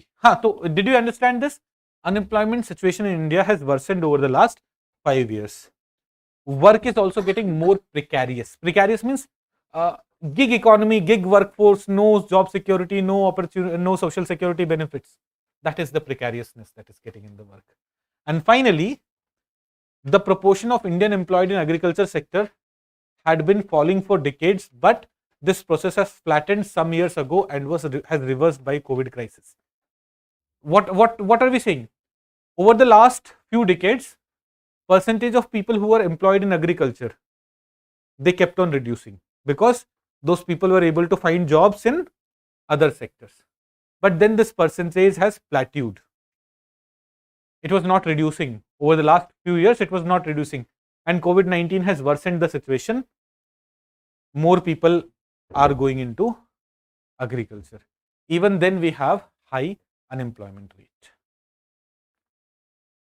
Situation bad. But government official data does not represent this picture. As per the latest number, India's unemployment rate is 4.2% as per government. But other studies, other India-based studies show a different picture. So what is the negative impact of jobless growth? जब हमारा growth jobless हो रहा है, growth, India's economy is doing well, service sector is doing well, but if jobs are not getting created, enough jobs are not getting created, what are the disadvantages of this kind of growth? One, high unemployment, poverty, poor education, poor health, overall loss for the country. All these things are associated with unemployment. Women are worst affected. Why? When job losses start taking place, women become the first victim.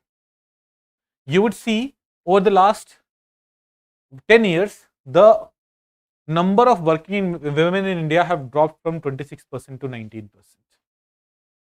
2010 May, 26% of women in India worked, earned some money. It has reduced to 19% now.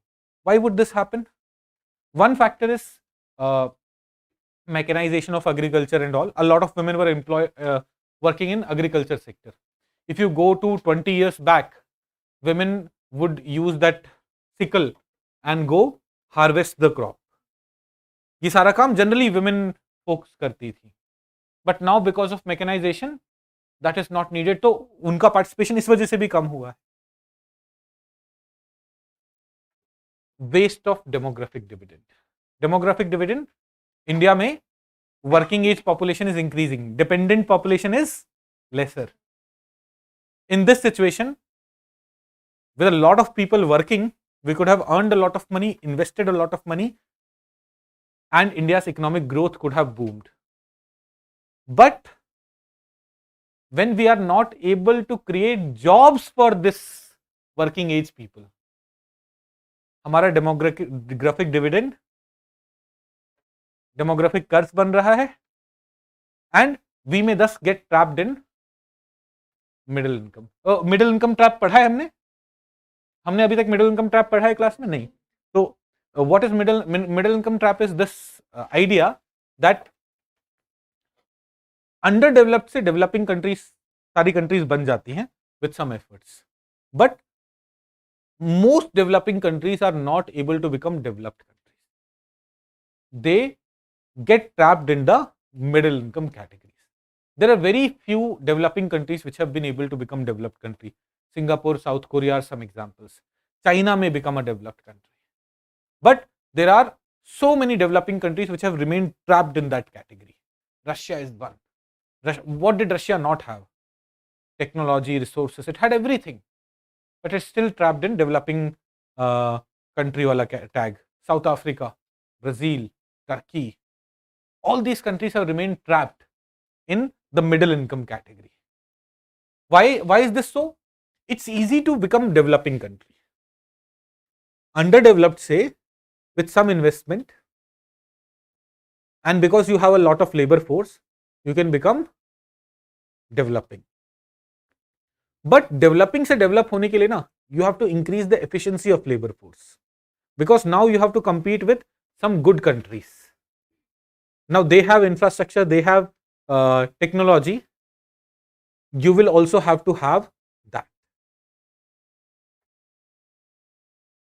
In that scenario, just having a lot of population will not be enough.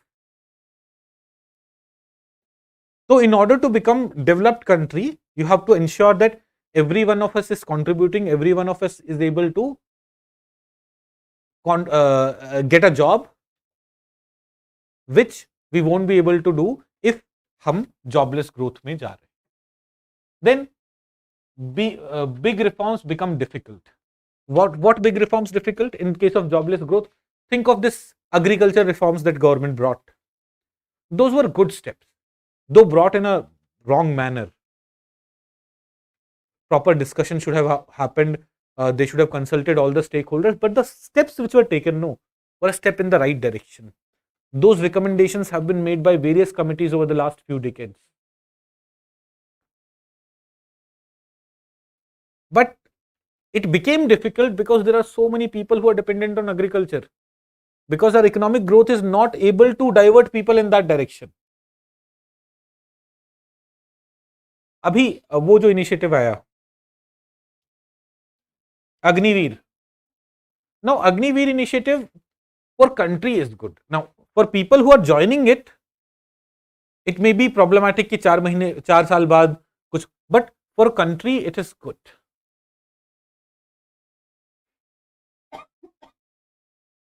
We would someday study and understand कि why younger fighting groups, lesser burden on economy is crucial for India.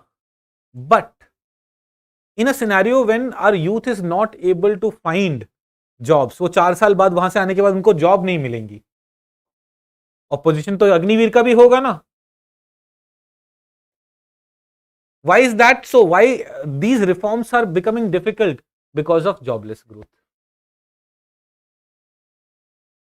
Then all these things, all these problems of jobless growth will eventually hamper India's economy, will eventually hamper India's development. I hope हम सबको समझ में आ रहा है हम क्या बोल रहे हैं. What is jobless growth? What are the problems which are created by jobless growth? Problem is not only unemployment. The unemployment is one aspect, but a lot of other things become difficult in a scenario of jobless growth. Now, reasons. Growth in India is driven by service sector or capital intensive manufacturing sector. Manufacturing sector which needs a lot of capital and less labor. जैसे we are not doing very well in textile industry, textile भी नहीं, apparel industry, जो shirt बन रही है, pants बन रही हैं, a lot of them we are getting it from Bangladesh. 2013 में I was in Hyderabad, shopping करने गए मैं और मेरी एक दोस्त थी, हम दोनों गए. वो आई रिमेंबर में शॉर्ट्स खरीदे थे हमने कोई, एंड जो बेचने वाला था, सर फॉरेन का है, it's a good brand something something, वो हमने ले लिया. घर आके देखते made in Bangladesh.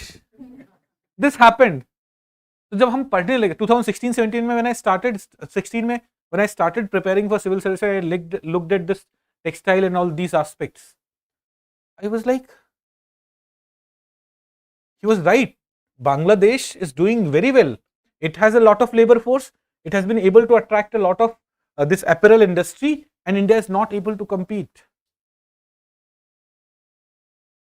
This is a problem. So we have capital intensive manufacturing sector, some of it, but mostly service sector, which does not create enough jobs. FDIs are coming in India, but FDIs are also not coming in greenfield manufacturing sectors. They are coming in brown fields. Agriculture sector has been struggling in taking people away from it. They are becoming jobless. MSME sector are facing a number of challenges. Now, MSME sector is one sector which creates a lot of jobs. In some countries, 70-80% of their jobs are created by MSME sector. But in India, MSME sector suffers from a number of limitations. MSME से micro, small, medium enterprises, छोटे businesses जो होते हैं, जैसे shopkeeper may also be part of the MSME sector. This institution also technically may be part of MSME sector because we have very less revenue, we have very less investment and all those things. These businesses face a lot of problems. For them, getting loans is difficult. Hiring skilled workforce is difficult. Getting our money from businesses we are dealing with is difficult. These challenges, and then government's rules and regulations. We do not want to have more than 10 employees because then a number of government regulations will come on our head, and most of the time we'll spend on that rather than focusing on our core business. Fine, this MSME sector facing problems leads to less job creation. Then there are legacy issues जो हम हमेशा face करते रहे हैं.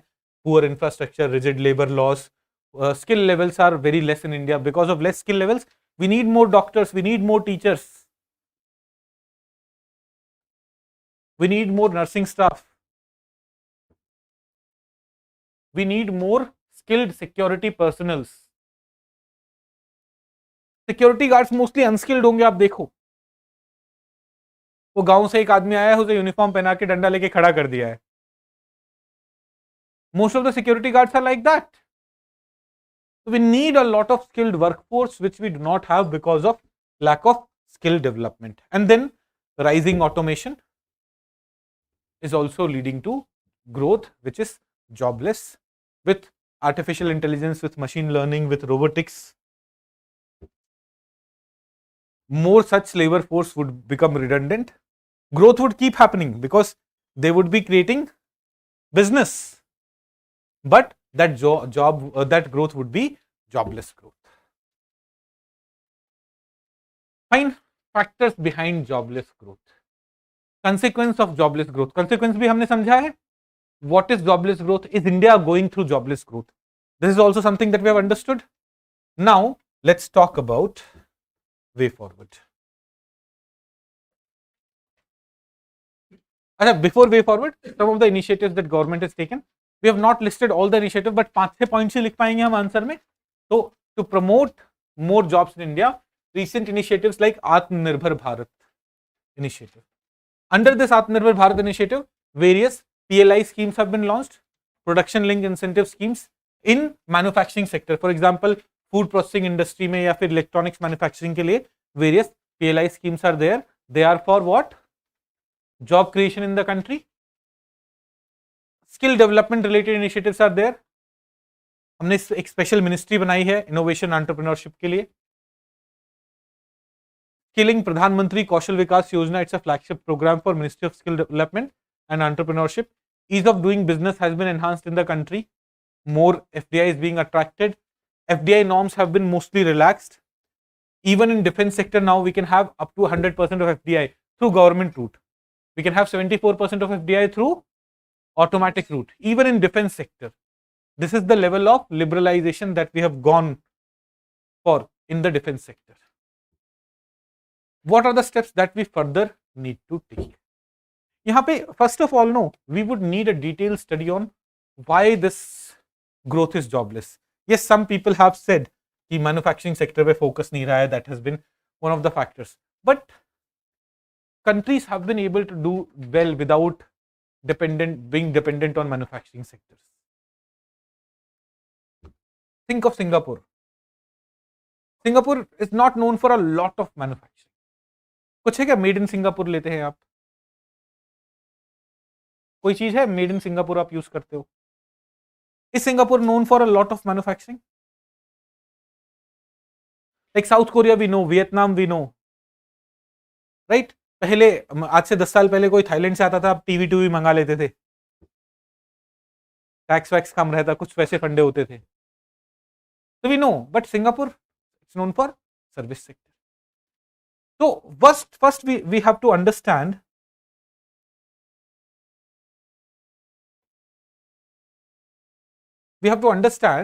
that what is the core factor, and then we need to come up with a national employment policy to deal with those core issues which is leading to jobless growth in India or less job growth in India. And for this, one other major suggestion is we need to come up with periodic and reliable data on employment. Last reliable data जो हमारे पास है government की तरफ से, that is 2012 का data. उसके बाद से government has not done detailed survey and data isn't available about unemployment. Then general things, we have to promote ease of doing business, we have to promote manufacturing sector, promote labor intensive sector like apparel, electronics, etc., promote MSME sector, implement all the provisions of new labor codes. We have come up with labor codes, but those codes have not been implemented yet. तो अभी भी labor laws remain difficult. More focus on skill development में, peasants who want to move from primary to secondary sector need a huge skill boost. So food processing industry में skill development, those kind of things we'll have to do. Major gaps in skills are in automobile sector, construction sector, textile sector, retail sector. We can focus on these sectors. Industries can also contribute here. Apart from beefing up their in-house training mechanism, the industry can tie up with educational training institutions and help in refurbishing curriculum, help in creating better educational curriculum which can create workforce which is more aligned to industry needs. Then there are some sunrise sectors like food processing industry, जहां पे हम focus कर सकते हैं, improve कर सकते हैं चीजों को. But somehow we will have to find a solution to this jobless growth. Else India में inequality would increase. Else India will not be able to reap the benefit of demographic dividend, and thus we would remain trapped in this lower middle income category. Maninder is saying Atmanirbhar Bharat has become a universal panacea key term as a way forward. क्या करें? Fine. I hope you have clarity on another. तो employment में इस साल के mains के लिए दो इंपॉर्टेंट इश्यूज थे. एक gig economy and gig workforce, और दूसरा जॉबलेस ग्रोथ वाला. By next year will do some more employment में some more topics. Fine, but let's now quickly go through the prelims facts. First is in geography we are talking about Borra caves. This Borra caves no last Sunday को, not this Sunday, last Sunday I think Hindu में detail में discuss था. हिंदू में last page था which was covering this Bora caves in details. So where is it located? It is located in Andhra Pradesh. Andhra Pradesh में भी कहां पे? वाइजैक के पास Araku valley. Araku is the correct pronunciation. Arakku Valley. In Andhra Pradesh, it is located, Bora caves. Why is it famous? What is it important for? Why is it important? You know stalagmite, stalactite, जो karst topography, calcium carbonate, water playing a role there. If we understand that basic geography जो हम पढ़ते हैं, it is a cave which has been formed by that mechanism. Calcium carbonate reacting with water, getting dissolved in it, and then reforming like this. It is one of the deepest and largest caves in India that were formed millions of years ago. They were formed by this karstic limestone structure by the work of Gosthani river and its tributaries and the streams which flow into that river. Water from these streams eventually percolated and led to formation of this Bora cave. Anthropologists have also discovered stone tools as old as 30,000 to 50,000 years. Then a number of objects have been created by the action of nature. A number of structures have been created. तो उन्हें हमने अलग अलग नाम दे दिया है. Sculptures of mother child, Shiva Parvati, monkeys brain, there's a famous shivling which is located inside the cave, which is worshipped by tribals who inhabit the forest around. But most probably जो सवाल आएगा एग्जाम में वो आएगा बोरा केव्स कहाँ located है, या 4 caves दे देंगे, बोलेंगे arrange these caves from east to west. तो न्यूज में है, you should know Borra caves and then some idea about what these caves are. Then let's come to human development report. United Nation development programme, UN का एक body है which focuses on these 5 developmental challenges: democratic governance, poverty reduction, crisis prevention and recovery, environment and energy, and HIV/AIDS. It helps countries to prevent further spread and reduce and its impact. सारे AC बंद कर दो आप लोग. ऐसे suffocation नहीं हो रहा है ना, तो स्वेटशर्ट पहन के आओ और एसी चलाओ. ठंड लग रही है आपको तो बंद किसने किया? आपको ठंड लग रही है बहुत. कल से स्वेटशर्ट में आनी चाहिए आप. नाम क्या है आपका? निकिता है ना, स्वेटशर्ट. ऐसे टी शर्ट में देख लिया ना. तो UNDP is a United Nation body which focuses on 5 of these things. It's a very important UN body.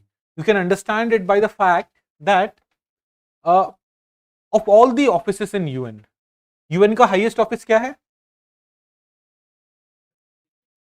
नहीं, वो तो एक बॉडी है. ऑफिसर्स में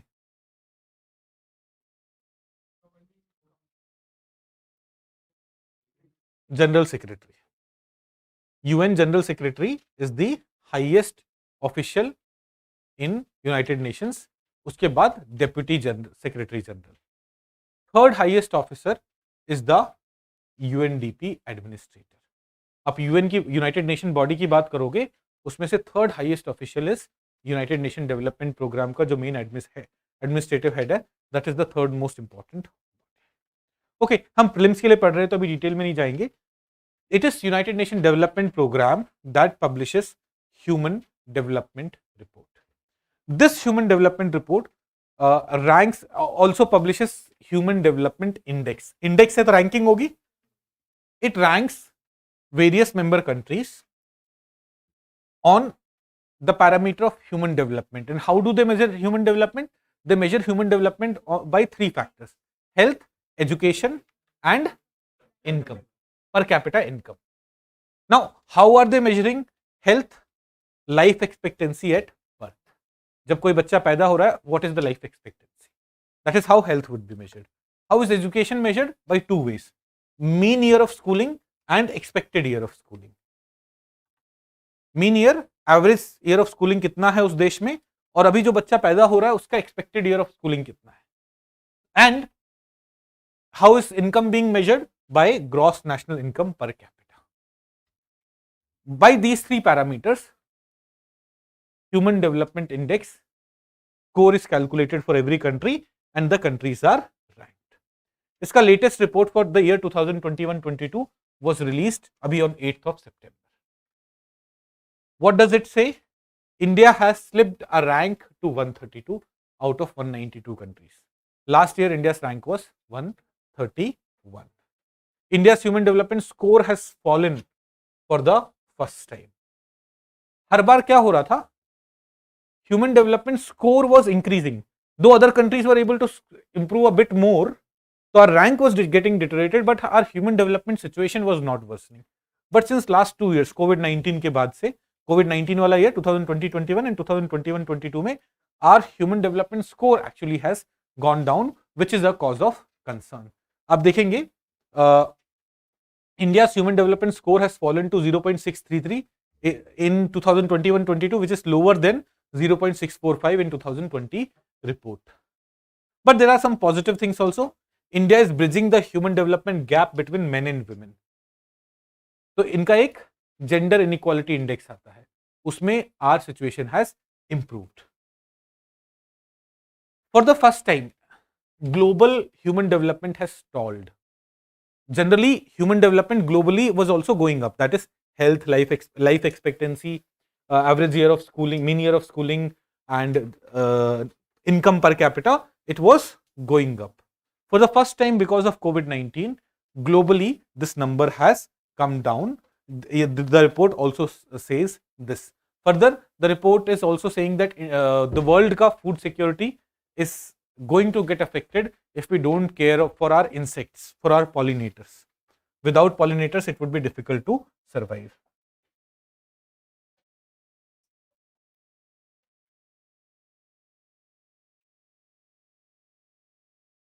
इंडिया रैंक्स 132. हाँ वही तो बोला मैंने, इंडिया रैंक्स 132.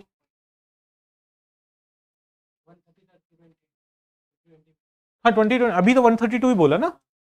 इंडिया मैंने यही बोला 132 है, नोट्स में भी 132 बोला है.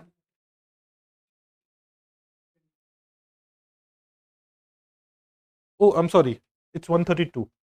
132 ही तो लिखा है यार. अच्छा लास्ट ईयर रैंक वाज 131. हाँ तो ठीक है ना, लास्ट ईयर रैंक वाज 1. ठीक है, in right now India's rank is 132. That's correct. Okay. These 4 parameters have grown old. New parameters should be added. The 4 parameters may have grown old, but those are the 4 parameters. They may have grown old, but please understand, life expectancy is not a bad parameter. Average year of schooling is not a bad parameter, or income per capita is also not a bad parameter. तो ऐसा नहीं है कि ये नहीं होने चाहिए, इसमें भी we should be doing well. It need diversity and when it is not in our favour government also reject. ठीक है, गवर्नमेंट रिजेक्ट कर दी, वो छोड़ो.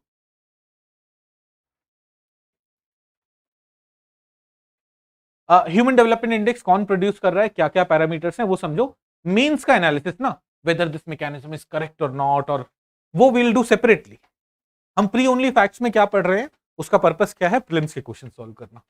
Let's come to India's first dark sky reserve. Now let's understand what is dark sky reserve. When we look at the space, we are expecting to receive various electromagnetic waves using which we would study space.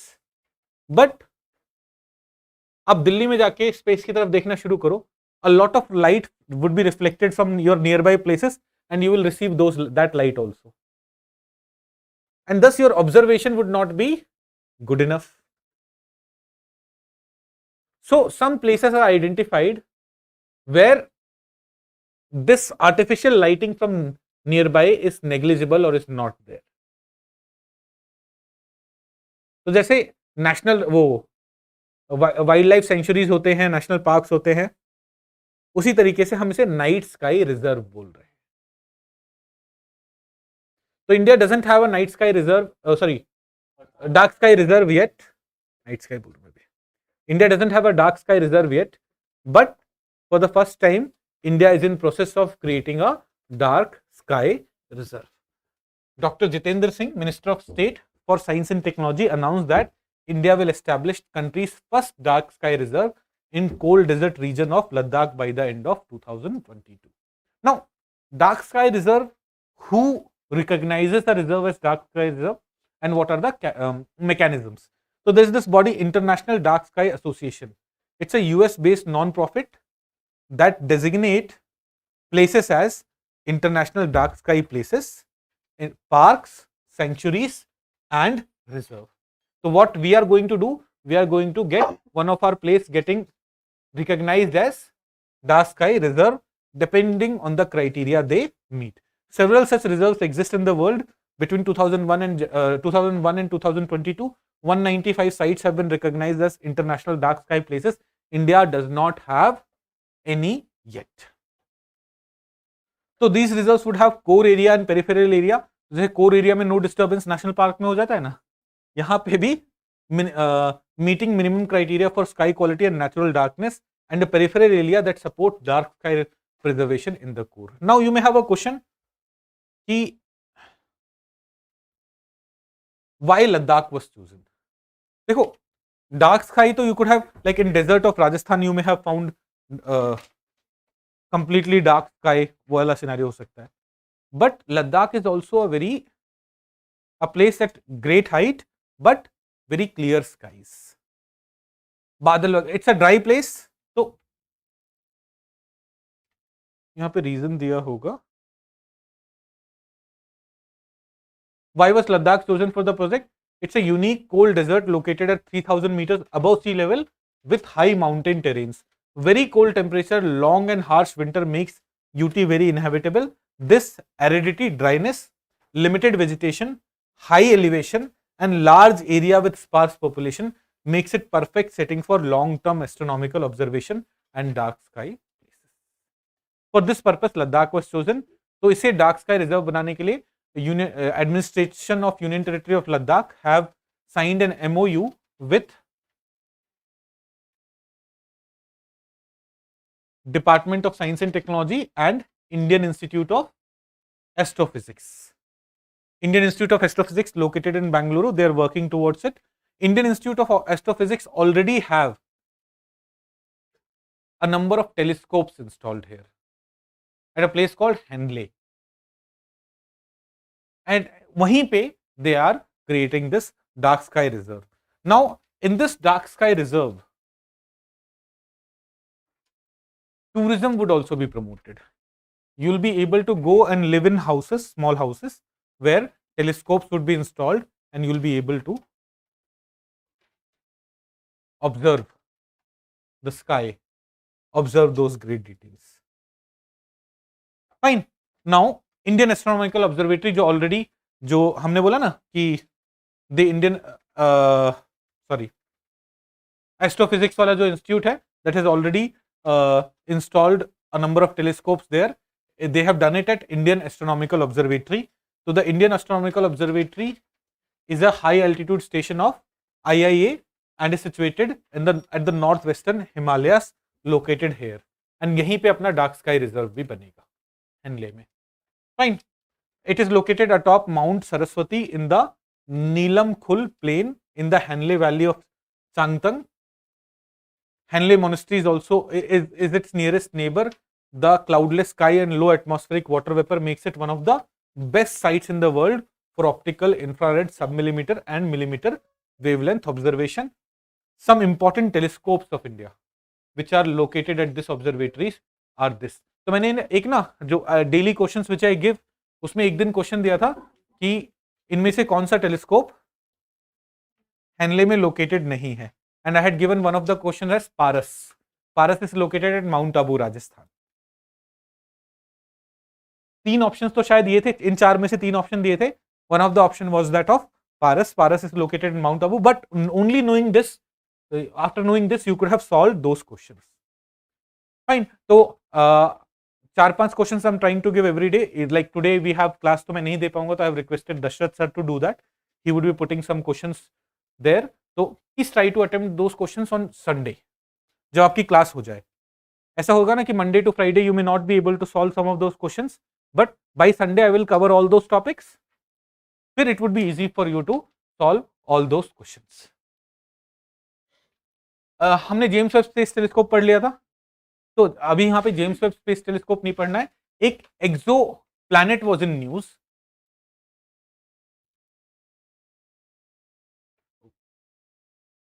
Wasp 39b.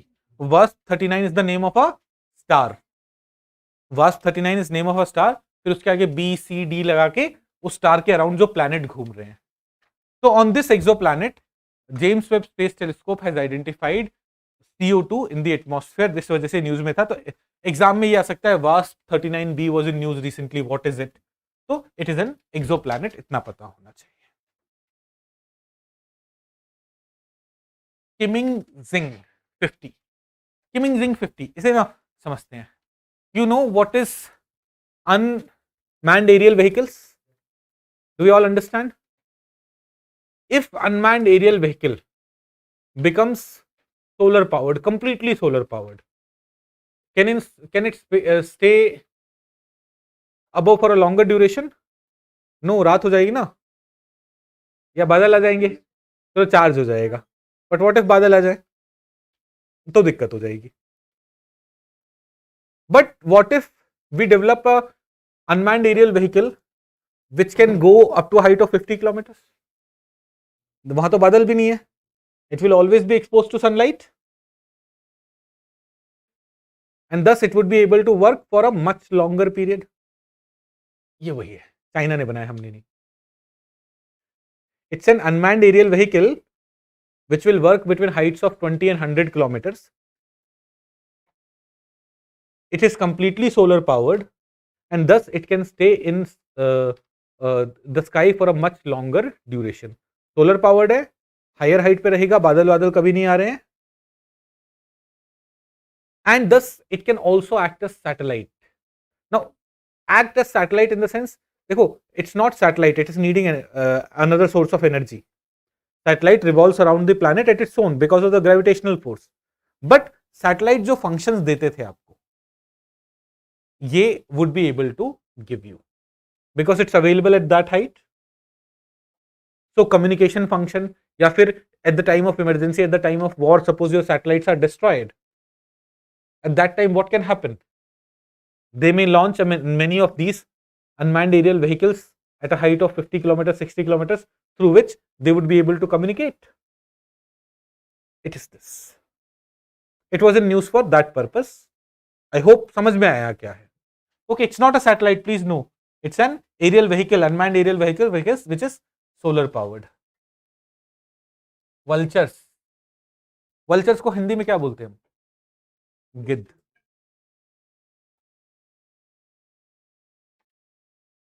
International Vulture Awareness Day is held on September 3, 2000.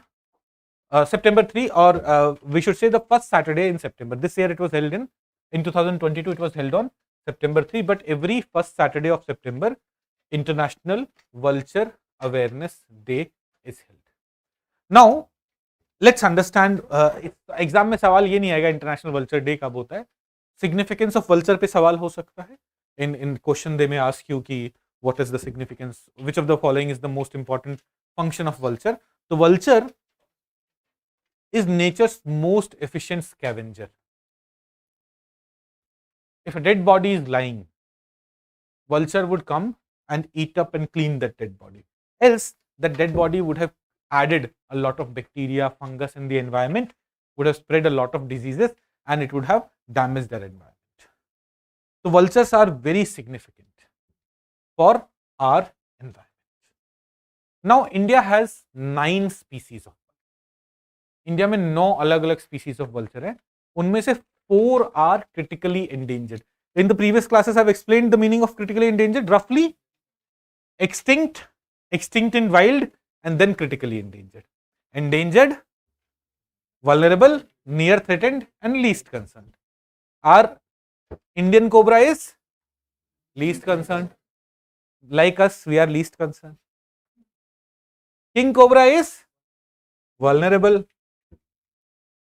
Ghadial is critically endangered.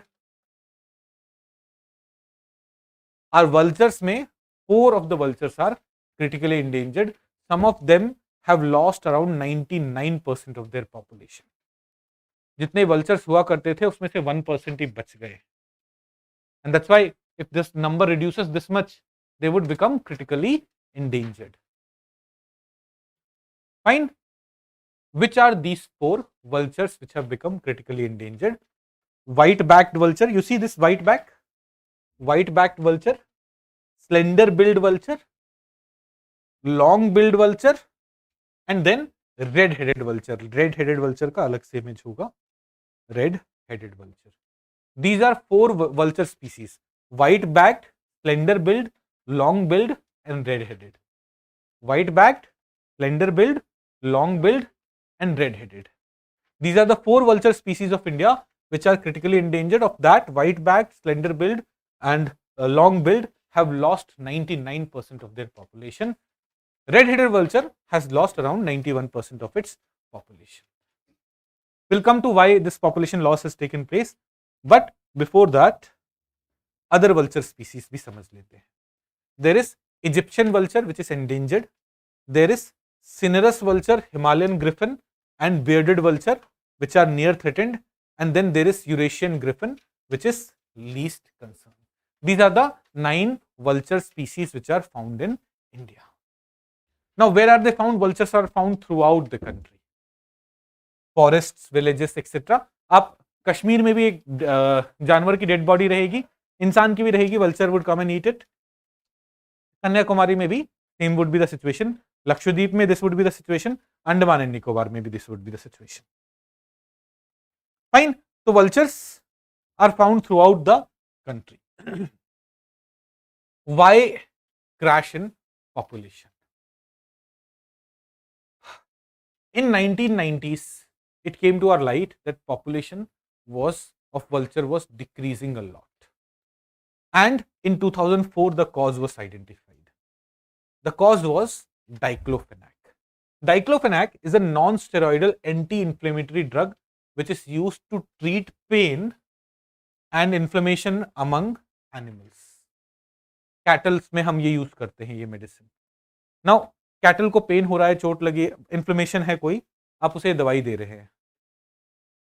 Some of those cattles में die, मतलब सारी बीमारियां ठीक नहीं होती में die. When they die, vultures come and eat those cattle, and the diclofenac that the animal had consumed, it would have remained in the body of animal for 10-15 days.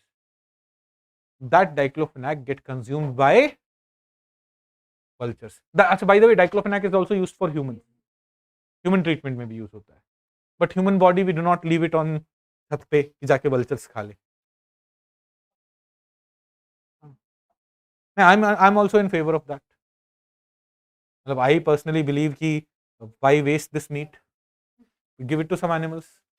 जला देते हैं हम या फिर दफना देते हैं, उससे अच्छा इकोसिस्टम में बाकी हम बाकी जानवरों को कितना खा रहे हैं। जो वेजिटेरियंस हैं, आप भी सोचो ना, वो पूरा जंगल था, उसे हटा के हमने गेहूं चावल उगा लिए। हमारी जिम्मेदारी है ना वो गेहूं चावल खा के जो बनाया है उससे दूसरे इंसान नहीं, जानवर बेनिफिट कर पाए। तो I personally believe it, like कोई ऑफेंड मत होना। वेजिटेरियंस खाद बन जाएंगे, वो जला दिए जाते हैं या दफना दिए जाते हैं, कहाँ खाद बनते हो, वहीं डाल दो, सड़ते रहे बॉडी है, कुछ भी नहीं मानते। तो this diclofenac was responsible for that. In 2006 the veterinary use of diclofenac, in 2004 it was identified कि दिस इज द कॉज, जानवरों में इसका यूज बैन हो गया 2006 में। इन 2015 size of diclofenac vials for human consumption was also reduced to just 3 ml. Human consumption के लिए जो diclofenac है उसका vial का size was reduced to 3 ml because bigger size was being used on animals. However, unlawful use of diclofenac is still reported. Similarly, continual use of vulture toxic drugs including aceclofenac, ketoprofen, nimesulide in livestock treatment could pose a major impediment to reintroduction program or to a major impediment to increase in population of vulture. So to replace diclofenac, these medicines were brought, but these medicines are also causing some problems. So what happens to the vultures when they consume this medicine? Accumulation of diclofenac in vulture result in gout-like symptoms such as neck drooping and ultimately leading to death.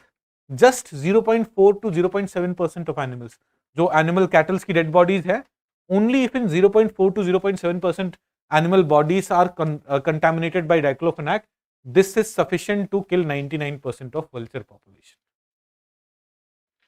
Understand this कि 0.4 to 0.7% of the animal bodies are infected or are contaminated by diclofenac. It means 100 में से 0.4 body, 200 में से एक body मान लेते, 0.5%, 200 में से 1 body, but a vulture in its lifetime will be sitting on at least 200 dead bodies na. Chances that one of them is contaminated with diclofenac would be there. उसे मरने के लिए तो एक ही बार डाइक्लोफेनाक वाला खाना है ना। I'm trying to explain why even if very less number of animal bodies having diclofenac are released in the environment may kill most of the vultures.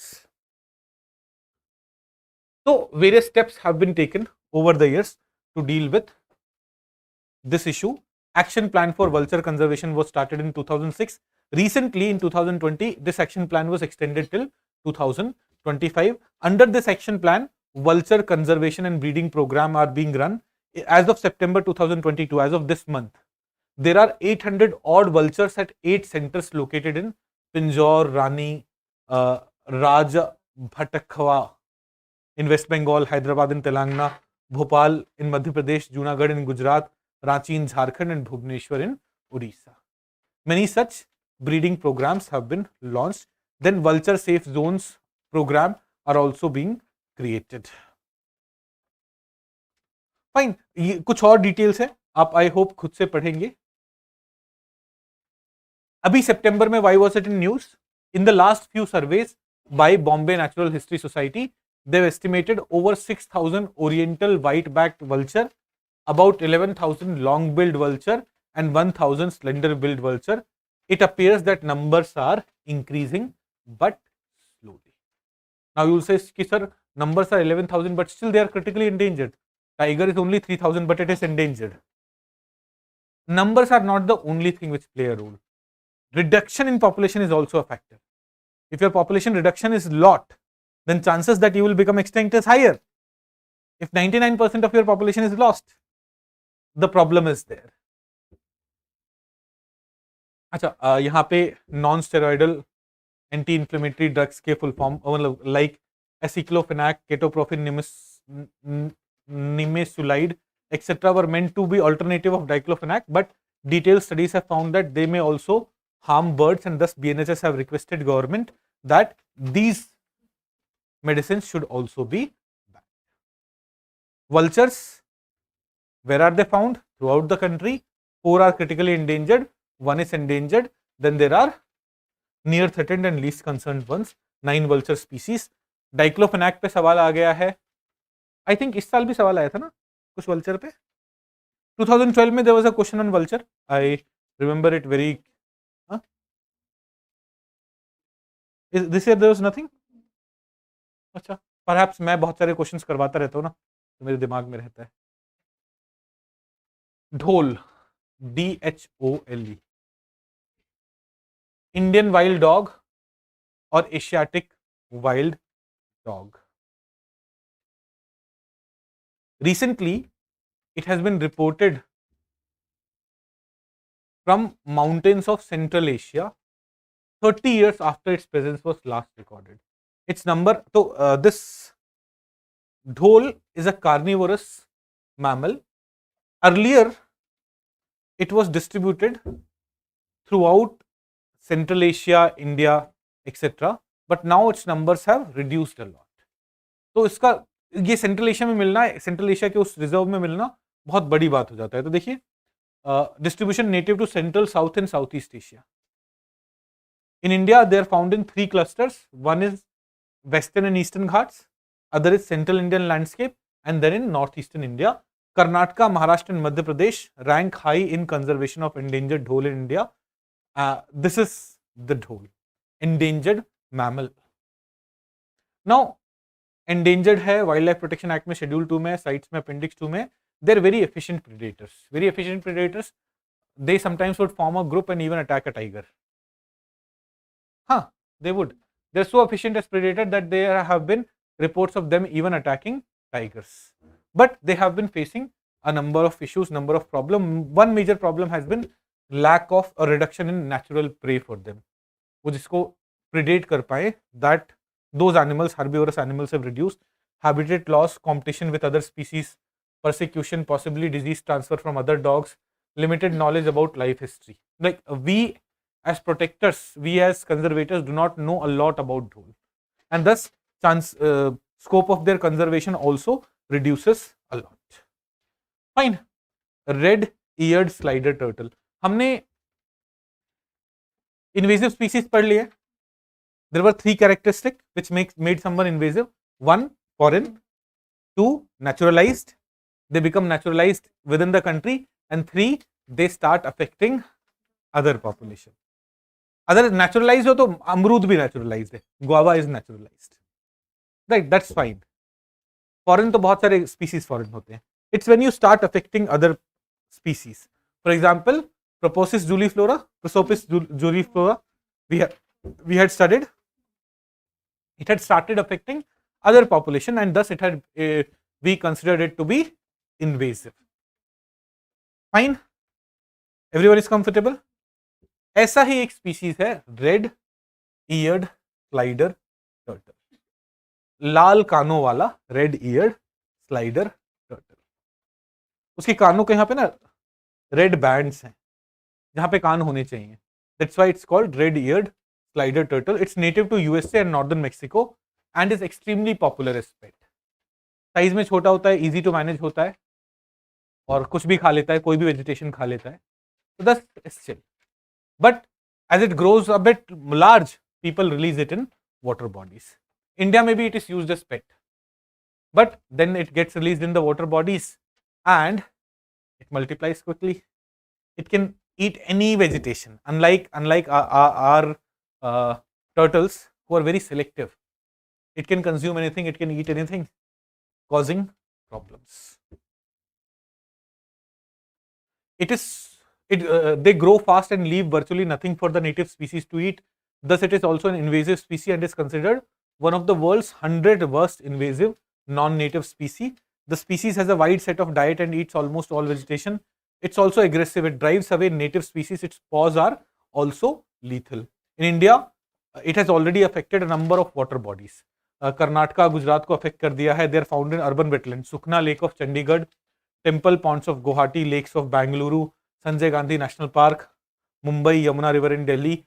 At all these places, this slider turtle is found and is affecting our turtle. It may in future affect our turtle species, and इस वजह से news में था.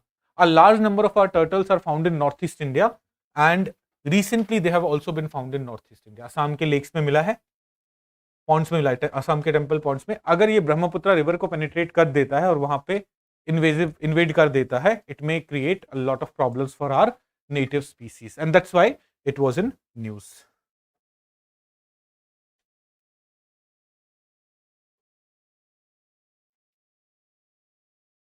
Frigate एक type of ship होता है, ये Satpura class का है. इंडिया ने रिसेंटली इसे फिजी भेजा था, इस वजह से न्यूज में था. Quick range surface to air missile. It's an indigenously developed ballistic missile. Now understand quick reaction surface to air missile. Surface to air, air में हवाई जहाज आ रहे हैं, दूसरे मिसाइल्स आ रहे हैं, कुछ आ रहे हैं, उनको डिस्ट्रॉय करने के लिए this is surface to air missile. First of all, quick reaction is it can be launched quickly. तो do we understand what is cold start doctrine? नहीं. तो in 2001 when India's parliament was attacked, 2001 में attack हुआ था ना India के parliament पे, we were very unhappy. होना चाहिए, अपना पार्लियामेंट अटैक हुआ था.